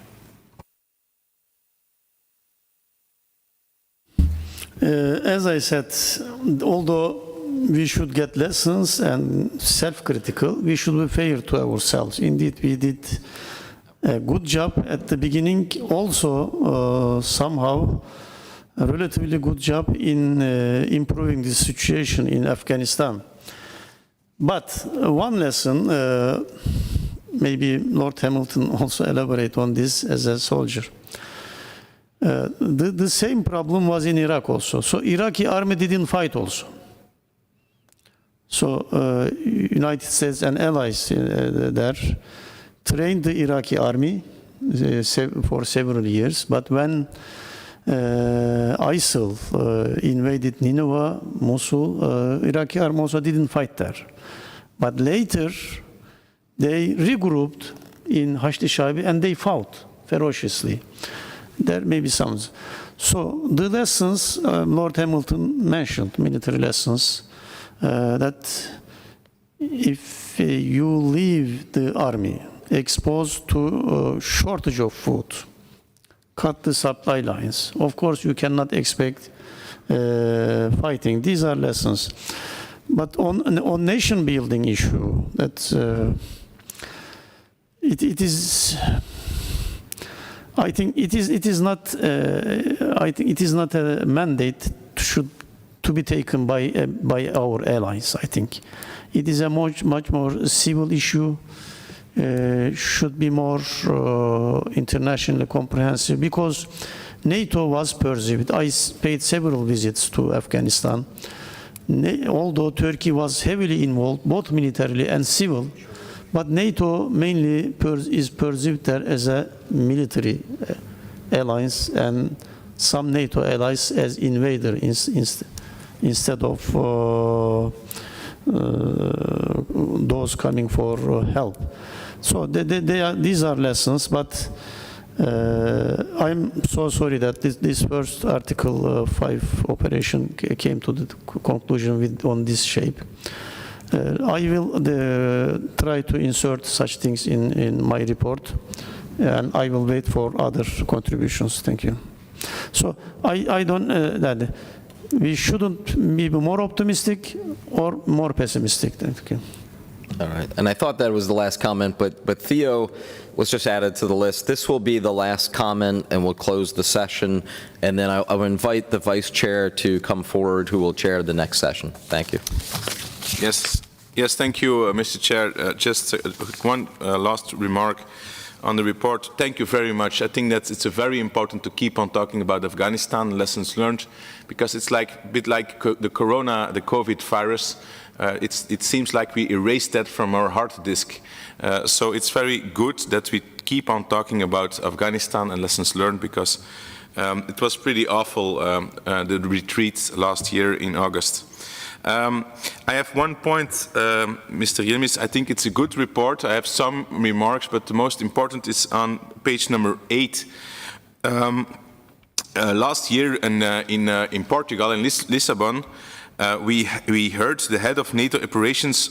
He told assembly members honest reports were emerging from the field in Afghanistan but by the time they were processed by NATO bodies and placed in the hands of policymakers, like we are, their sharper assessments were smoothed out and their insights upon which policymakers rely for decision-making were unfortunately reduced. When I read this, for me, I have the impression we're talking about Putin, President Putin, who is not well informed by his officers and his generals, because they're afraid to do so because of the consequences. Putin will maybe decapitate them or send them to Siberia. So I think that's on your conclusion. I think it's very good that this is in your report, Mr. Yilmaz. Thank you very much. But I think that this has to be one central conclusion, that we need, as Parliamentary Assembly, need to get the right assessments, the assessments who are coming from Libya, who are coming now from Syria, who are coming now from Afghanistan, who are coming now from Mali and other places. And no smoothed, like, how do you say it, smoothed out reports. Just give us the straight facts and the straight assessments. Please, we are grown-up men and women, we can handle the truth. But give us the truth and show us the truth. So I think that, Mr. Yilmaz, I hope that it can also be in the conclusions, because for me it's the most important conclusion of all. Thank you. Thank you to you. I will check the report again. As far as I remember, it is mentioned in another paragraph, but I couldn't find it. But if it is not properly emphasized, I will try to do it. One thing that I should extend, to put point on the issues mentioned by myself and by Lord Hamilton, the lessons. Indeed, I am also waiting for the Spain summit, because our executive guys, military guys also are drawing lessons, and it will be put in their reports, inserted, and the next strategic concept. So if I find that they have agreed on these lessons, I am waiting for this also to check whether I am on the right direction. That I didn't mention, but this is my real intention. Thank you. Thank you. Once again, thank you, Ahmet, for this draft report, and to our colleagues for their comments. And now we are going to continue with our work, but the coffee is available if anybody wants to go out and have a quick take. But we will continue with our work. At this time, we will now consider our last draft report for this session, the draft report of the Subcommittee on NATO Partnerships on NATO and the Indo-Pacific region by our French colleague Sonia Crimi. Because Sonia could not be here today, I will give the floor to Marcos Perestrello de Vasconcelos. Welcome.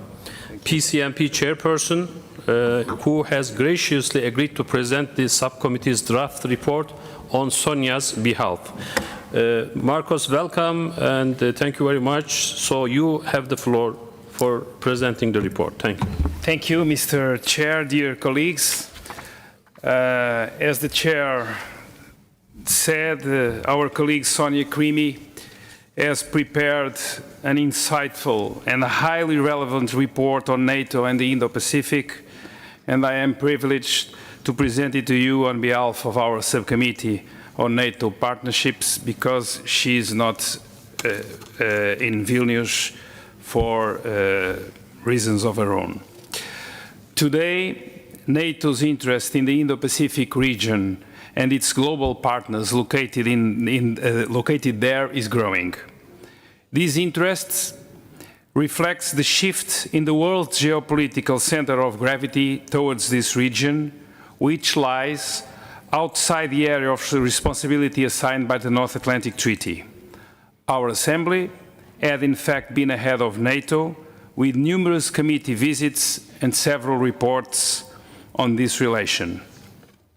The North Atlantic Treaty Organization is a regional alliance of European and North American nations. Its primary role is the collective defense of allied territory, and given the upheaval of Russia's invasion of Ukraine, it is imperative that this be reaffirmed in the strategic concept to be adopted in Madrid next June. However, the Indo-Pacific basin has been marked by geopolitical rivalries that cannot be ignored, because they carry major risks locally as well as for the rest of the world. In addition to the numerous long-standing tensions involving state and non-state actors, there is also a strategic upheaval linked to the Sino-American power rivalry in the region. The Indo-Pacific geopolitical landscape is characterized by the rise in economic, technological, and military power of the People's Republic of China. This rise, in turn, has prompted a number of its neighbors, as well as countries along the New Silk Roads, to review their national security strategies in an attempt to counterbalance its rise in power, or, in some other cases, to accept it and adapt to it. Since 2012, China's policy has hardened both inside and outside its borders. Domestically, the COVID-19 pandemic has further strengthened the repressive tendencies of the government, also seen in the way they deal with Hong Kong and Macau transition. These tendencies seems to be the government's response to the structural challenges facing the country, as China risks becoming the first country to get old before it gets rich. As for Chinese foreign policy, it is marked by a sharp increase in military spending, albeit still dwarfed by the spending of our American ally. It is characterized by coup de force, as in the South China Sea, and by the implementation of coercive and retaliatory actions of an economic, cyber, and sometimes military nature, including around Taiwan or on the border with India. This hard line, turning China's foreign and domestic policies, has led to a strong reaction from a number of actors inside and outside the region. Japan and Australia are the most active regional players in the face of Chinese ambitions.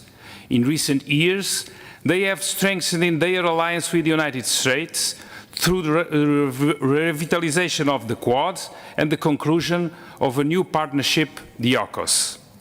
Other players, aware of both the challenges and the opportunities offered by the relationship with China, are taking a more nuanced approach. However, the ratio of challenges to opportunities varies from case to case.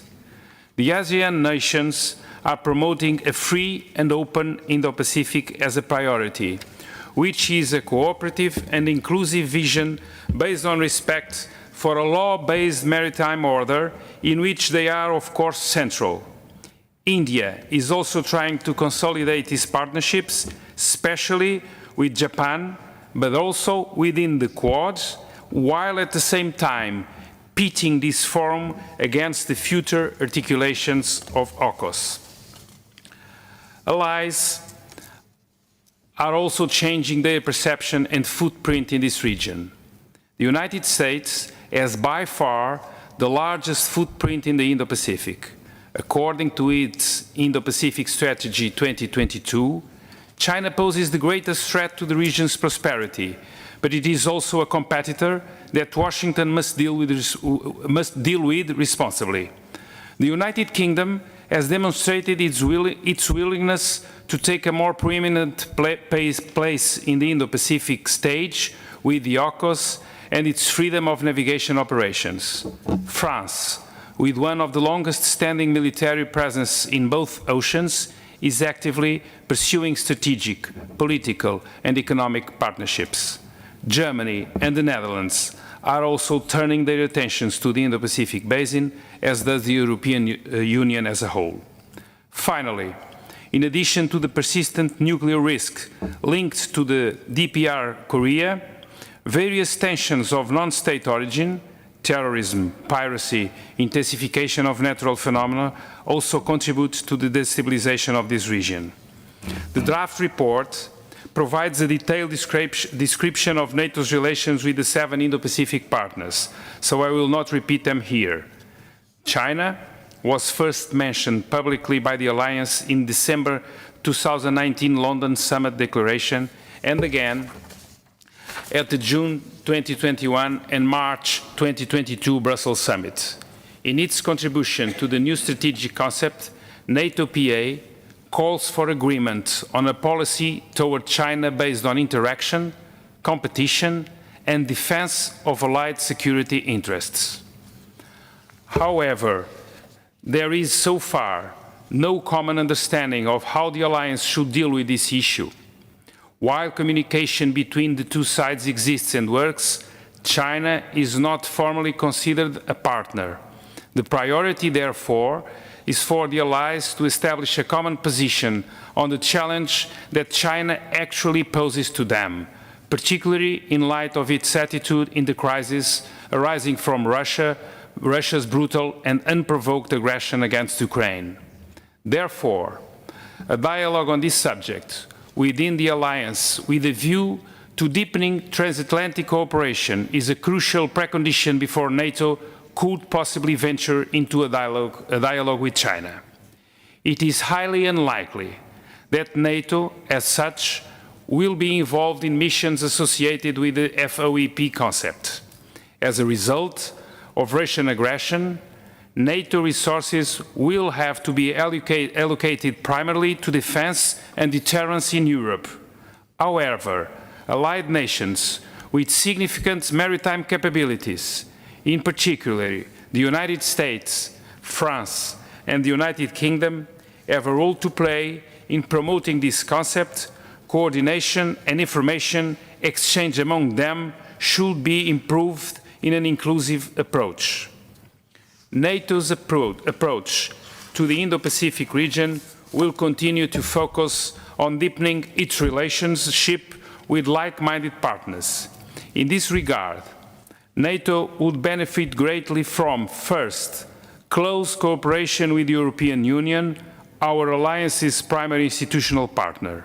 Its role is essential in setting global norms and standards reflecting the values of the Euro-Atlantic community. Second, exchange with 4 of NATO's regional partners, which form an informal group: Australia, South Korea, Japan, and New Zealand, for instance, would have useful experience to share with the alliance. Third, a broadening of the lens, reaching out to other partners such as India or Singapore, and to other themes such as arms control, terrorism, or the climate security agenda. By focusing our approach to this region on the fundamental respect for the primacy of a rule-based international order, we maximize our chances of persevering its stability, and thus of safeguarding ourselves from the consequences of a crisis in the Indo-Pacific. The consequences of such a crisis, coupled with Russia's brutal and unprovoked aggression in Ukraine, could become a global catastrophe of highest order. Thank you very much for your attention, dear colleagues. I look forward for your comments, which we will share with our rapporteur, Sonia Krimi. Thank you, Mr. Chair. Thank you very much, Marcos, for presenting the draft report, and also thanks to Sonia for this very informative draft report. Now, if our colleagues have any comments, I will take all questions and comments together, and I will ask our chairperson to respond after the questions and comments. So let's see if we have any questions or comments. Yes. Salima, you have the floor. Thank you very much, and thank you for the report. It's really clear, of course, all the threats and dangers that have been seen in this report. But I was also wondering, this idea of the Indo-Pacific also came before the invasion of Ukraine. So I feel I'm a little bit worried that if we shift too much, we are not able even to focus on the problems we're facing now. Although I'm aware you always have to look forward and always seeing new possible problems and threats. So specific, not only on the political but economical part, but mainly on the military part, I'm worried because most of our countries are still trying to be, trying to create a defense organization that's has a certain quality and also putting efforts in the NATO with material, but also with militaries. So what does it mean, and is it really realistic that we're putting this here with logical big words? But I'm worried if the words are too big and we are not able to deliver, it's going to be a disappointment. So I was curious how you see that, and if you see it, if it's enough in the report addressing the situation we're facing now. Please. Okay. Thank you, Salima, for your question. I cannot answer for the rapporteur, but I think that's precisely the idea of the report, to underline that primary mission of NATO is Europe and the safeguard of its allies. Nevertheless, the report says that it's highly unlikely that NATO would go to the Indo-Pacific, but nevertheless, it's a concern we need to have, because there are several concerns that NATO needs to take care at the same time. But the report has the same exactly preoccupation that you have, and underlines with considerable strength the need of safeguarding the primary mission of security in the Euro-Atlantic area. Okay? Is there any other question or comment on the report? I think no. So thank you very much again, Marcos and Sonia, for the draft report, and to our colleagues for their comments. Thank you very much. Thank you. We are now reaching our last point of business on our agenda, which is the presentation of the remaining activities of the Political Committee for 2022. Before doing so, I would like to first update you on changes among the Political Committee members in the Ukraine NATO Interparliamentary Council, also known as UNIC. This group is obviously currently of very high importance, and we wish to make sure that all positions are filled, ensuring high participation to UNIC activities. Shortly after our Lisbon session, we lost two of our UNIC members, the late Ojar Skalnins and Mr. Hayek of the Czech Republic, who is no longer a member of this assembly. I have received two expressions of interest in these vacant positions, and using my mandate as committee chair, as Brandon Boyle's committee chairmanship, I appointed Sverre Myrli from Norway and Arta Bilali Zendeli, head of the North Macedonian delegation to NATO Parliamentary Assembly, to serve respectively as full and alternate members of UNIC until our next annual session. Thank you. I hope they will also do a good job in this committee, which is very important for us. Allow me to now turn to the summary of the committee and subcommittee activities for 2022.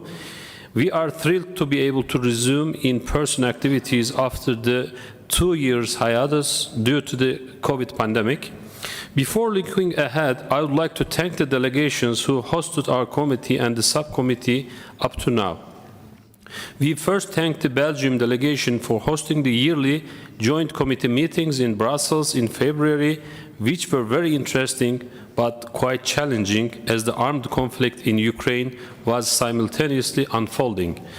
A few officers of our committee then attended the usual OECD Global Parliamentary Network meeting in Paris in March to discuss important topics such as the economic impact of Russia's war in Ukraine. I also want to thank the Netherlands for hosting our joint committee's visit to The Hague from 11 to 13 of May. Our colleague, Lord Hamilton of Epsom, co-chaired the delegation from the PCTR and the CDS to the Netherlands to discuss crucial issues such as the Dutch perspective on the Ukrainian conflict and Dutch long-term defense and security strategies. It was a very successful visit, and I thank the Dutch delegation for hosting and executing this visit. Our next visit will be held from 14th to 17th of June in Turkey. It will be a joint visit of the Subcommittee on NATO Partnerships with the Mediterranean and the Middle East Special Group, GSM. This delegation will travel to Istanbul and Adana to discuss Turkey's outlook on and policy responses to Russia's war on Ukraine, challenges to Black Sea security, Turkey's evolving relations with the MENA region and response to migration pressures from the MENA region, and amongst other topics of interest. They will visit important institutions such as the NATO Maritime Center of Excellence and the Black Sea Economic Cooperation, and visit also a refugee camp in Adana. You can still register for this visit should you wish to participate. Thank you to our Turkish colleagues for organizing this visit, and we look forward to it. In the fall, the PCTR plans to travel to California from 26th to 29th of September to discuss the US perspective on the Indo-Pacific region. This will surely be a great visit, and I look forward to seeing many of you in the United States. More information about this visit will be shared before the summer break. The PCMB will visit the Republic of South Korea from 17 to 21 of October with the Subcommittee on Resilience and Civil Security. The plan is to hold meetings in Seoul with high-level government representatives, parliamentarians, and experts to discuss the complex regional security issues. More information about this important visit will be sent out in the fall. The full calendar of activities of the NATO Parliamentary Assembly is available on the sessions SharePoint. You can see that there will be a very important seminars in Pristina, Helsinki, and Rome, in which we encourage you all to attend. We will also have our annual Parliamentary Transatlantic Forum in Washington, D.C. from 5 to 7 of December. Should you have any questions about the future NATO PA activities, please address them to members of our International Secretariat. With that, we have reached the end of our day. Is there any other business that anyone would like to raise before we close the session? This concludes the meeting of the Political Committee. I would like to thank all members for their constructive and thoughtful participation during our proceedings today, and our Lithuanian colleagues for hosting this important event, and our Ukrainian colleagues that have joined us in person and virtually. I would also like to thank our interpreters who have done a magnificent job in allowing us to communicate so effectively, especially in these complicated circumstances. Finally, many thanks to all the Seimas staff and the NATO PA staff, especially Andrius Avisius, our committee director, Sarah Filion, our committee coordinator, as well as our research assistants, Julia Titelbach and Alper Özdemir, who have all worked so diligently to make this meeting possible and contributed to the elaboration of our draft reports. Our committee's next meeting will take place in Madrid, Spain, during the annual session, which is scheduled from 18 to 21st of November. I now adjourn the 2022 spring session meeting of the Political Committee. Take care. Thank you.